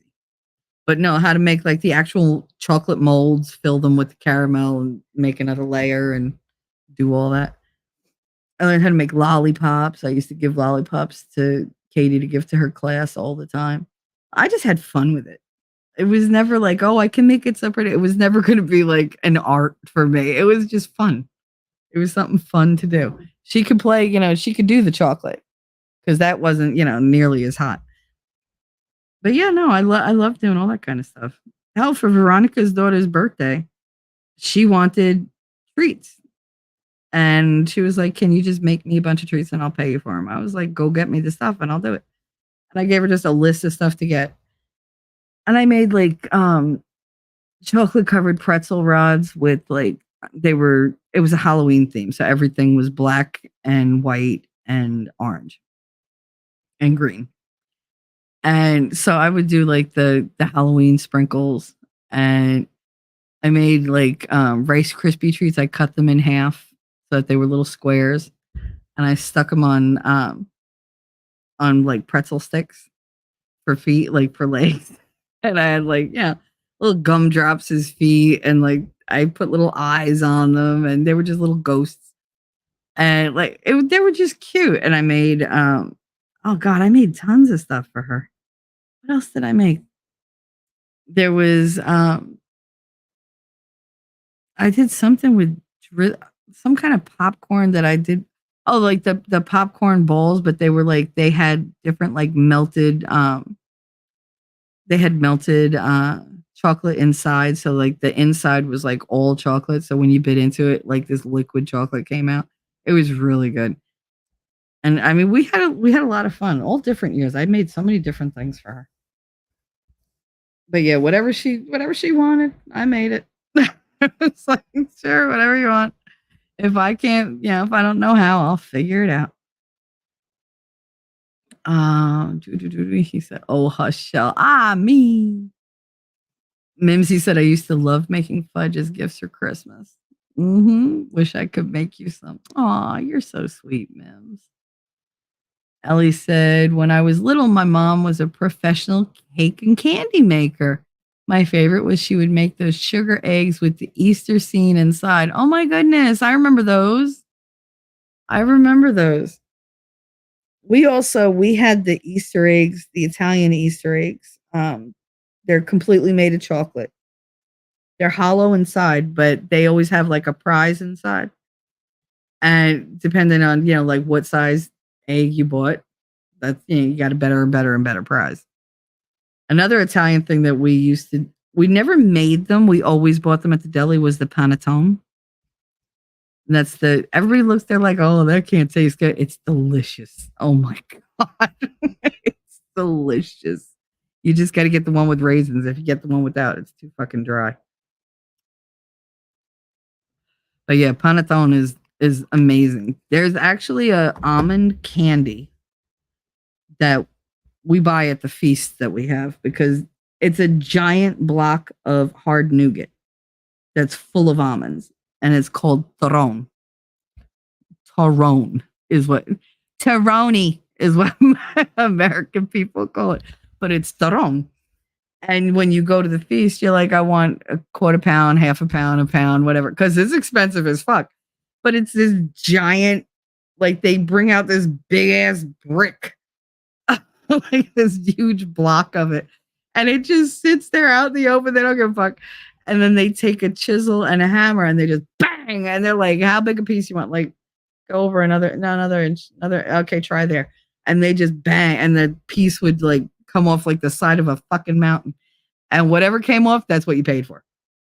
Like that was yours. He's not going to like reduce it anymore. You said hit here, you hit here.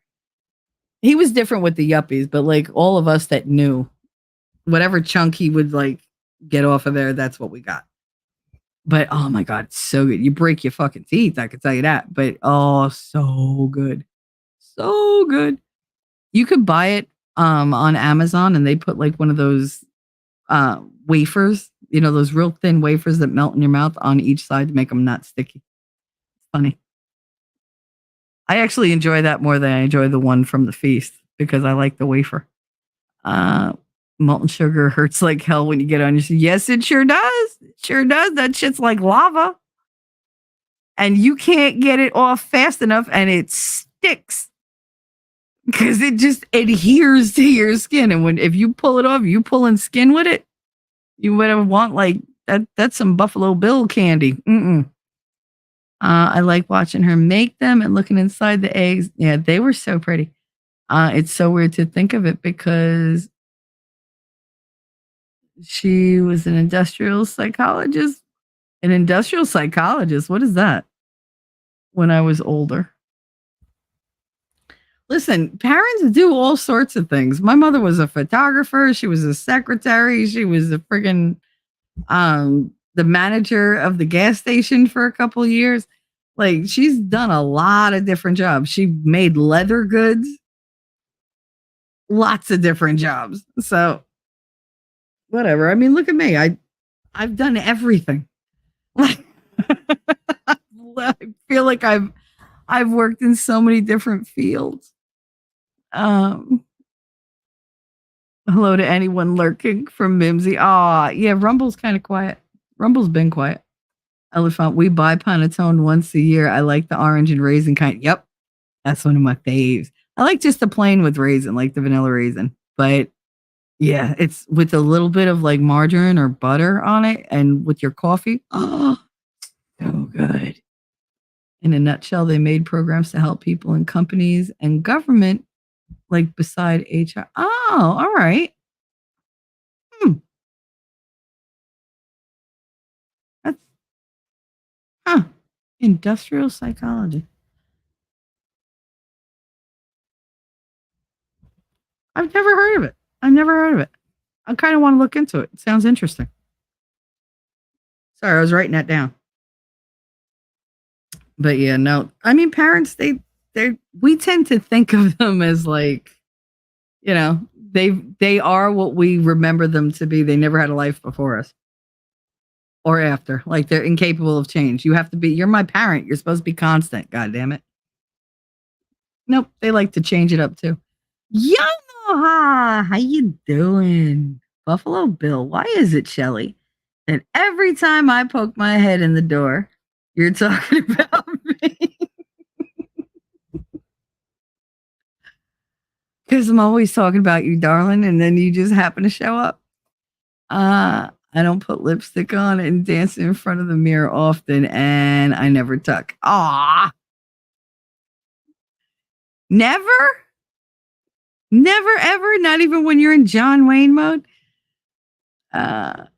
Elephant. Oh my. Yamaha just likes to tease. He's a big tease, but we need that. I hate to tell you, but you showed up in the like toward the tail end of our food talk. We already did the crying. We did the the reminiscing. It hurts your brass balls. Aw, see? You missed the ball conversation too. God damn it. Where were you an hour ago? We were talking about squished balls. And about, you know, the older you get, the closer to that toilet water your balls get when you sit. Just saying. One day you're going to sit down and get a surprise. And then you'll be depressed. Not only will you have cold balls, but you'll be depressed. You'll be like, I'm so old. Do your balls hang low? Do they wobble to and fro? T3 Shelly loves to hear your thoughts. Yes, I do. And if you guys have anything like you want to suggest, go to the Discord and throw it up in there. Because I'm always looking for ideas. I was actually thinking about doing like one of those write in and ask me for whatever. And I was thinking about doing that, but then I was like, then I have to do what they want instead of doing what I want. And this is pretty much the only place where I get to do what I want, despite YouTube. Dancing in front of the mirror, building manly things. Yeah. You build those manly things. You build all those, terrariums for your moths. Like, like I can't. That's the only part of the movie that bothers me. You know that? I don't care about the flaying parts. I don't care about the wearing somebody else's skin part. None of that bothered me. What made my skin crawl? The moths. Why? What is wrong with me? Ugh. I just, no, so many bugs. No, I don't like it. Make it stop. Make it go away. But yeah, no, you'll be fine. Just remember to, keep the water low and the seat high. And you should be fine for many more years to come.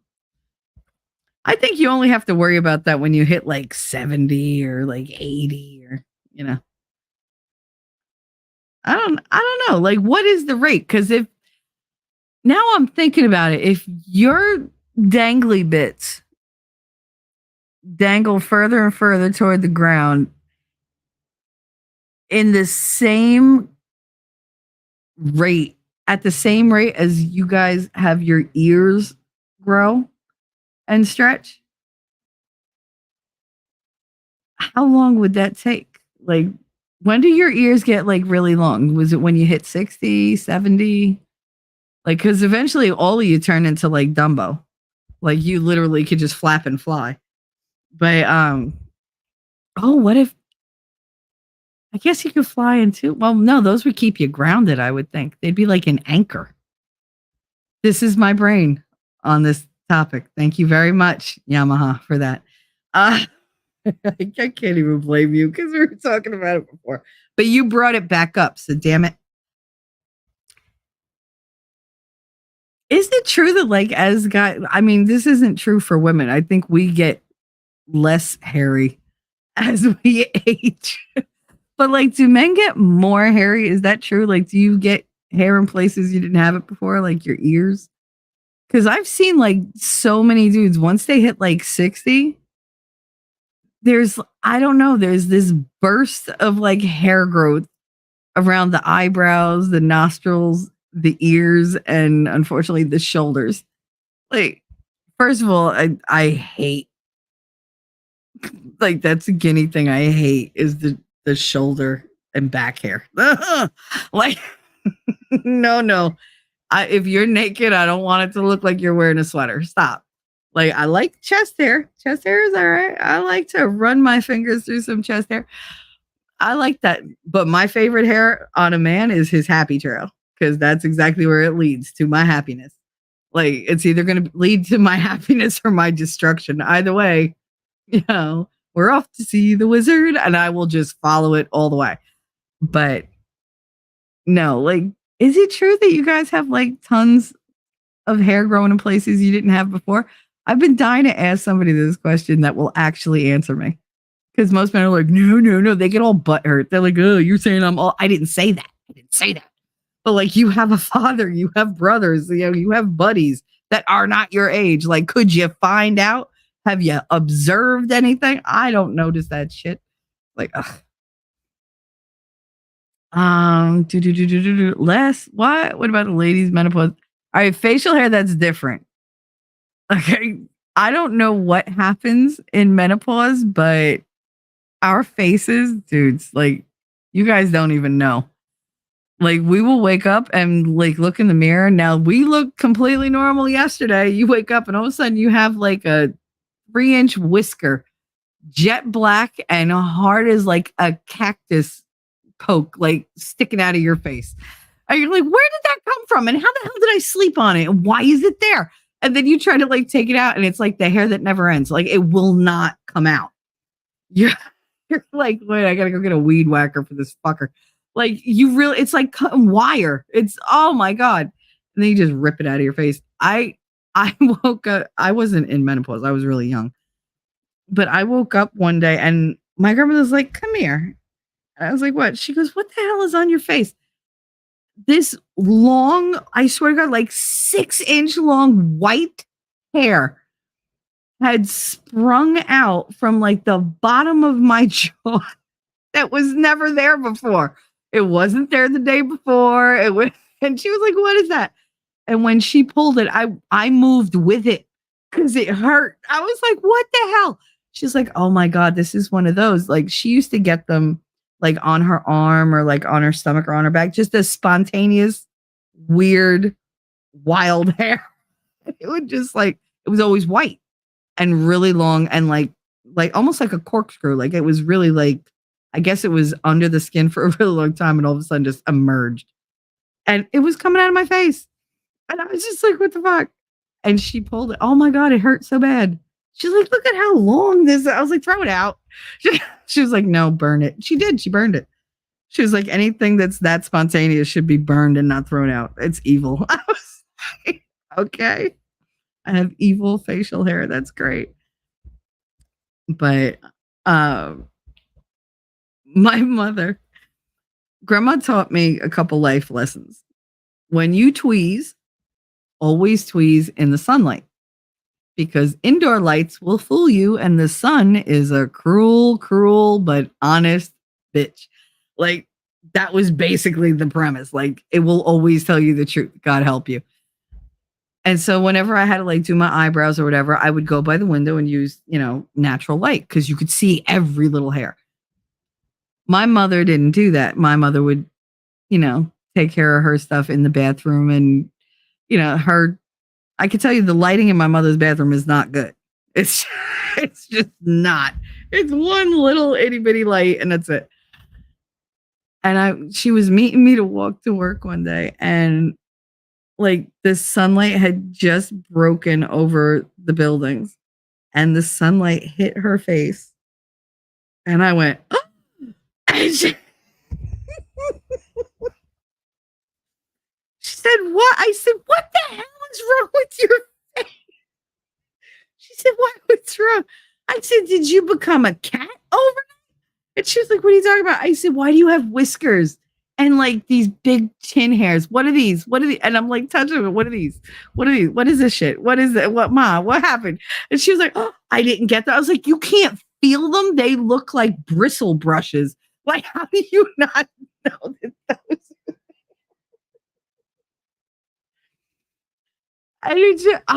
I was so taken aback. I was like, oh my God. I said, I hope I never look like you. And she was like, what do you mean? I was like, oh my God, why is your hair so dark? And she was like, what do you mean? I said, it's so thick. I said, it's like men's stubble, but like just a little bit here, a little bit there. I said, it really stands out. And I was like, and it's long. She was like, I just tweezed. I was like, I can touch it. I can move it. A breeze can move it. It's too long. Like, do you not like tweeze in the sunlight? She was like, oh no, I don't do that. I do it in the bathroom. You're missing shit. You're like, just shave. What the fuck? What? I was like, this is ridiculous. I was so mean about it. Oh, but I was so taken aback. I just couldn't get over it. I really could not get over it. I was like, oh dear God, please don't ever let me be like her. Ever, ever, ever.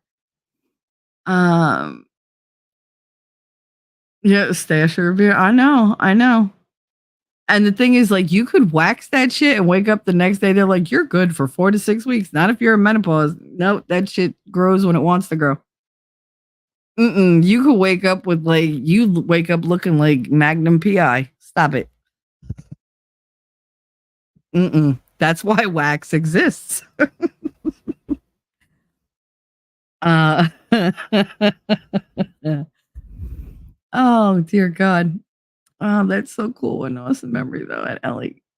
Oh, I know you're not talking about the hair. Mims, he's a little. I had to catch up, Mims. Ears and nose never really stop growing, especially if you're a certain someone. Yeah. The Pope knows. In my opinion, the ear hair and bushy eyebrows, according to my dad, happens to old men because they stop caring and trimming. I mean, but how much trimming do you need to do? I mean, I tweeze my eyebrows, but I don't need to trim them. They're not bushy. Like they're quite sculpted. Thank you very much. But I mean, I don't sit there and comb them and trim that. Like, what the fuck? This reminds me of the Tootsie Pop commercials. How many licks does it take to get to the center of a Tootsie Pop? The world may never know. Which part of this reminds you of that? I'm just wondering. Is it the ear growing part? The ball growing part? Like, I don't get it. I've heard that too, but the stop caring part reason, too funny. Yeah. Not the stop caring part. Yeah, I never heard that it was because of lack of maintenance. I mean, yeah, there are nose hair trimmers and stuff like that, but it seems to happen overnight. Like they go to bed Willy Wonka and wake up Grandpa Joe. It's like, what the fuck? Because Grandpa Joe had that bushy shit going on. But if you burn some things, it just releases the evil spirit. Not in my house. You burn it to sanctify and purify. That's what you do. I don't have a razor anymore. I keep a Burns-matic in the bathroom. You need a bushwhacker. Or maybe you have one of those. Ooh.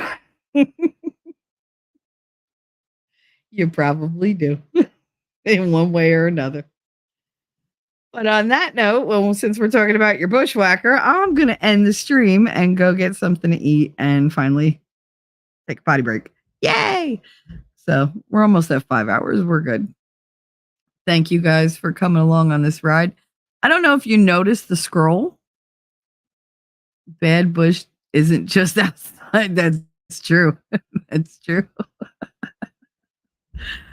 Oh, who said it the other day? They were they were doing the evolution of the female, like, you know, genital decoration. They were like 80s, it was like full bush. 90s, it was landing strip. 2000s, it was, bare, just completely waxed. And now it's just dick. Like you reach down there and then you find a dick. So that's the evolution. I think you'd rather have the bush, not for nothing. But just saying. But now so we're going to end on bush. Why not? Why not? It is what it is. I don't know if you guys noticed the scroll at the bottom of the screen. Those are lyrics to a song that, like, I've never known anybody to have heard of this song. It's by Cher and it's by Sonny and Cher. It's a really old song called Monday.